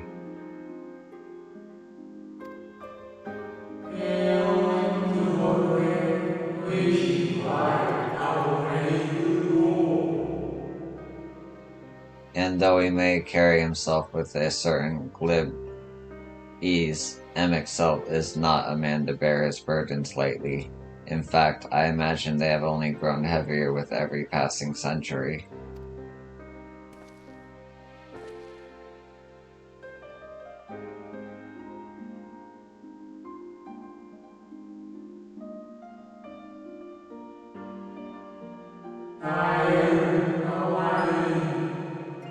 "'Tis truly a terrible weight he has chosen to carry."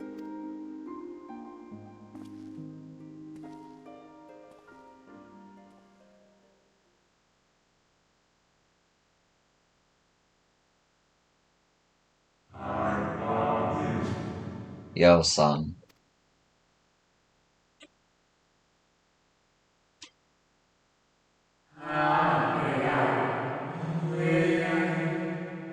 It seems your turn has come. Pray do not let me keep you.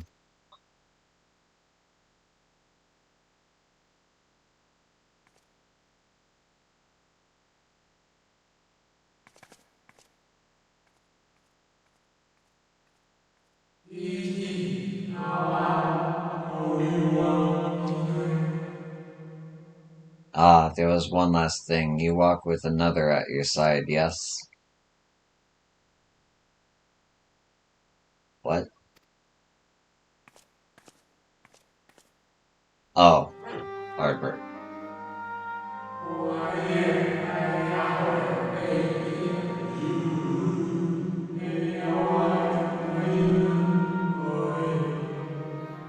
Nay, I see no definite form, just the faintest suggestion of a second soul. I doubt it visible to anyone but me.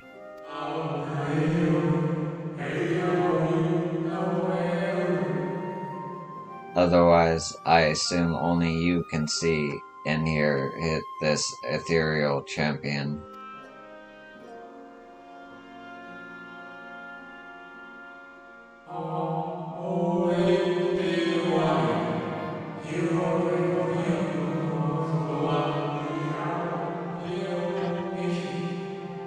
Your connection is hardly a coincidence. In our time, the two of you were one. The color of your souls tell the tale. What?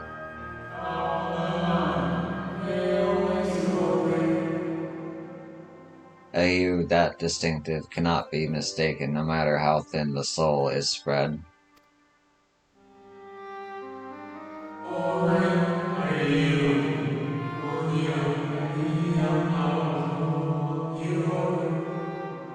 Ah, this is just the kind of fate I might expect for one such as she. Surely MXL has recognized the hint of her in you. Her. Yo, son?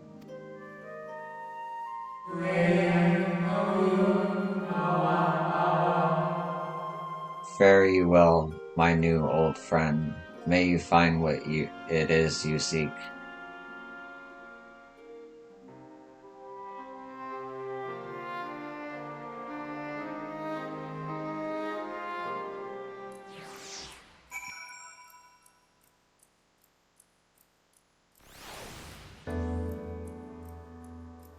Truly interesting stuff.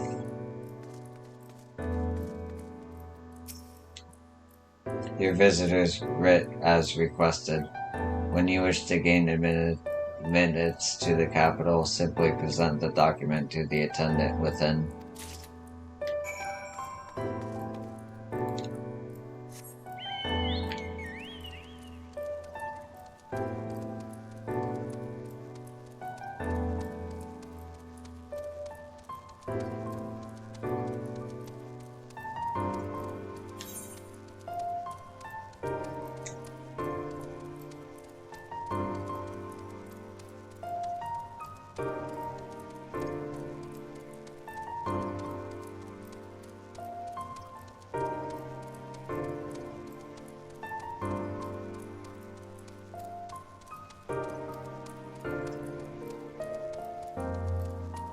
Oh, I could have just teleported.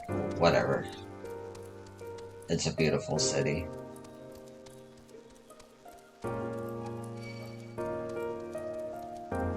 Full of Kabbas, but different nonetheless.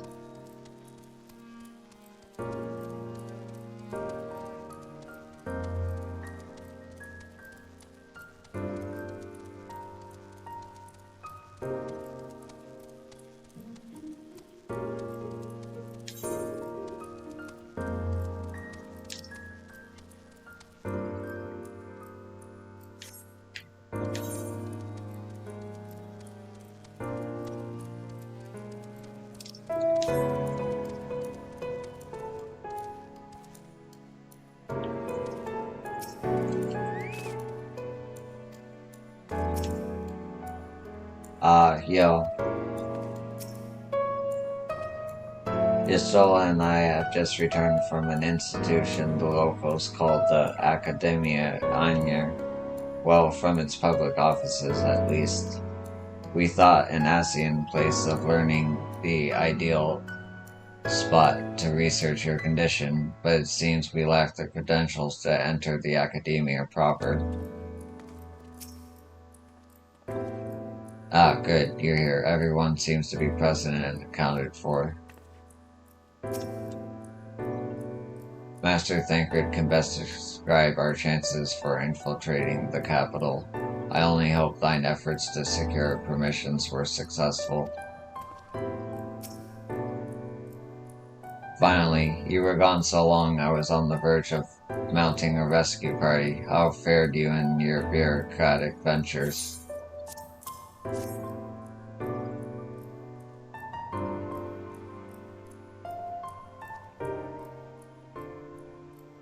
Ah, I see my instincts were correct. And a good thing too. Urianche and I weighed our chances of breaking into the capital, and an official entrance is by far the more attractive option. The capital boasteth not a single armed sentry. 'Twould seem that in their time they did not deem it needful to post guards. The windows and doors, however, appear heavily warded, though mightily did we strive with strength mundane and magical, we failed to budge them even a fraction of an elm. Mayhap 'twas simply the case that Emexelk's recreation did not extend to their usual function. We didn't try everything, of course, but we thought it best to conserve our time and energy for more pressing matters. Speaking of which, Reen and I tried asking about a cure for you. The problem is, these ancients didn't exist beyond Emirates today. They will happily tell you their own tales, but whenever we attempted to explain our situation, the conversation quickly became muddled.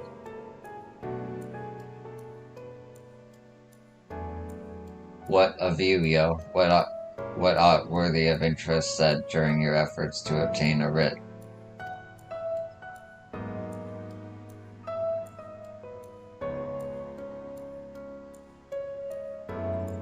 A great sacrifice of life in exchange for their brethren's resurrection.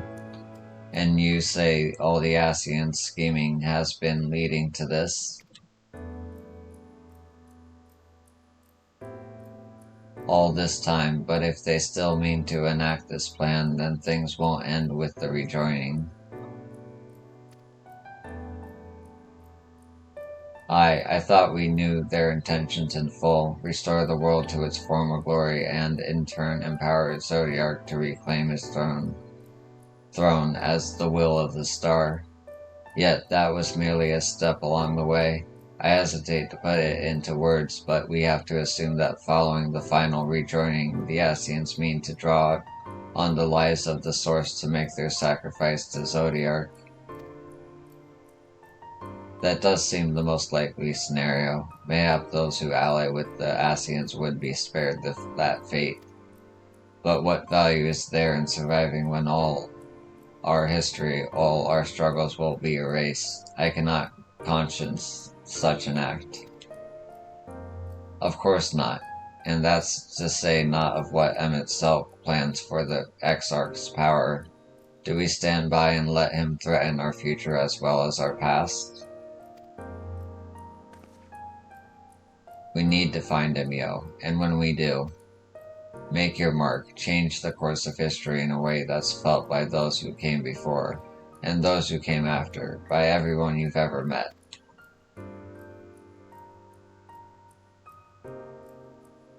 Change things so that even my other self, dying somewhere in that future calamity, will smile and say, I knew you would win.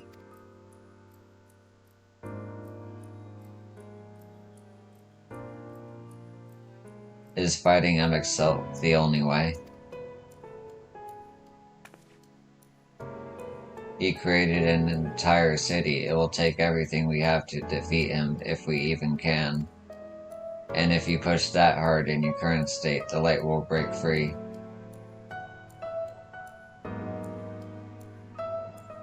The decision to press on lies with you, just as it lies with each and every one of us.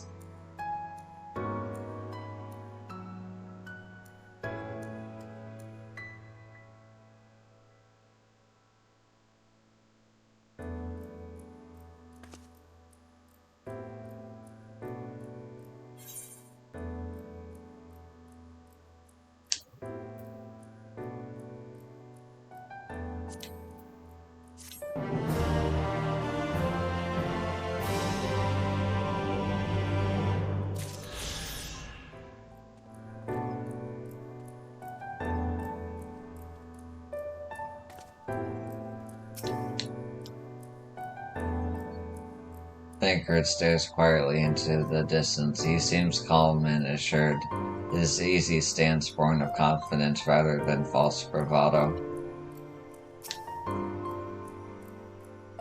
Andre glances your way, his expression hesitant. You can see the struggle as he agonizes over the words he wishes to say.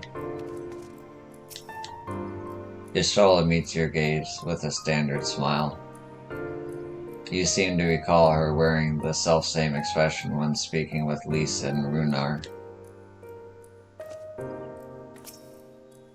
Alfnod is lost in thought, his eyes downcast. There is, however, no sign of the self-doubt which once assailed him at the falling snows.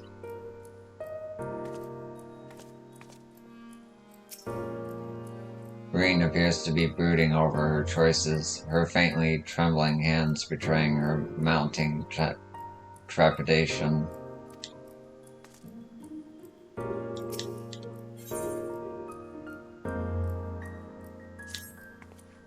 Do you remember that talk we had atop the tower in Morksolk? I'm still of the same mind now as I was then. I don't abandon you, you don't abandon me, and together we make a difference in this fight. There's always hope if we look for it. I saw it again and again as he tore those veils of light from the sky. If we keep taking the next step forward, there's a chance we'll find a way to save you. So no matter how long it takes or how much it hurts, you can count on me to keep on walking.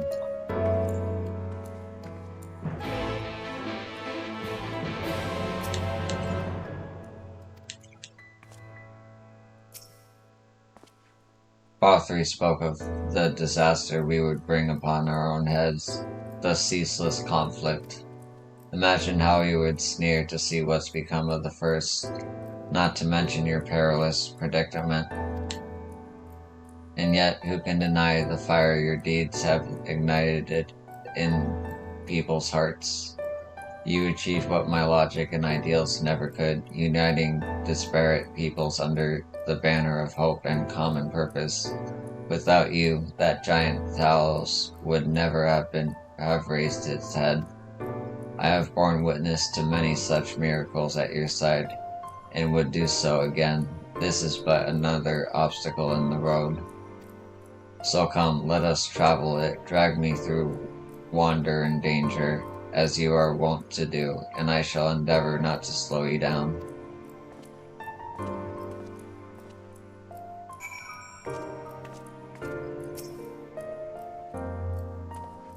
As well thou knowest, if we are to usher Emexcel unto his rest, we must needs bind his Asian soul, and then shatter it with overwhelming force. The former tasks require oversight, and such I have prepared, upon the exarch's asking, no less, though 'twas ever mine intent to provide said boon. The future whence our noble friend doth hail is a world fallen to Asian artifice, and he would not see such grim history repeated.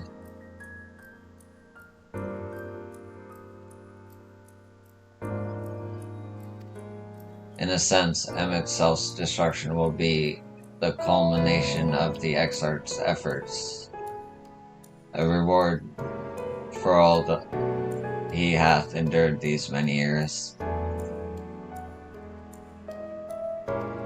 Yet even as thou stridest into the jaws of peril, forget not but that his fondest wish, and that of many others besides, is to see thee survive unto the morrow. 'Tis in pursuit of that happiness of outcomes that I do pledge to remain at thy side.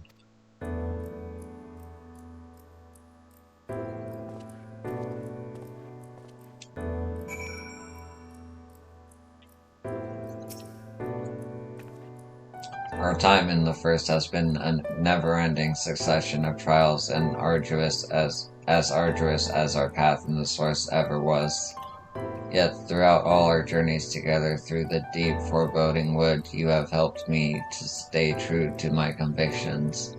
Thus would I return the favor, do as your heart decrees without hesitation or regret, and that is all I will say on the matter.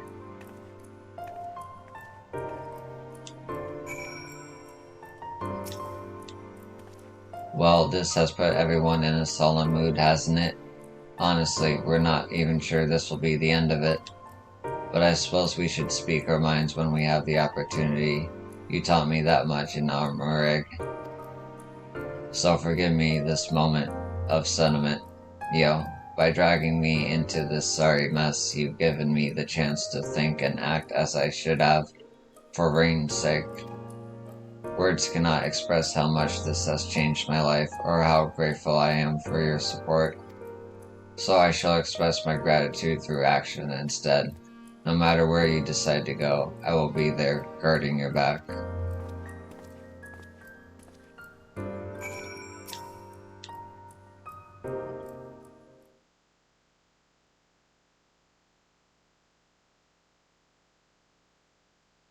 When Menphillia entrusted me with her power, she warned me that no matter how strong you become, you can still fall victim to despair. You can still feel powerless. And she was right. After you collapsed on Mount Gil, my hands wouldn't stop shaking. If I made a mistake, if I failed to bind the light within you, I was terrified you would die. Even now, you could be moments from turning and I wouldn't know how to save you. You, Thancred, and the others, you've all been there when I needed help. Menphillia surrendered her life to me, her legacy.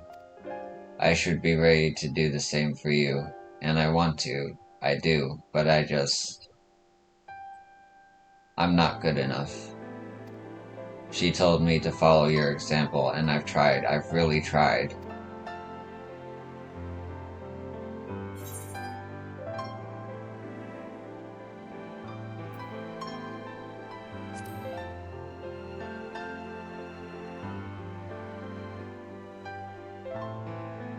By the light, how can you go on?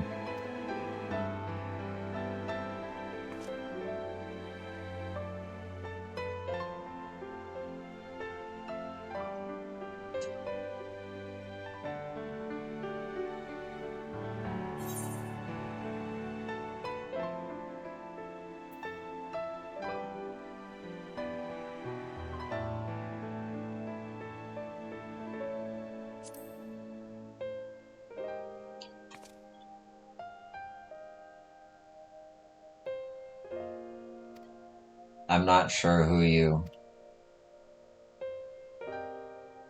Actually, never mind. I think their answer might be different for all of us.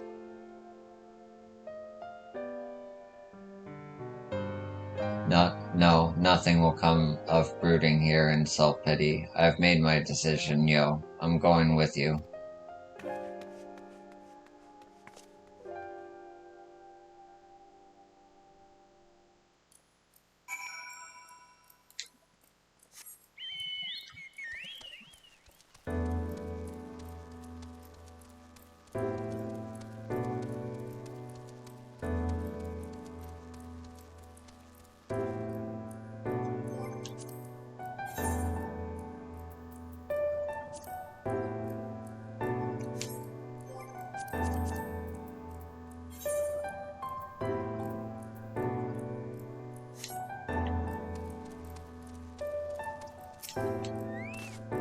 Have you heard about these calamities the other cities are facing? Terrifying concepts, the stuff of nightmares running amok. What are the people up to do? Okay. So calamities were specific to cities back then. Although I guess it's region-based still. Whoa.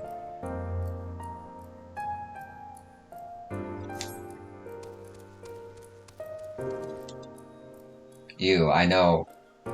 No, never mind. Yo.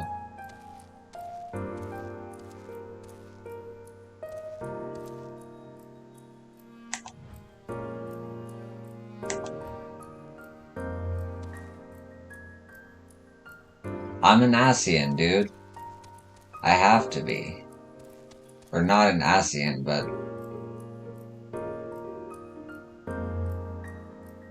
one of the, original people.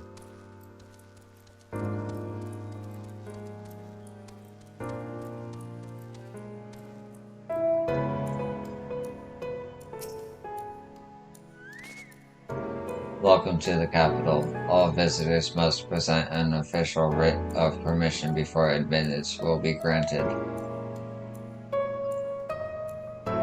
Your documents appear to be in order. You may proceed into the capital, but any guests you may choose to bring with you must remain in your vicinity at all times.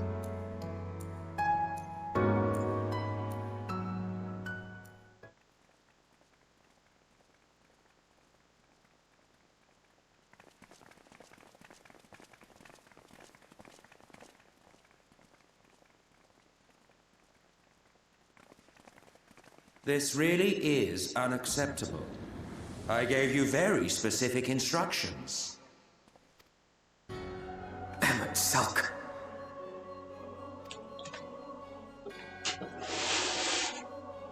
My invitation was for an abomination, ripe with the power to bring about the world's annihilation. Not this half-broken thing. Whatever am I to do with you? And I see you insist on keeping the same familiar company. Are you so lost without them? It is not she who is lost without the familiar. Not content with remaking an entire city, you aim to fill it with the reconstituted souls of the dead.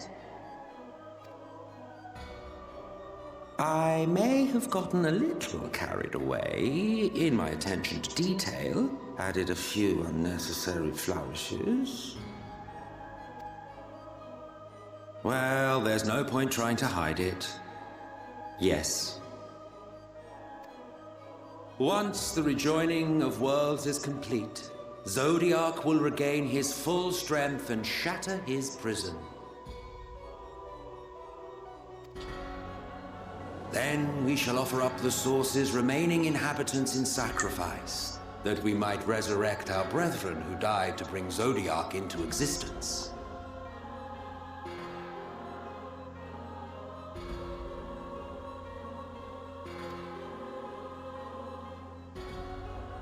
But what was it that you came here to do exactly?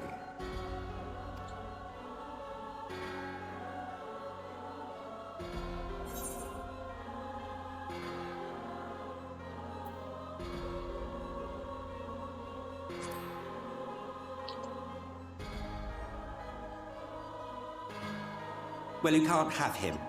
The wisdom that man guards may open up new worlds of possibilities. He has unlocked the secrets of travel across the rift, and through time as well, it would seem. Quite an accomplishment for one of his incomplete nature. I must explore the limits of his capabilities and harness that power for the Ardor. Ardor.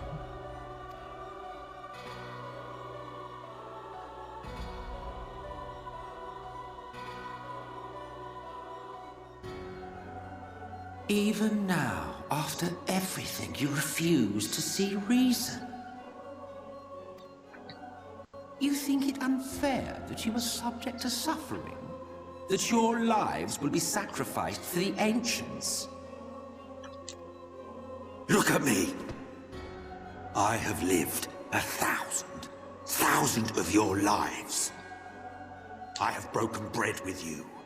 Fought with you, grown ill, grown old, sired children, and yes, welcomed death's sweet embrace. For eons have I measured your worth and found you wanting. Too weak and feeble-minded to serve as stewards of any star.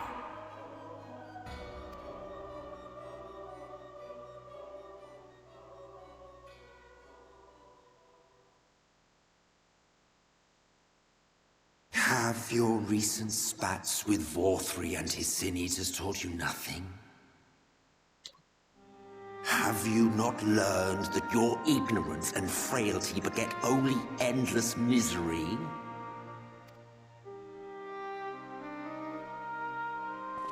How long do you mean to perpetuate this farce? How much more must I endure your bumbling interference? Let us imagine that the laws of reality are again undone and the world faces true annihilation.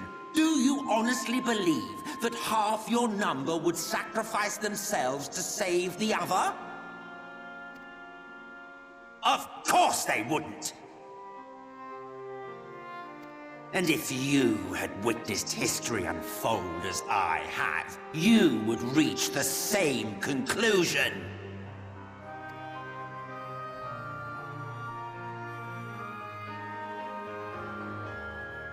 You cannot be entrusted with our legacy. I will bring back our brethren, our friends, our loved ones. The world belongs to us and us alone.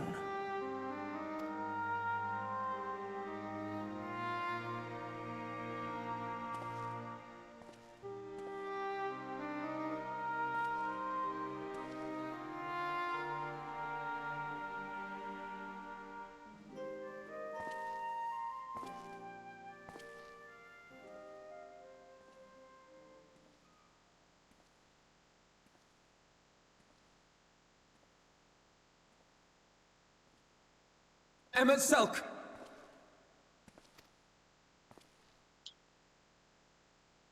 We understand, truly, but it makes no difference. The ones you love are in the past, while ours are here in the present.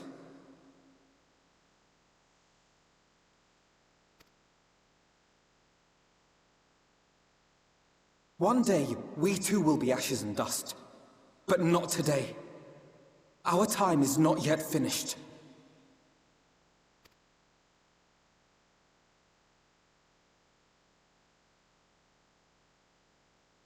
We share your conviction, and that is why we will not abandon our course.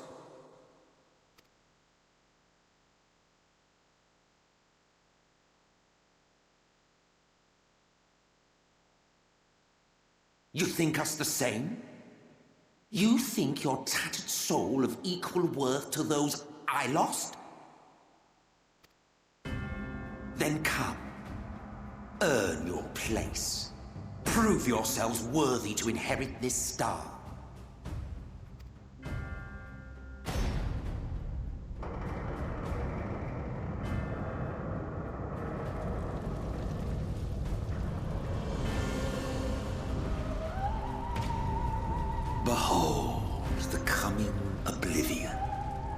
It was the end of our era and the beginning of our great work.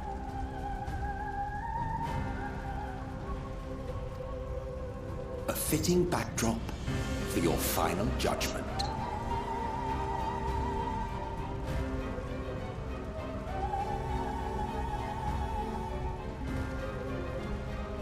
I shall wait within, but do not spend too much time on your preparations. There's no telling how much longer the guest of honor will last.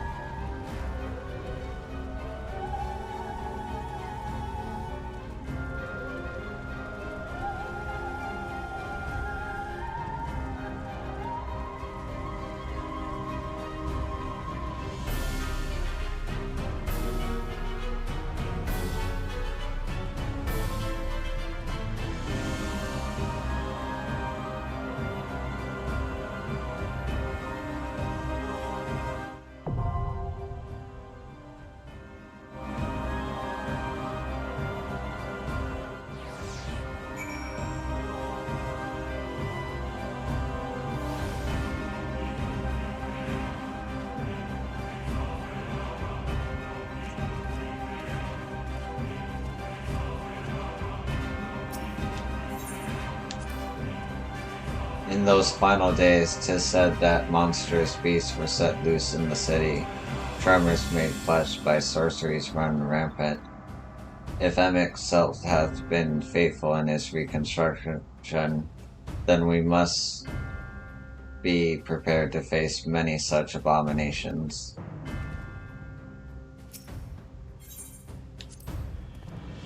Ready when you are, yo. If it's proof he wants, we'll give him a fight the likes of which he's never seen.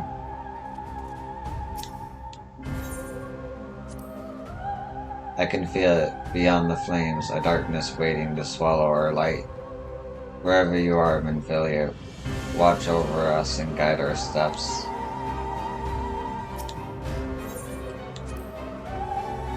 I reasoned that Emic self would not harm the Exarch until he had learned the tower's secrets, but his parting words suggest otherwise.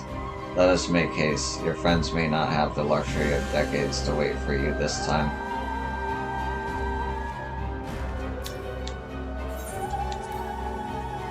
I won't ask you to hold back. That time is long past. I'll just try to snuff out the worst of the embers before they reach you.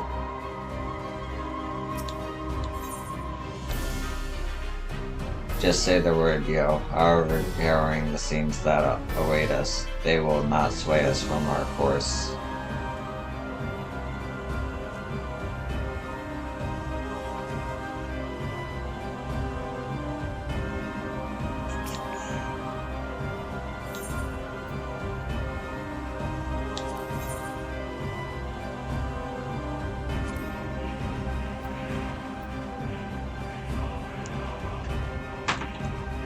I'll be back. I'm just gonna have a restroom break.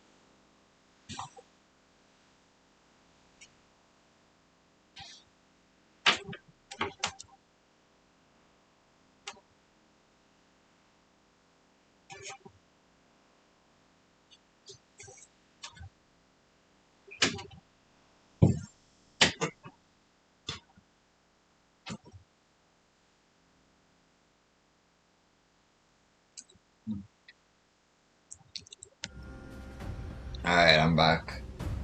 I'm currently queued up for Amarat. And yeah.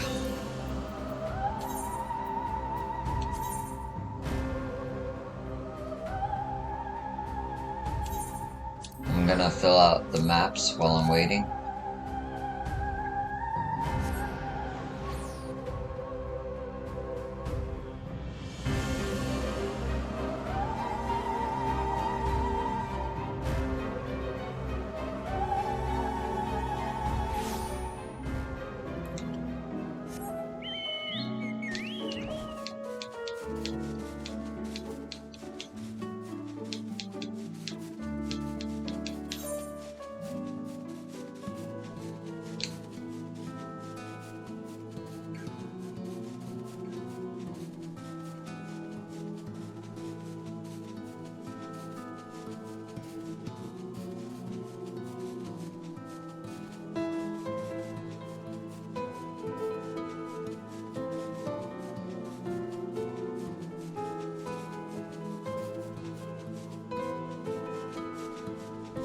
Hello.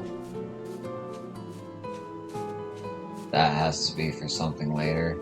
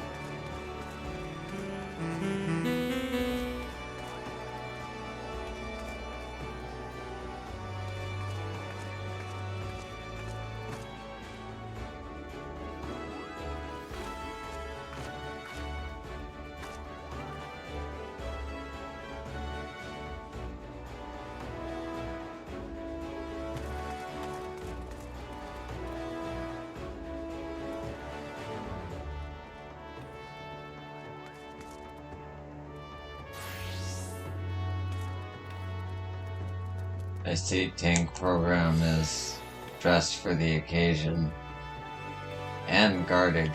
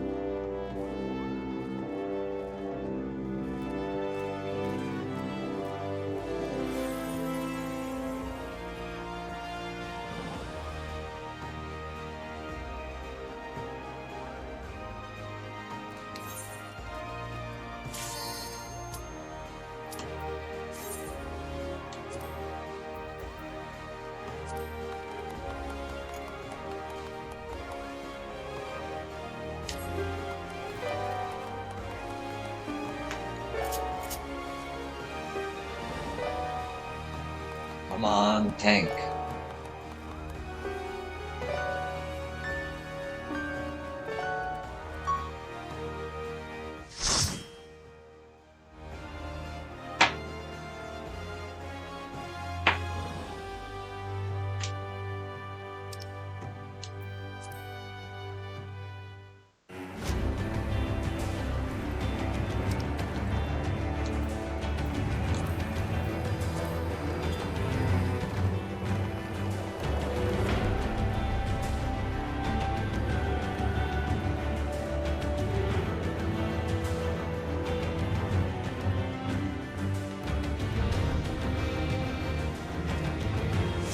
Welcome to the final days of Amarant.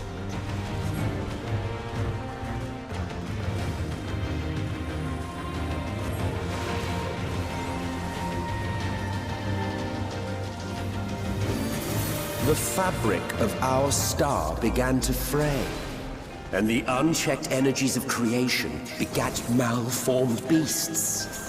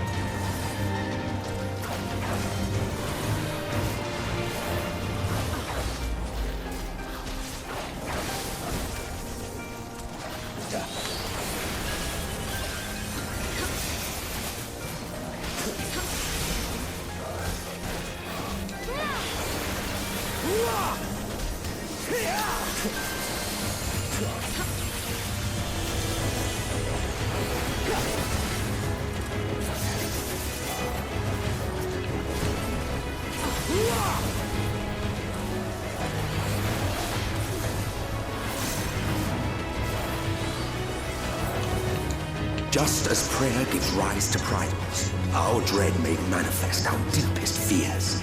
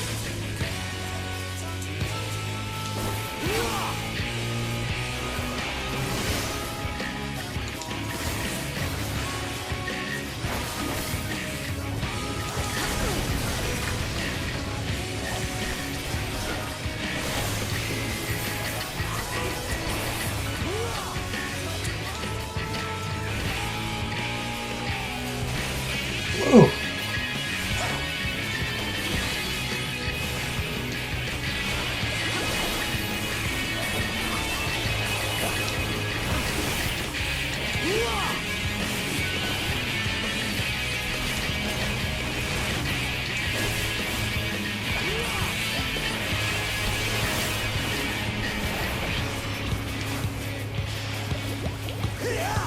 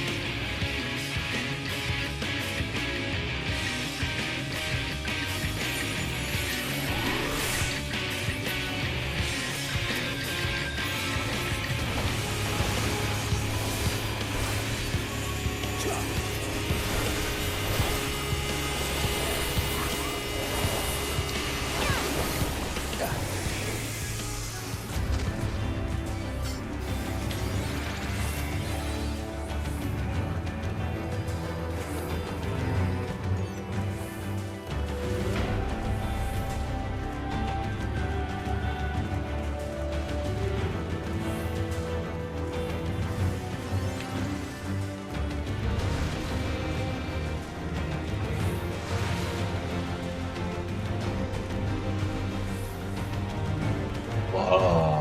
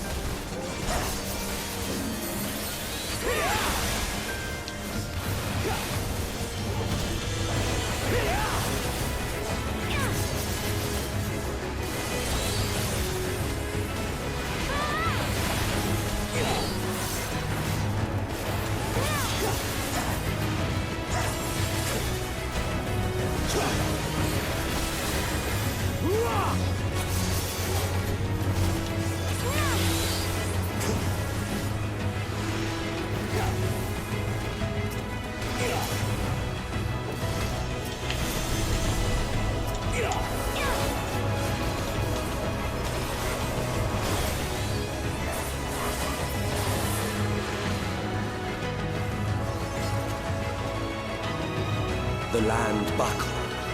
The cities burned. The waters ran red with blood.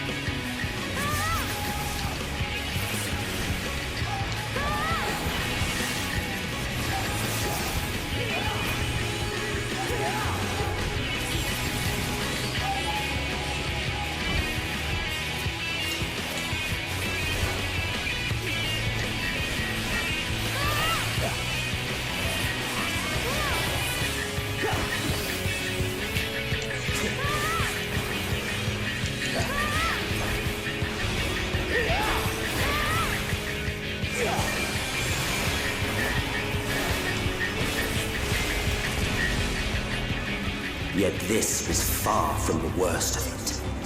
Come, and I will show you.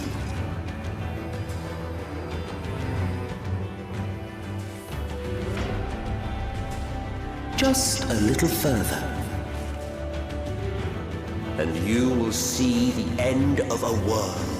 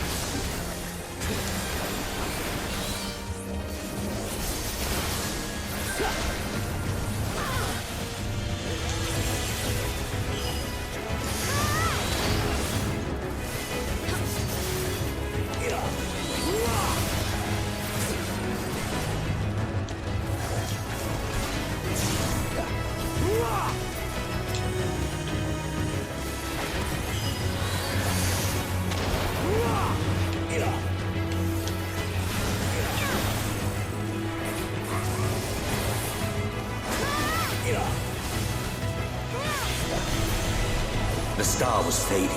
We saw we had to weave its laws anew.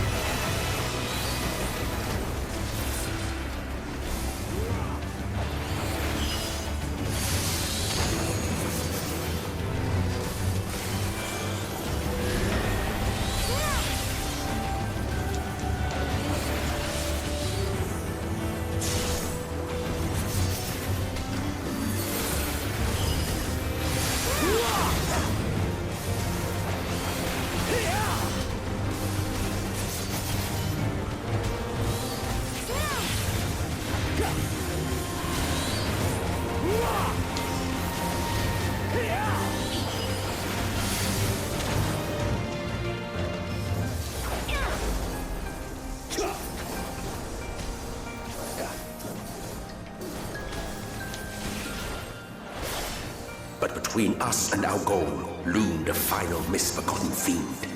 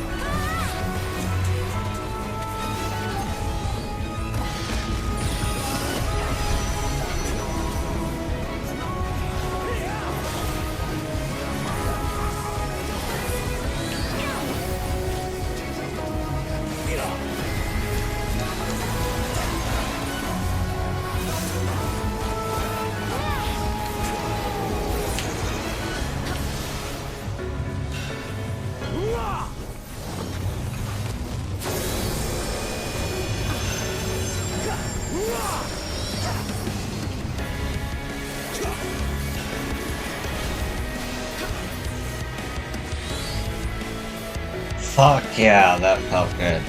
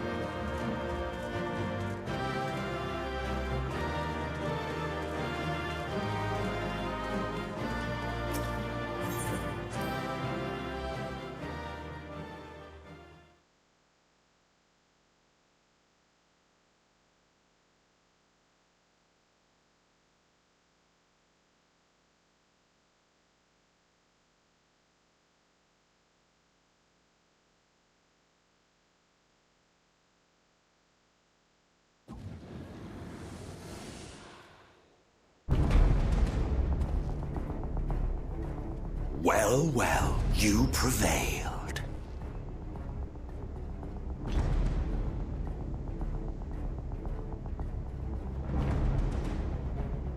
Nevertheless,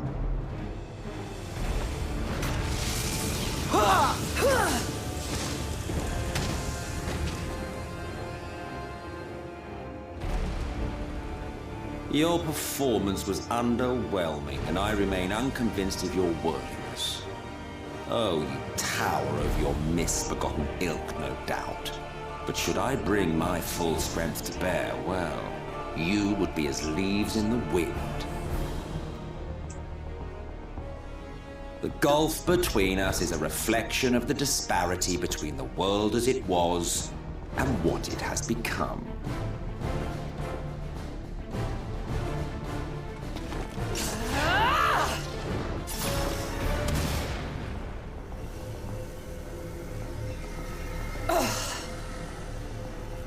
Our worlds may not live up to your lofty standards, but they are our worlds, our homes, full of life and love and hope. And we won't stand by and let you destroy them!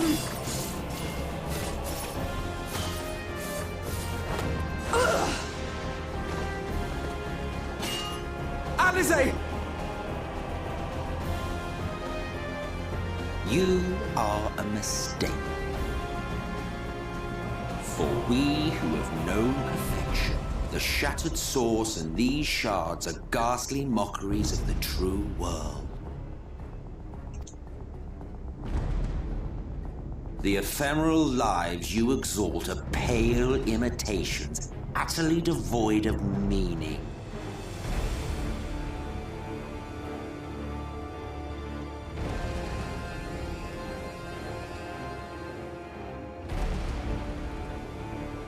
Belittle us all you like, but we will rise again and again, and give the lie to your insults through word and deed.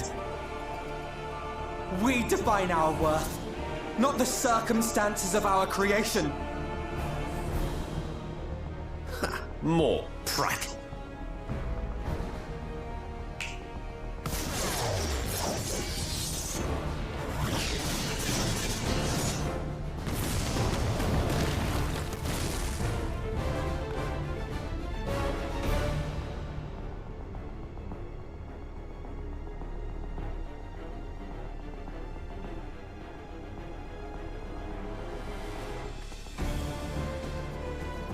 Fool, who are you? No one, nothing. Once I have reclaimed my heritage, my first act will be to expunge your stain from history's weave.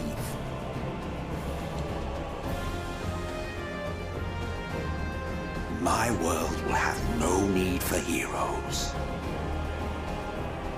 I have to be the 14th. I don't know, I'm just guessing, but that felt like some this life shit.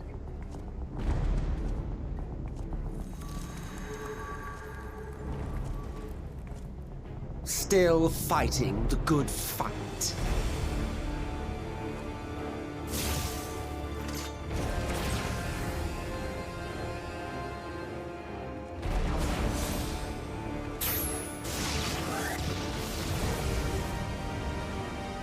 It is true that all we hold dear is fated to fade away. But that is no reason for us to forsake it.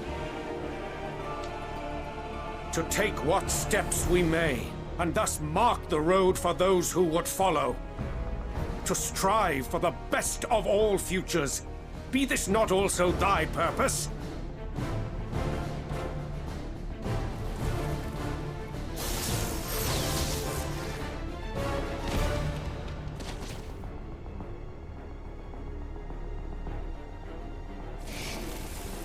Do not presume to speak of my future.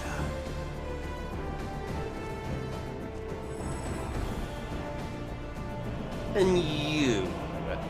Why waste your final moments in futile defiance? Weary wanderer, you've no fight left to fight, no life left to live.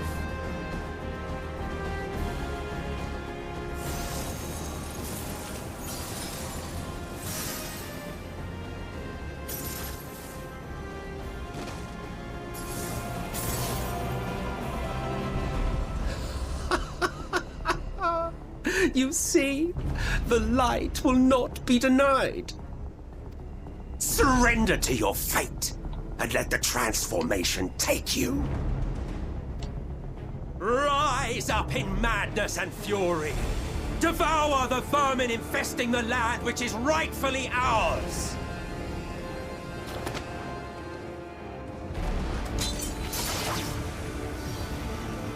Now, Reed! Now!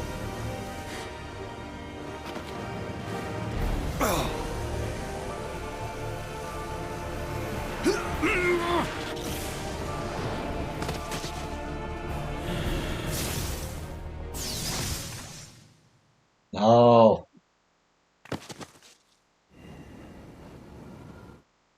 Fight it. You have to hold on.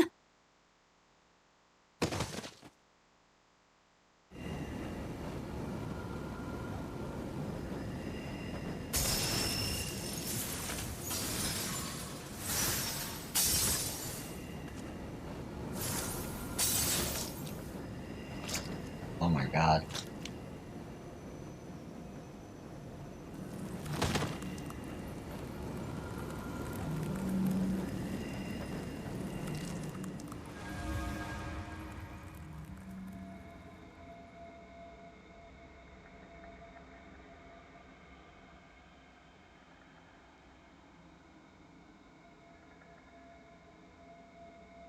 If you had the strength to take another step, could you do it?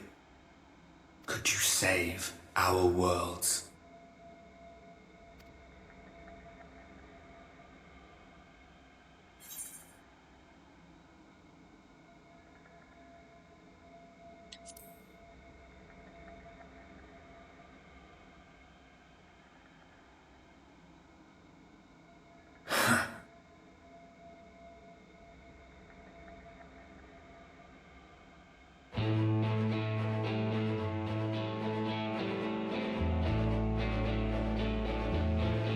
Take it.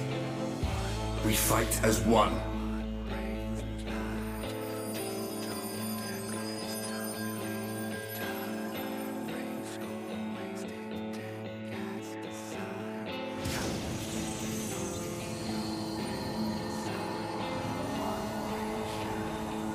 This world is not yours to end. This is our future. Our story. What the? What the? No, it can't be.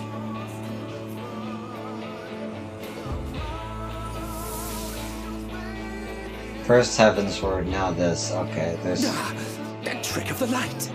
You are a broken husk, nothing more. How can you hope to stand against me alone? We stand together!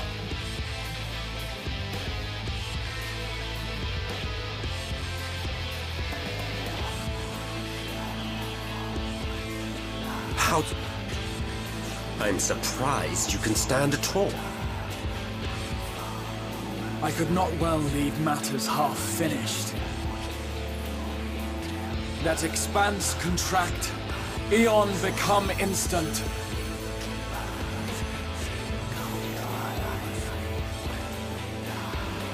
Champions from beyond the rift, heed my call!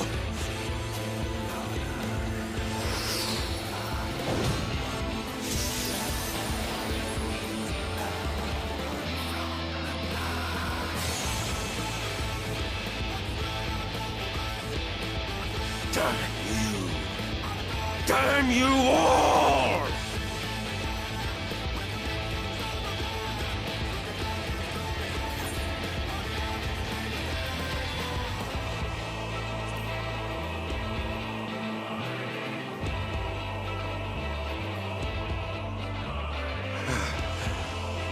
Very well.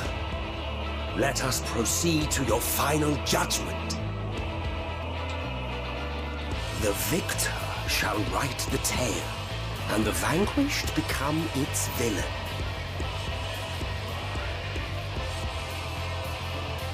But come, let us cast aside titles and pretense, and reveal our true faces to one another.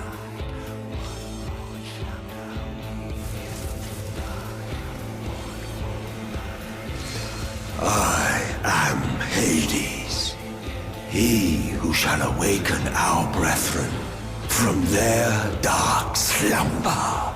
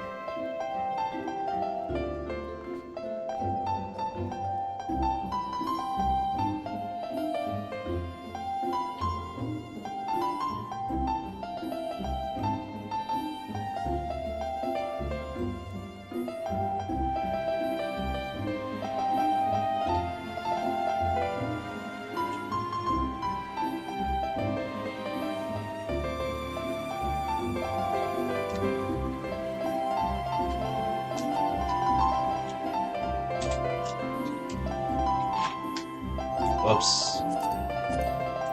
I just realized I got two things selected.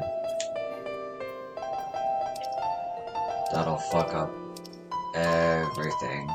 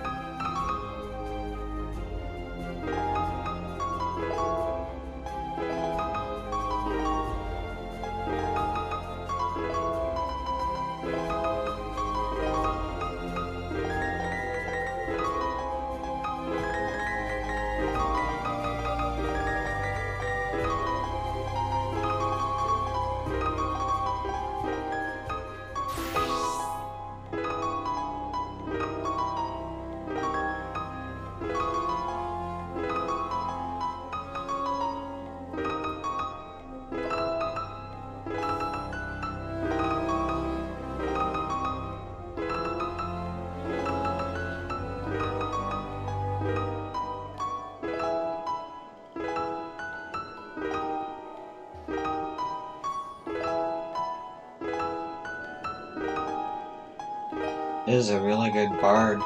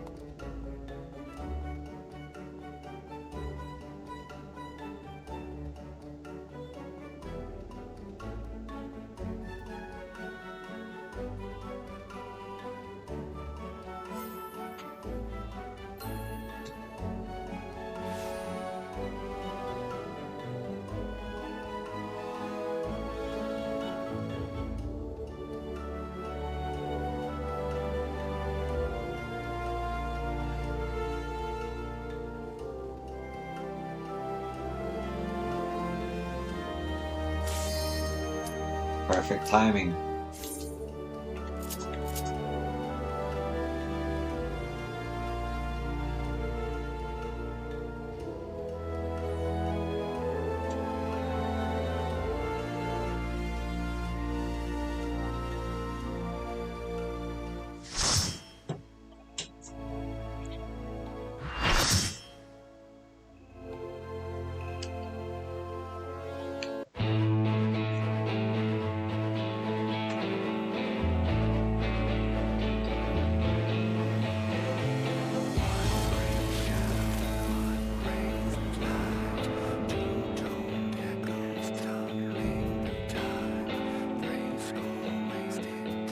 Show me your vaunted strength, and I shall expose the lie of your fragmented existence.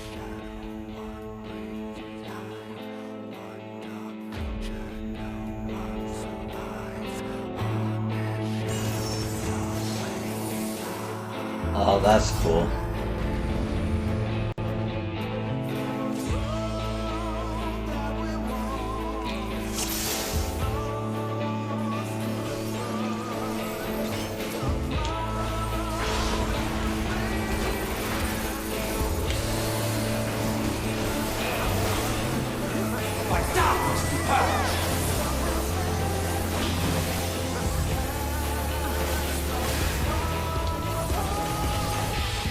Darkness reigns.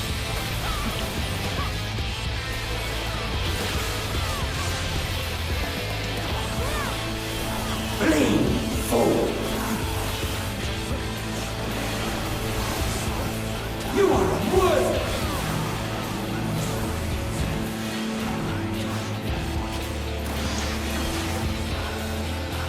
Your cave is mine's command.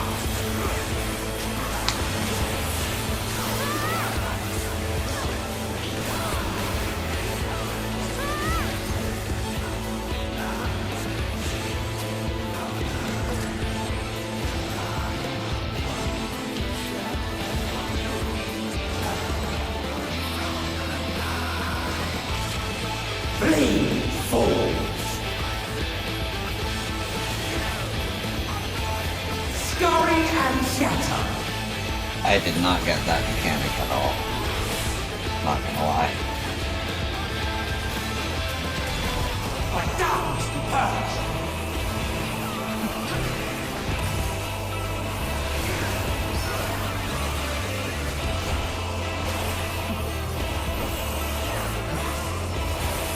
Darkness reigns!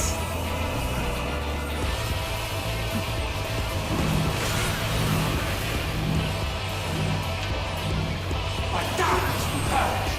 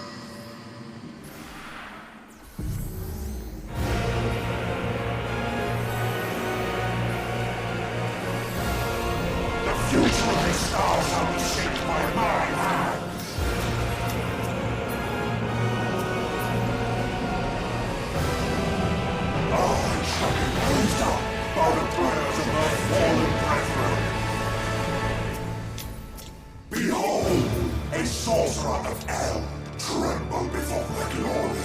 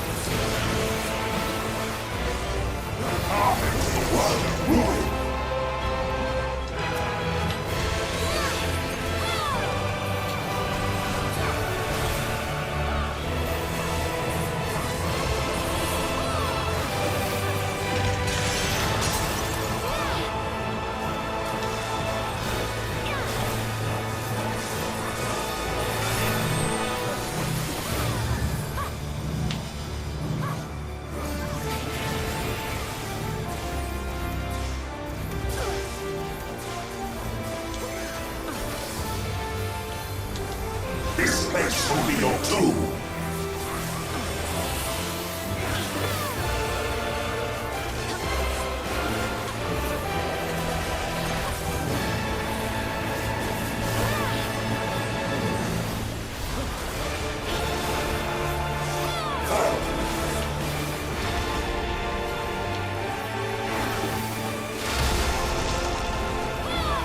Drown in despair.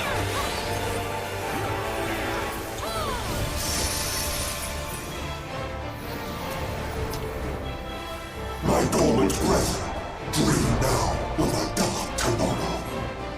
By our gathered might, must we reclaim these vain reflections.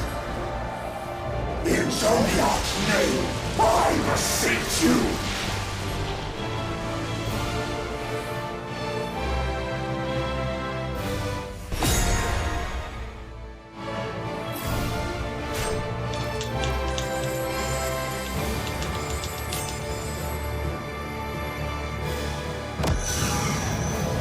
Possible was like one free. No. Damn you. Damn your wretched blessing.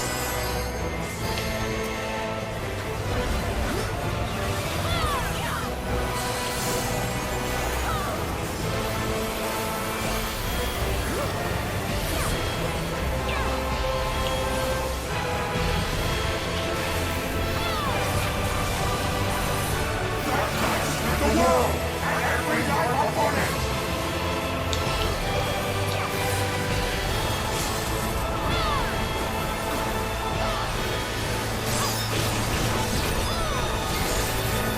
Our tragedy must never again Hell come yeah. to pass. Hell yeah. You have no power over me.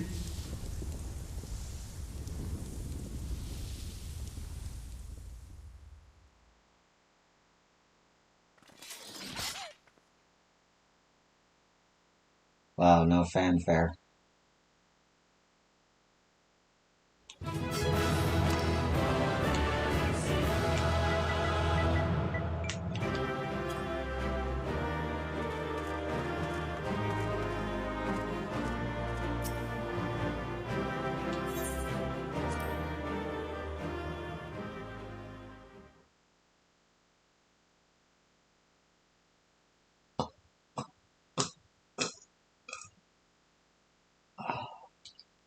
Excuse me.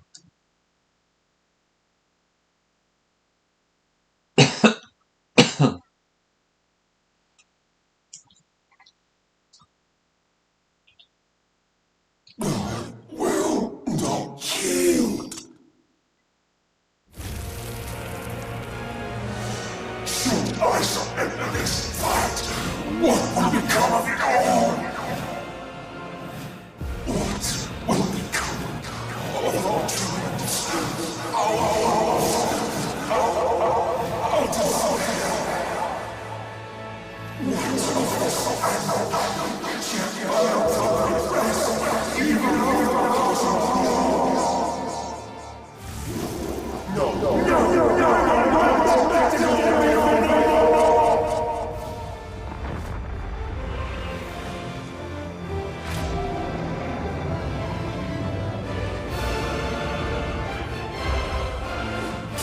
Enough, damn you!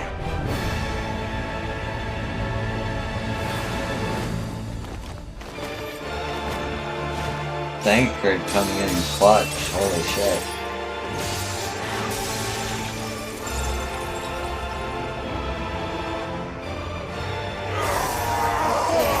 That's so smart and stupid at the same time. I love it.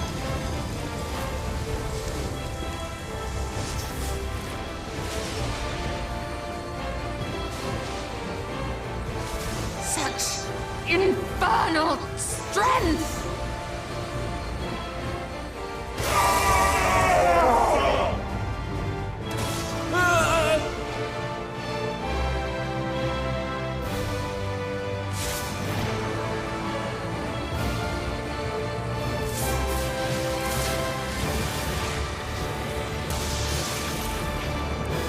Now! Strike with all thy might!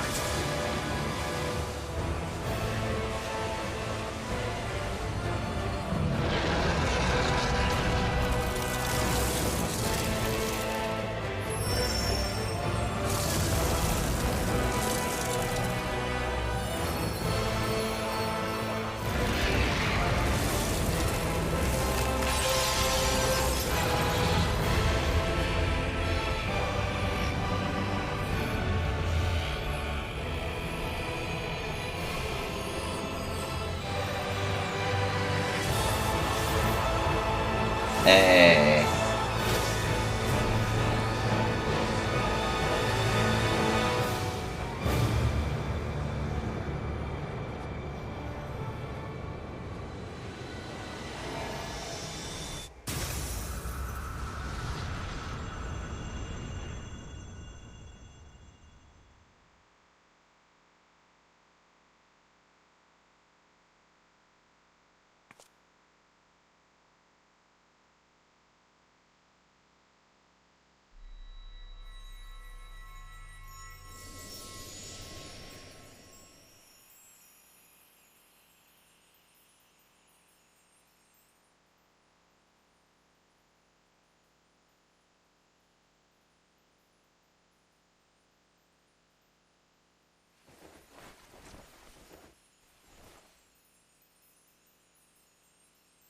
Remember.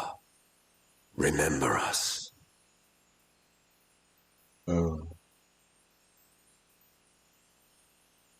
Remember that we once lived.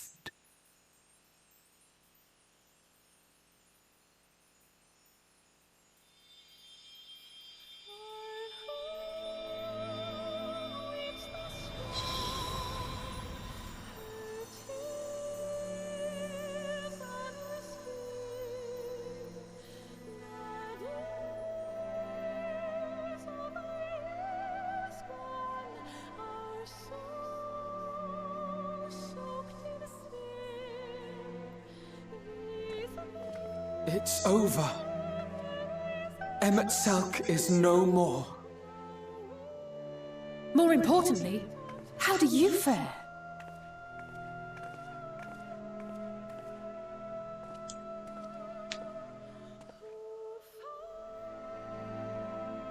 What dost thou see?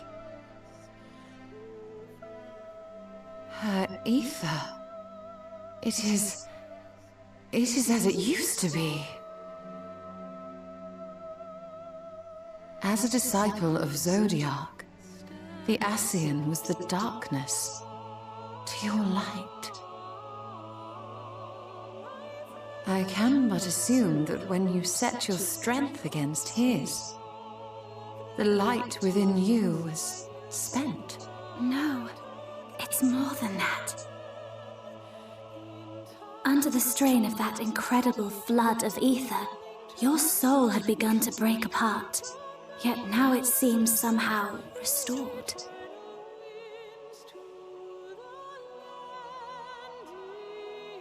I tried to help you before the battle, but Emmett Selk stopped me. So, how did you... exactly what did you... Can you tell us what happened?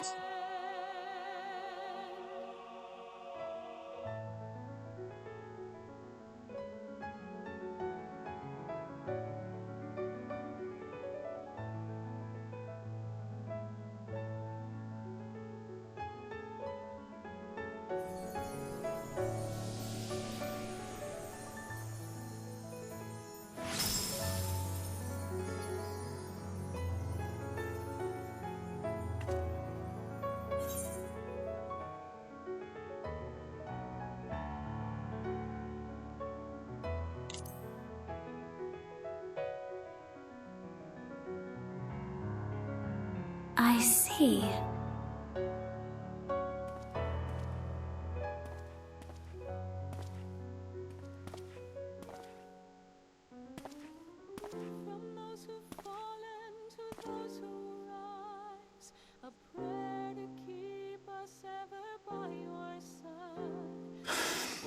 Where to start?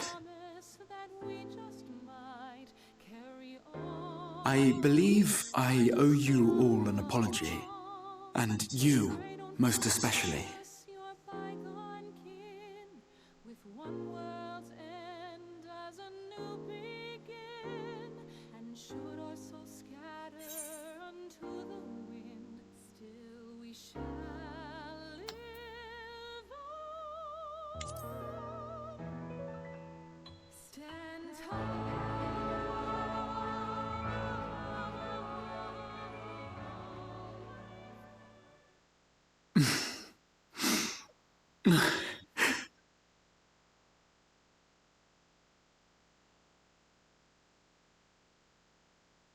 Well, 'tis good to be awake. Aw.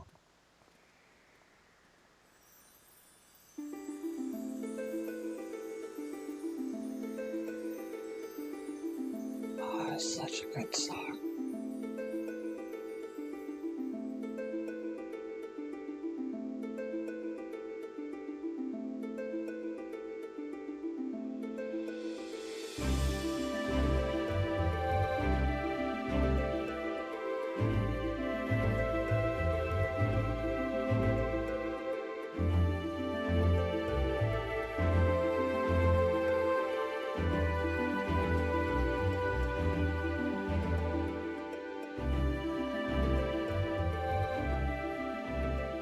So, those mad souls dove straight into the ocean over there, did they?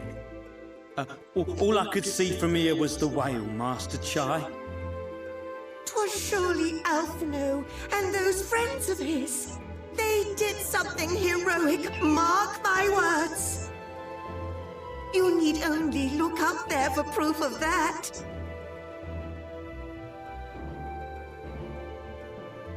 As you say, my love. They're sure to be back, any moment now. Any moment.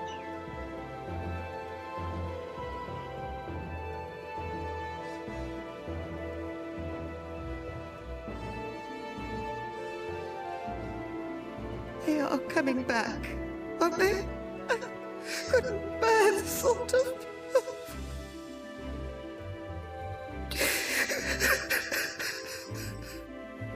There, dear.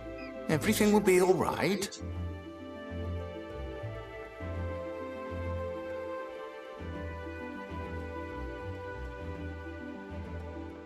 There, look! Over there, over the beach!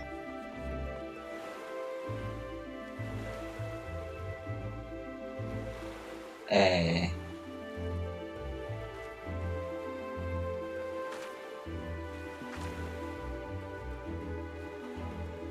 Ho there!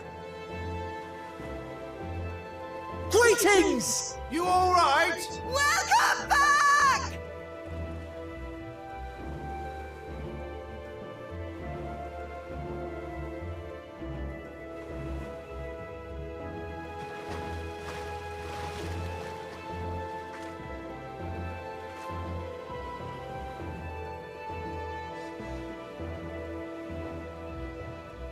I didn't think we'd be swimming the whole way back.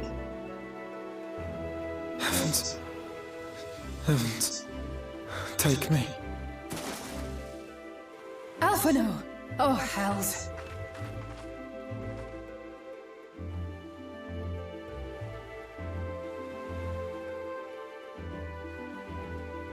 Wait! Where's Urianger? He must have fallen behind. But shouldn't we look for him? He'll wash up, sooner or later. For the love of Alphino!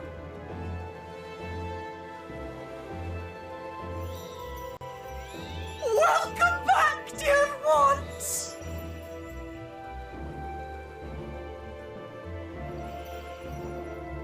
And thus did salvation come to the first.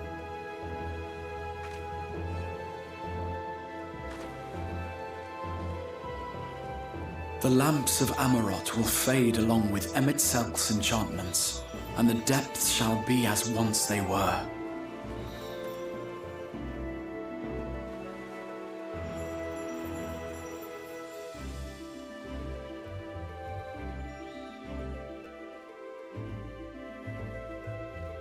Mount Gulg will one day fall, and the Talos below yield to wind and rain.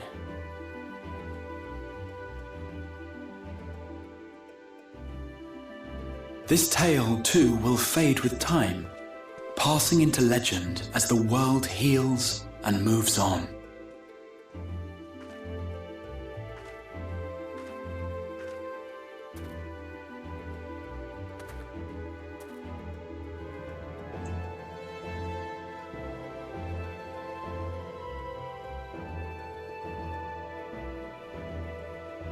Nevertheless,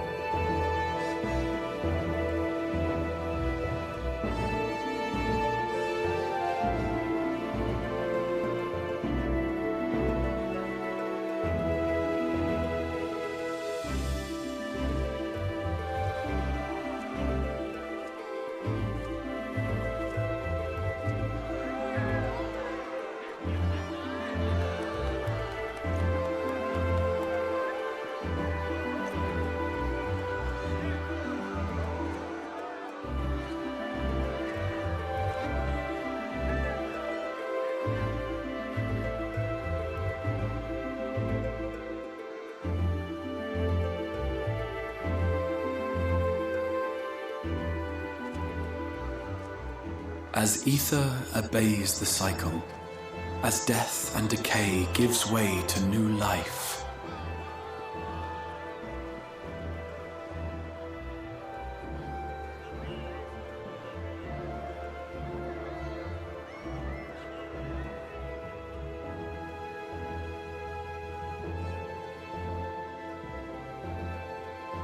so too do the memories we share inspire others to rise to greatness. For we who walk before may lead those who walk after.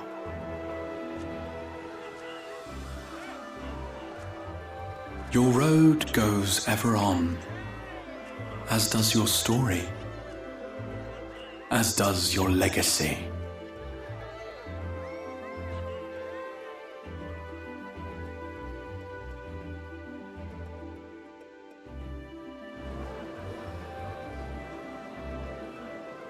Such is the hero's lot, to touch the lives of countless others. Excuse me? You're the Warrior of Darkness, aren't you?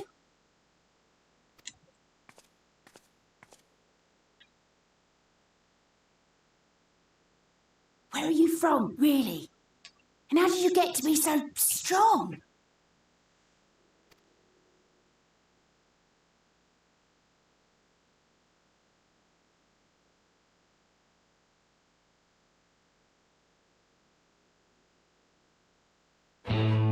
What the hell?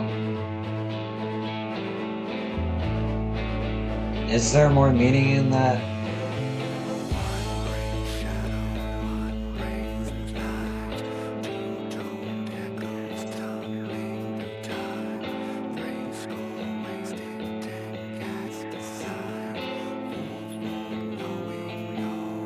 That was a dope game.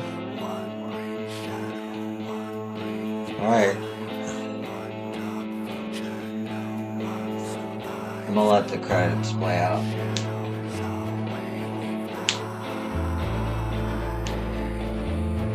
And the copyrighted music.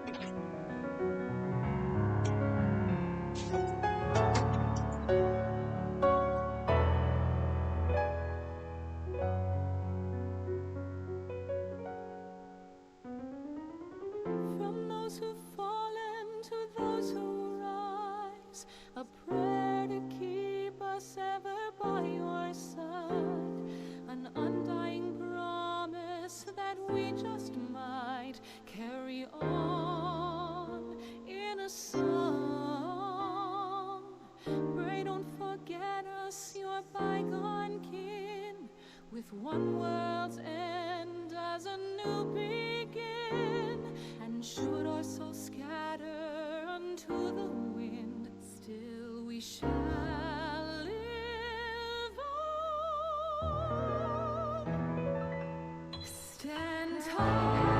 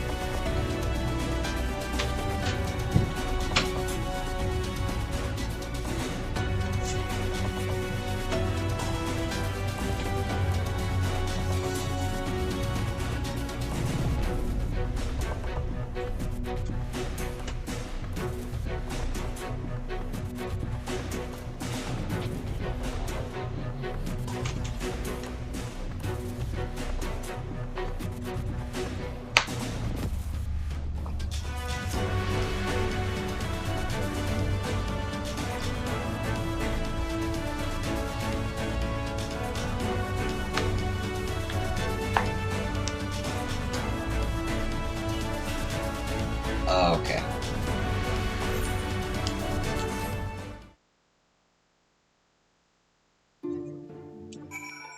Let me finish the quest and I'll be done with base shadowbringers.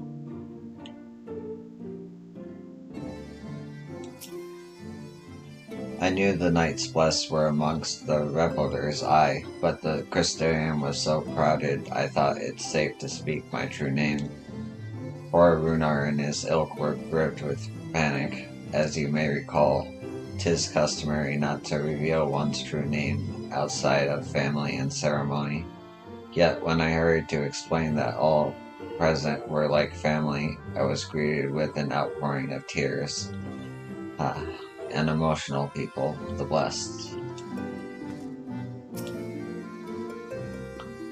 It would seem I don't know my own limits. I had thought to push on until dawn, but my body had other plans.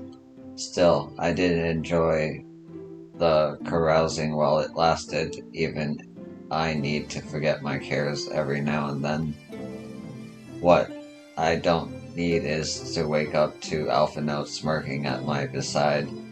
He said my face was a rare sight while I slept. Gods, I hope I wasn't drooling.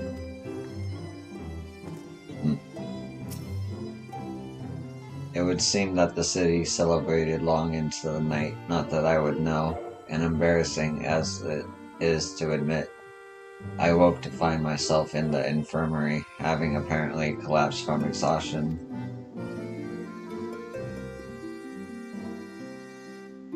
My aching pride was somewhat soothed by the sight of Alice asleep in the bed next to mine. She must have been just as weary. Long has it been since I've seen her face so peaceful in repose. And 'twas a rare tranquil morning, made unforgettable by the sight of those clear blue skies.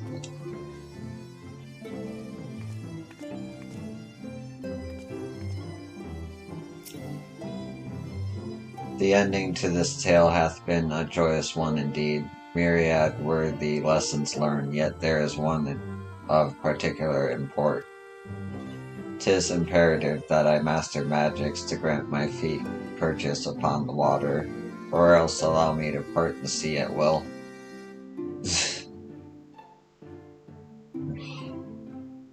I must needs visit Bismarck in due course and scrub his teeth in thanks.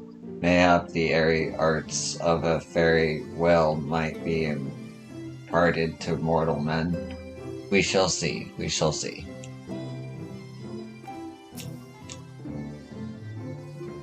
People came from miles around to join the festivities, but most seemed to have stumbled home by now. Even so, I dare say Norvent will echo to the sound of clinking mugs for some while yet.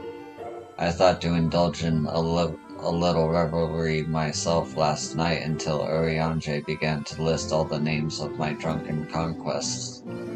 I ended up drinking water. Water.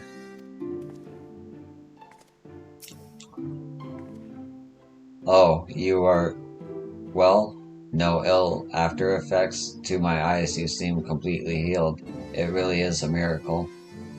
Speaking of happy surprises, I was amazed to see the crowd that greeted our return. I hadn't realized just how many people we'd met along the way. And did you see their smiles? Right then and there I vowed to do whatever I could to keep that joy from fading. Ah. Green's great.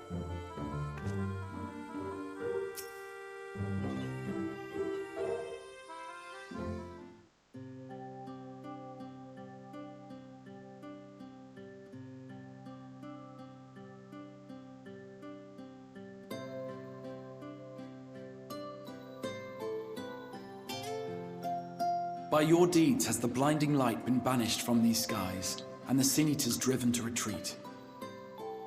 Although our many hurts will be years in the mending, I have faith that this world and her people will one day be whole once more.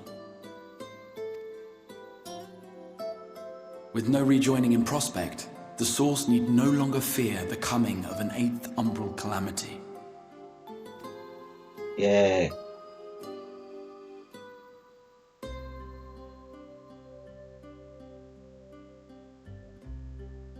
And with that triumph, the future from which you came will no longer come to pass. Yet here you still stand. So I do. I wonder if that other age continues onward somehow, cut adrift from time's flow. Or have I simply etched myself a place upon this new block of history?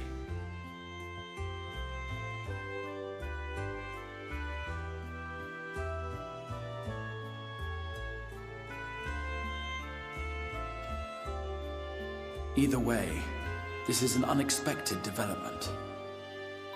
As the summoner of your souls, my death was meant to release you back to your world. Yet I am very much alive, and you are still stuck here in the first.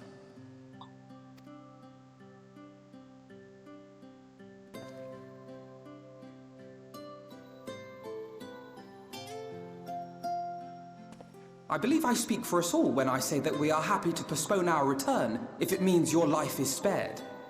We will seek out another way.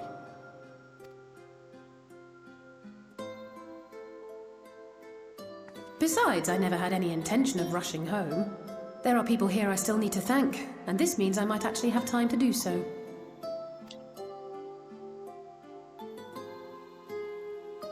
Yet we dare not neglect our comrades in the source. Mistress Tataru, to name but one, will be most anxious to know how things stand with us. So, you'll just have to make the journey alone for the moment. Be sure and give a full report to our fellow scions, would you? Oh, and we'd also appreciate any news you can bring us from back home.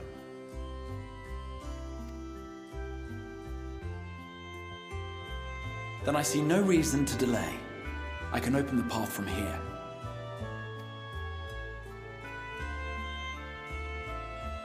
I imagine we each have matters demanding our attention, so let this be a farewell for us all.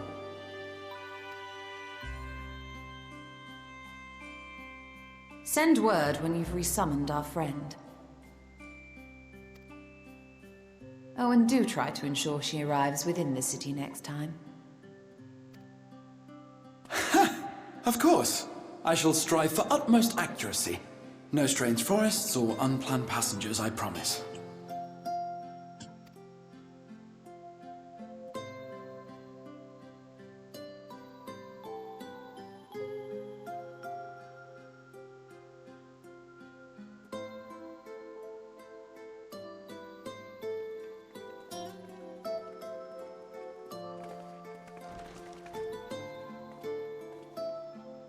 I'm a little relieved, to be honest. I would have been terribly lonely if everyone had suddenly disappeared.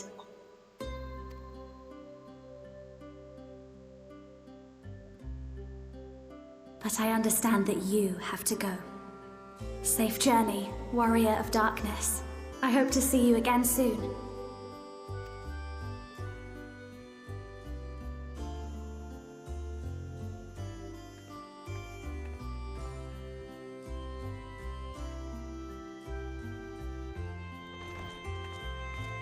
Just a moment while I attune the portal.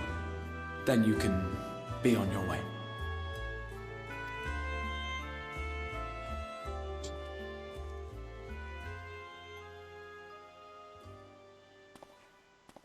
When I was a boy, many long years ago, I yearned to stand tall as the heroes of Eld. But like a fool seeking to pluck the stars from the heavens, my every attempt to reprise their deeds fell short. And then one day, an all but forgotten dream from my youth stood before me in the flesh.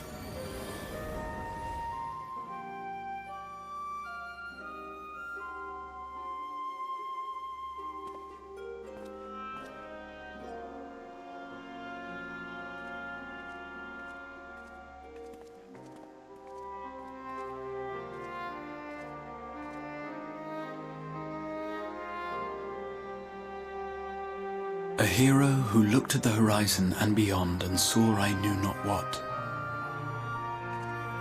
All I knew was that I would give anything to stand at that hero's side.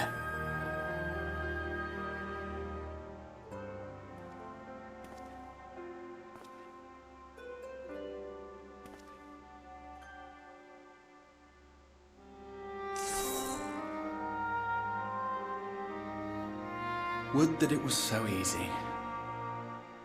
The glory of the heavens was ever beyond the grasp of those who never thought to reach for it.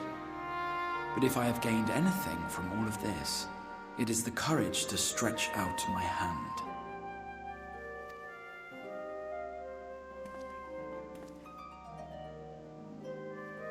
Do you hear me, Grahatia? This is no time for sleeping.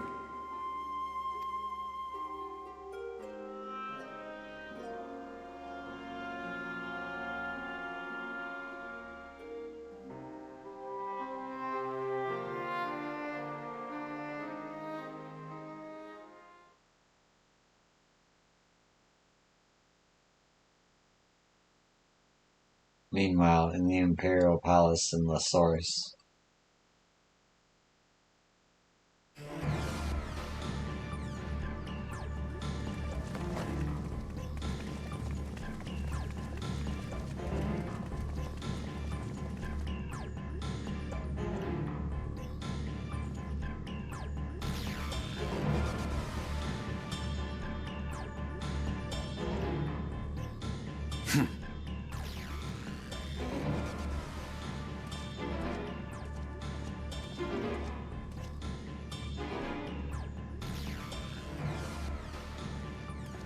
To the West Gate! I want to know what's happening there!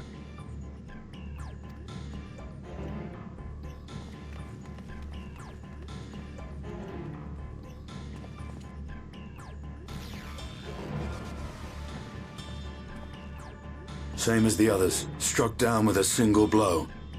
An unfortunate day to draw guard duty.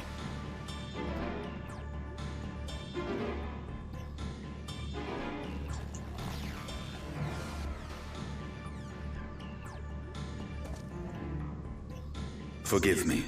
These were your people. We took advantage of this slaughter to slip into the palace. 'Tis not for me to grieve them.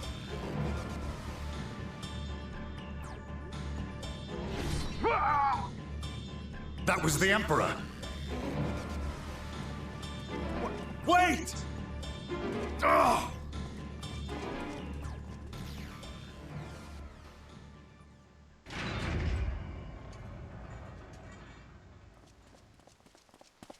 Your Radiance!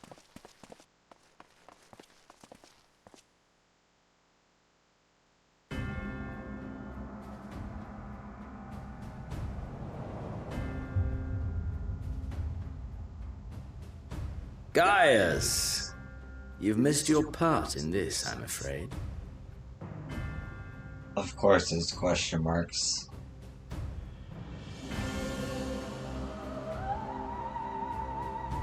Well, it's obviously not him. Identify yourself, demon!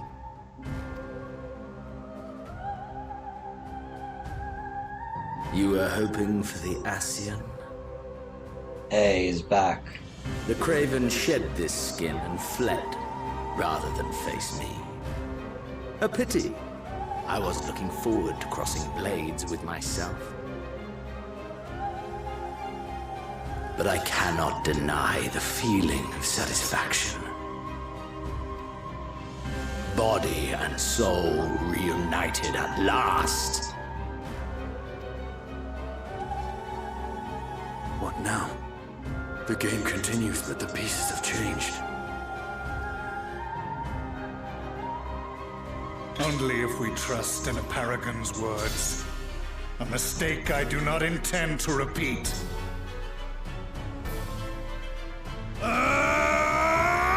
Gaius! He speaks the truth. Elidibus is gone. Tore a hole into the rift.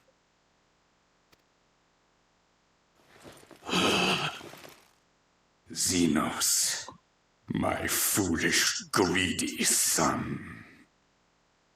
Was a second life not enough? Was the Empire too rich a prize to ignore?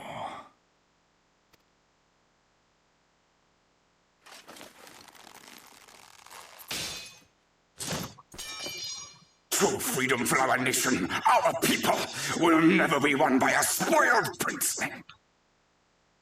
The burden of this throne is beyond you.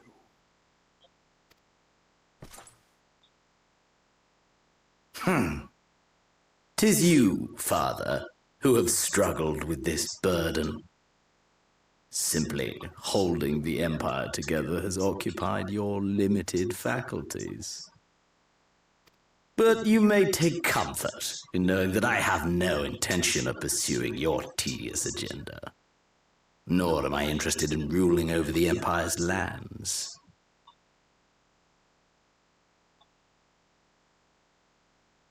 I came only to remove that which ruins my sport. I will not have my prey stolen by your petty wars and cowardly weapons.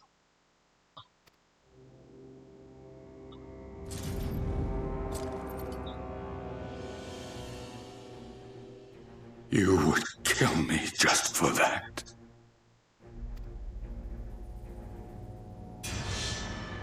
I need no other reason. Any and all who interfere with my hunt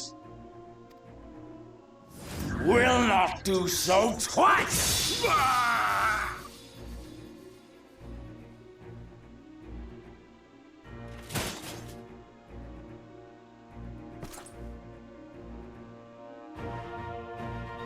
I heard the Ascians speak of Zodiac, an Eidolon.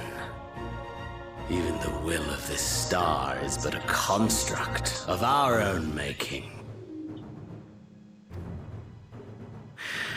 We shall gorge upon their strength, and then, my friend, our contest shall begin anew.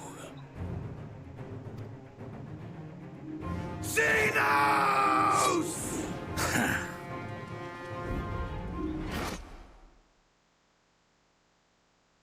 Really?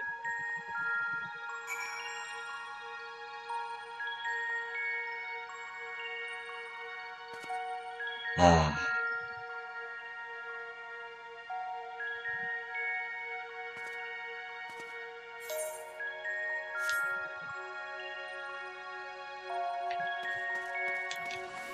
Never actually went down here.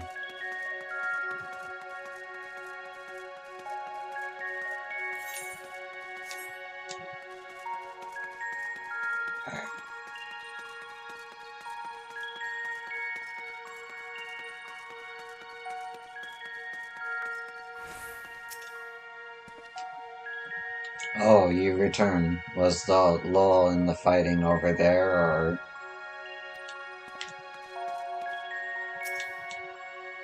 I've been keeping that device you uncovered safe and sound. Did you need to use it again? No. Not right now.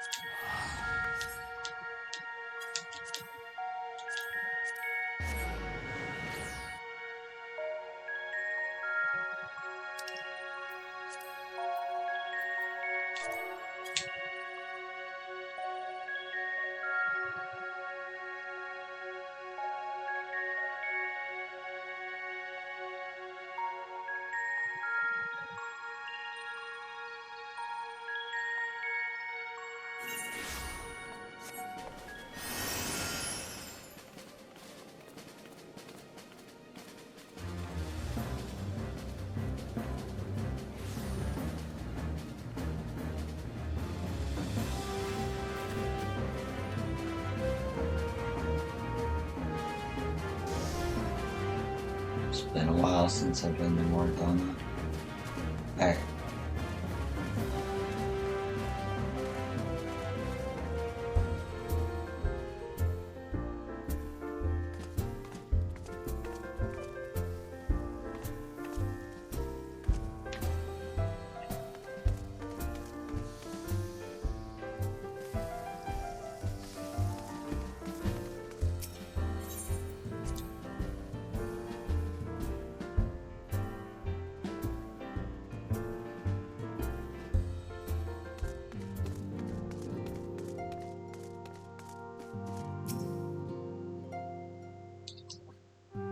Welcome, yo. As you can see, nothing of consequence has happened while you were away. You needn't worry for us.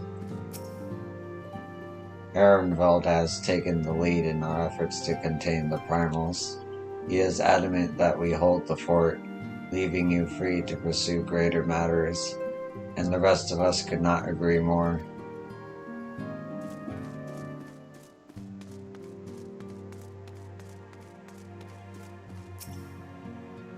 Together with the Eorzean and Eastern alliances, we've been waging our war of subterfuge in the Empire. Thancred's left big shoes to fill, but I try to fill them best I can.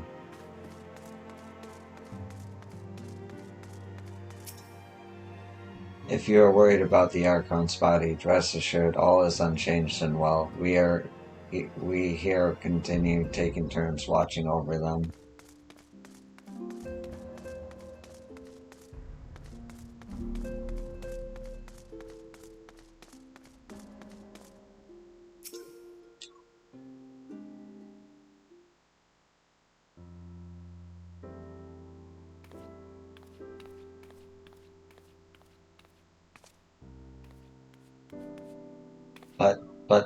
But, yo, is it really you?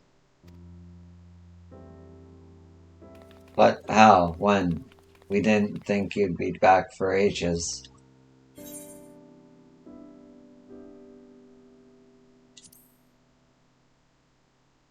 Time moves in mysterious ways. Right, so it does. The reports you had delivered by that acceptable little pixie said as much. As for the situation on this side, the Imperials are still eyeing out our forces from afar. From what I'm told, the Garlean armies have been slow to react and seem reluctant to commit to any large-scale engagements. It's an odd sort of stalemate. Otherwise, we've yet to see any sign of that awful Black Rose weapon we were warned about. Oh, but I suppose we did call in an old friend to help out on that count.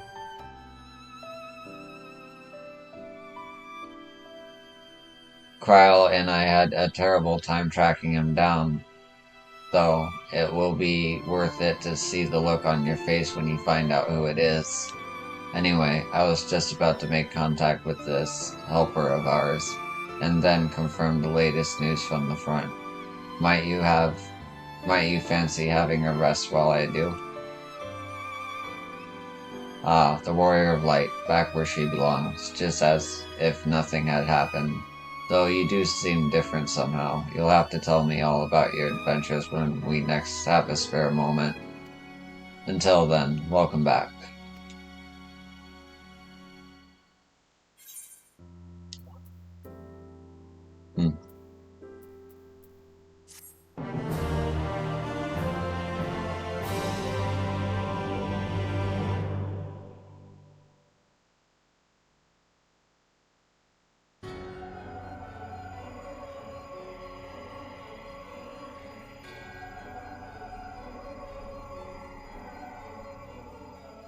Oblivion has claimed him.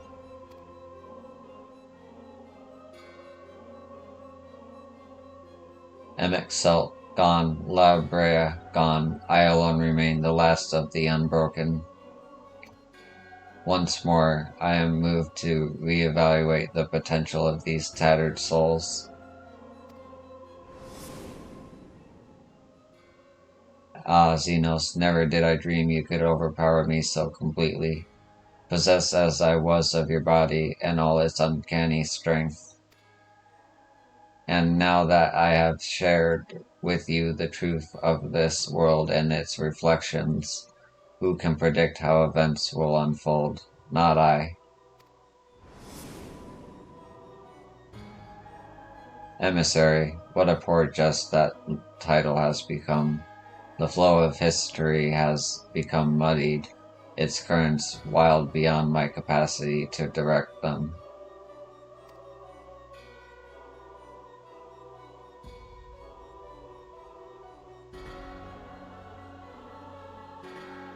You have wrested the advantage, Heidelin.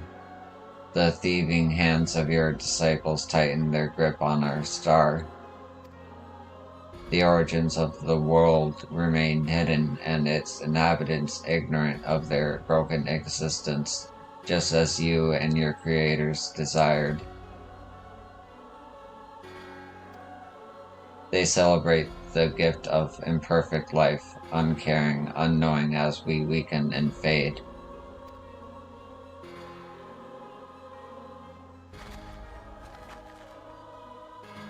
But Do not imagine yourself rid of us. Though your champion has indeed proven the most egregious obstacle to our ascendance, a barbed thorn in my side, she may yet be removed and cast into the abyss. Oh yes, it can be done. I will keep these heroes mirrored in the first, and victory will be ours at last.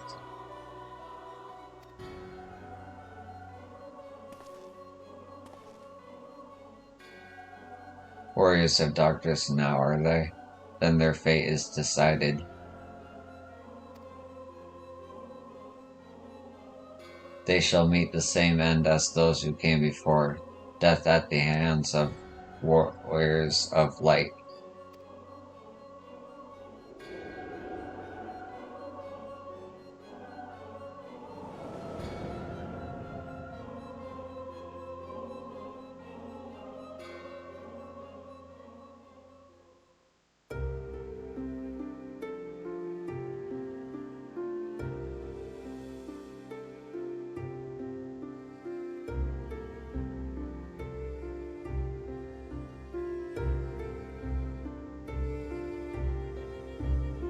It seems you were right. Yes, there is something out there.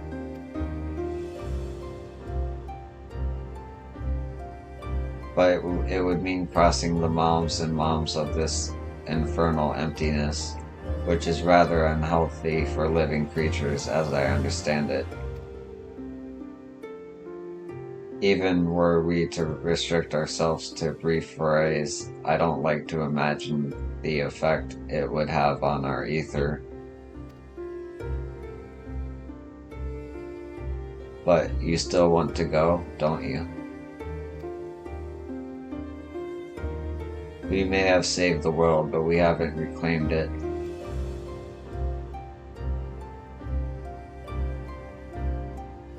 Ah, when you put it that way.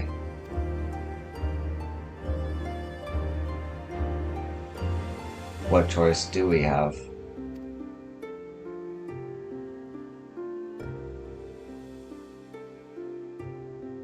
Well, of course I'm going with you. That's what family is for, isn't it?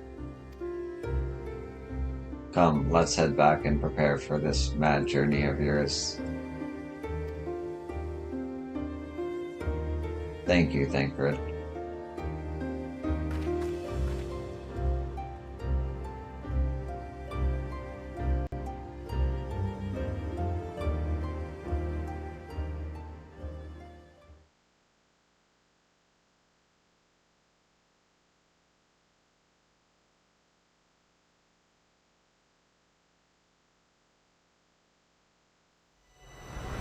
The days says his way the gentle night wet and can end the war of dark and light.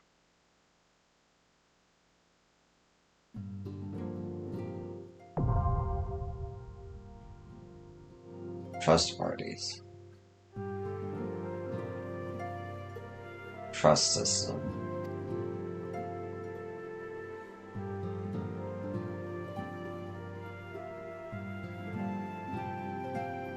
Oh.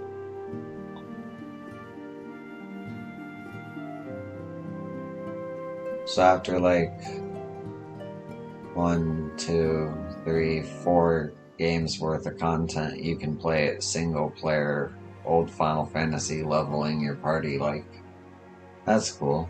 Not for me, but that's cool.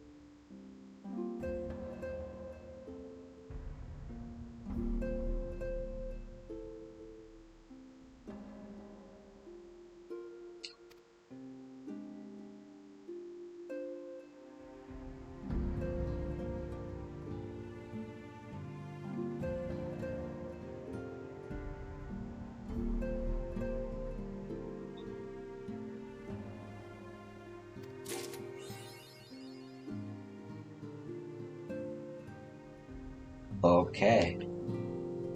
Let me see if there's new dialogue real quick. Welcome back, yo. How do the Archons fare over in the first? When next you see them, you may inform them that their buddies are as well as can be.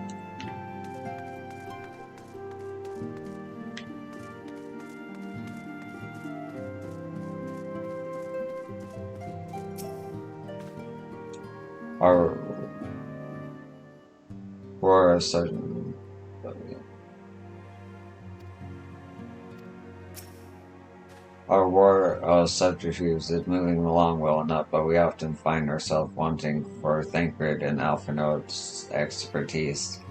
Wish they'd hurry up and get their asses back here.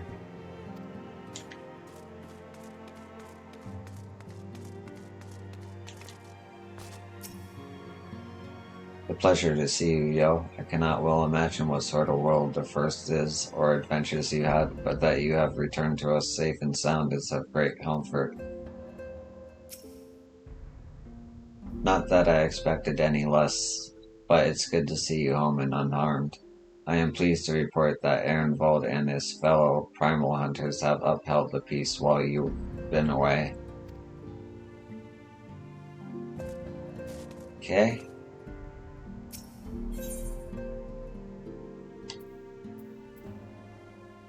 Ooh.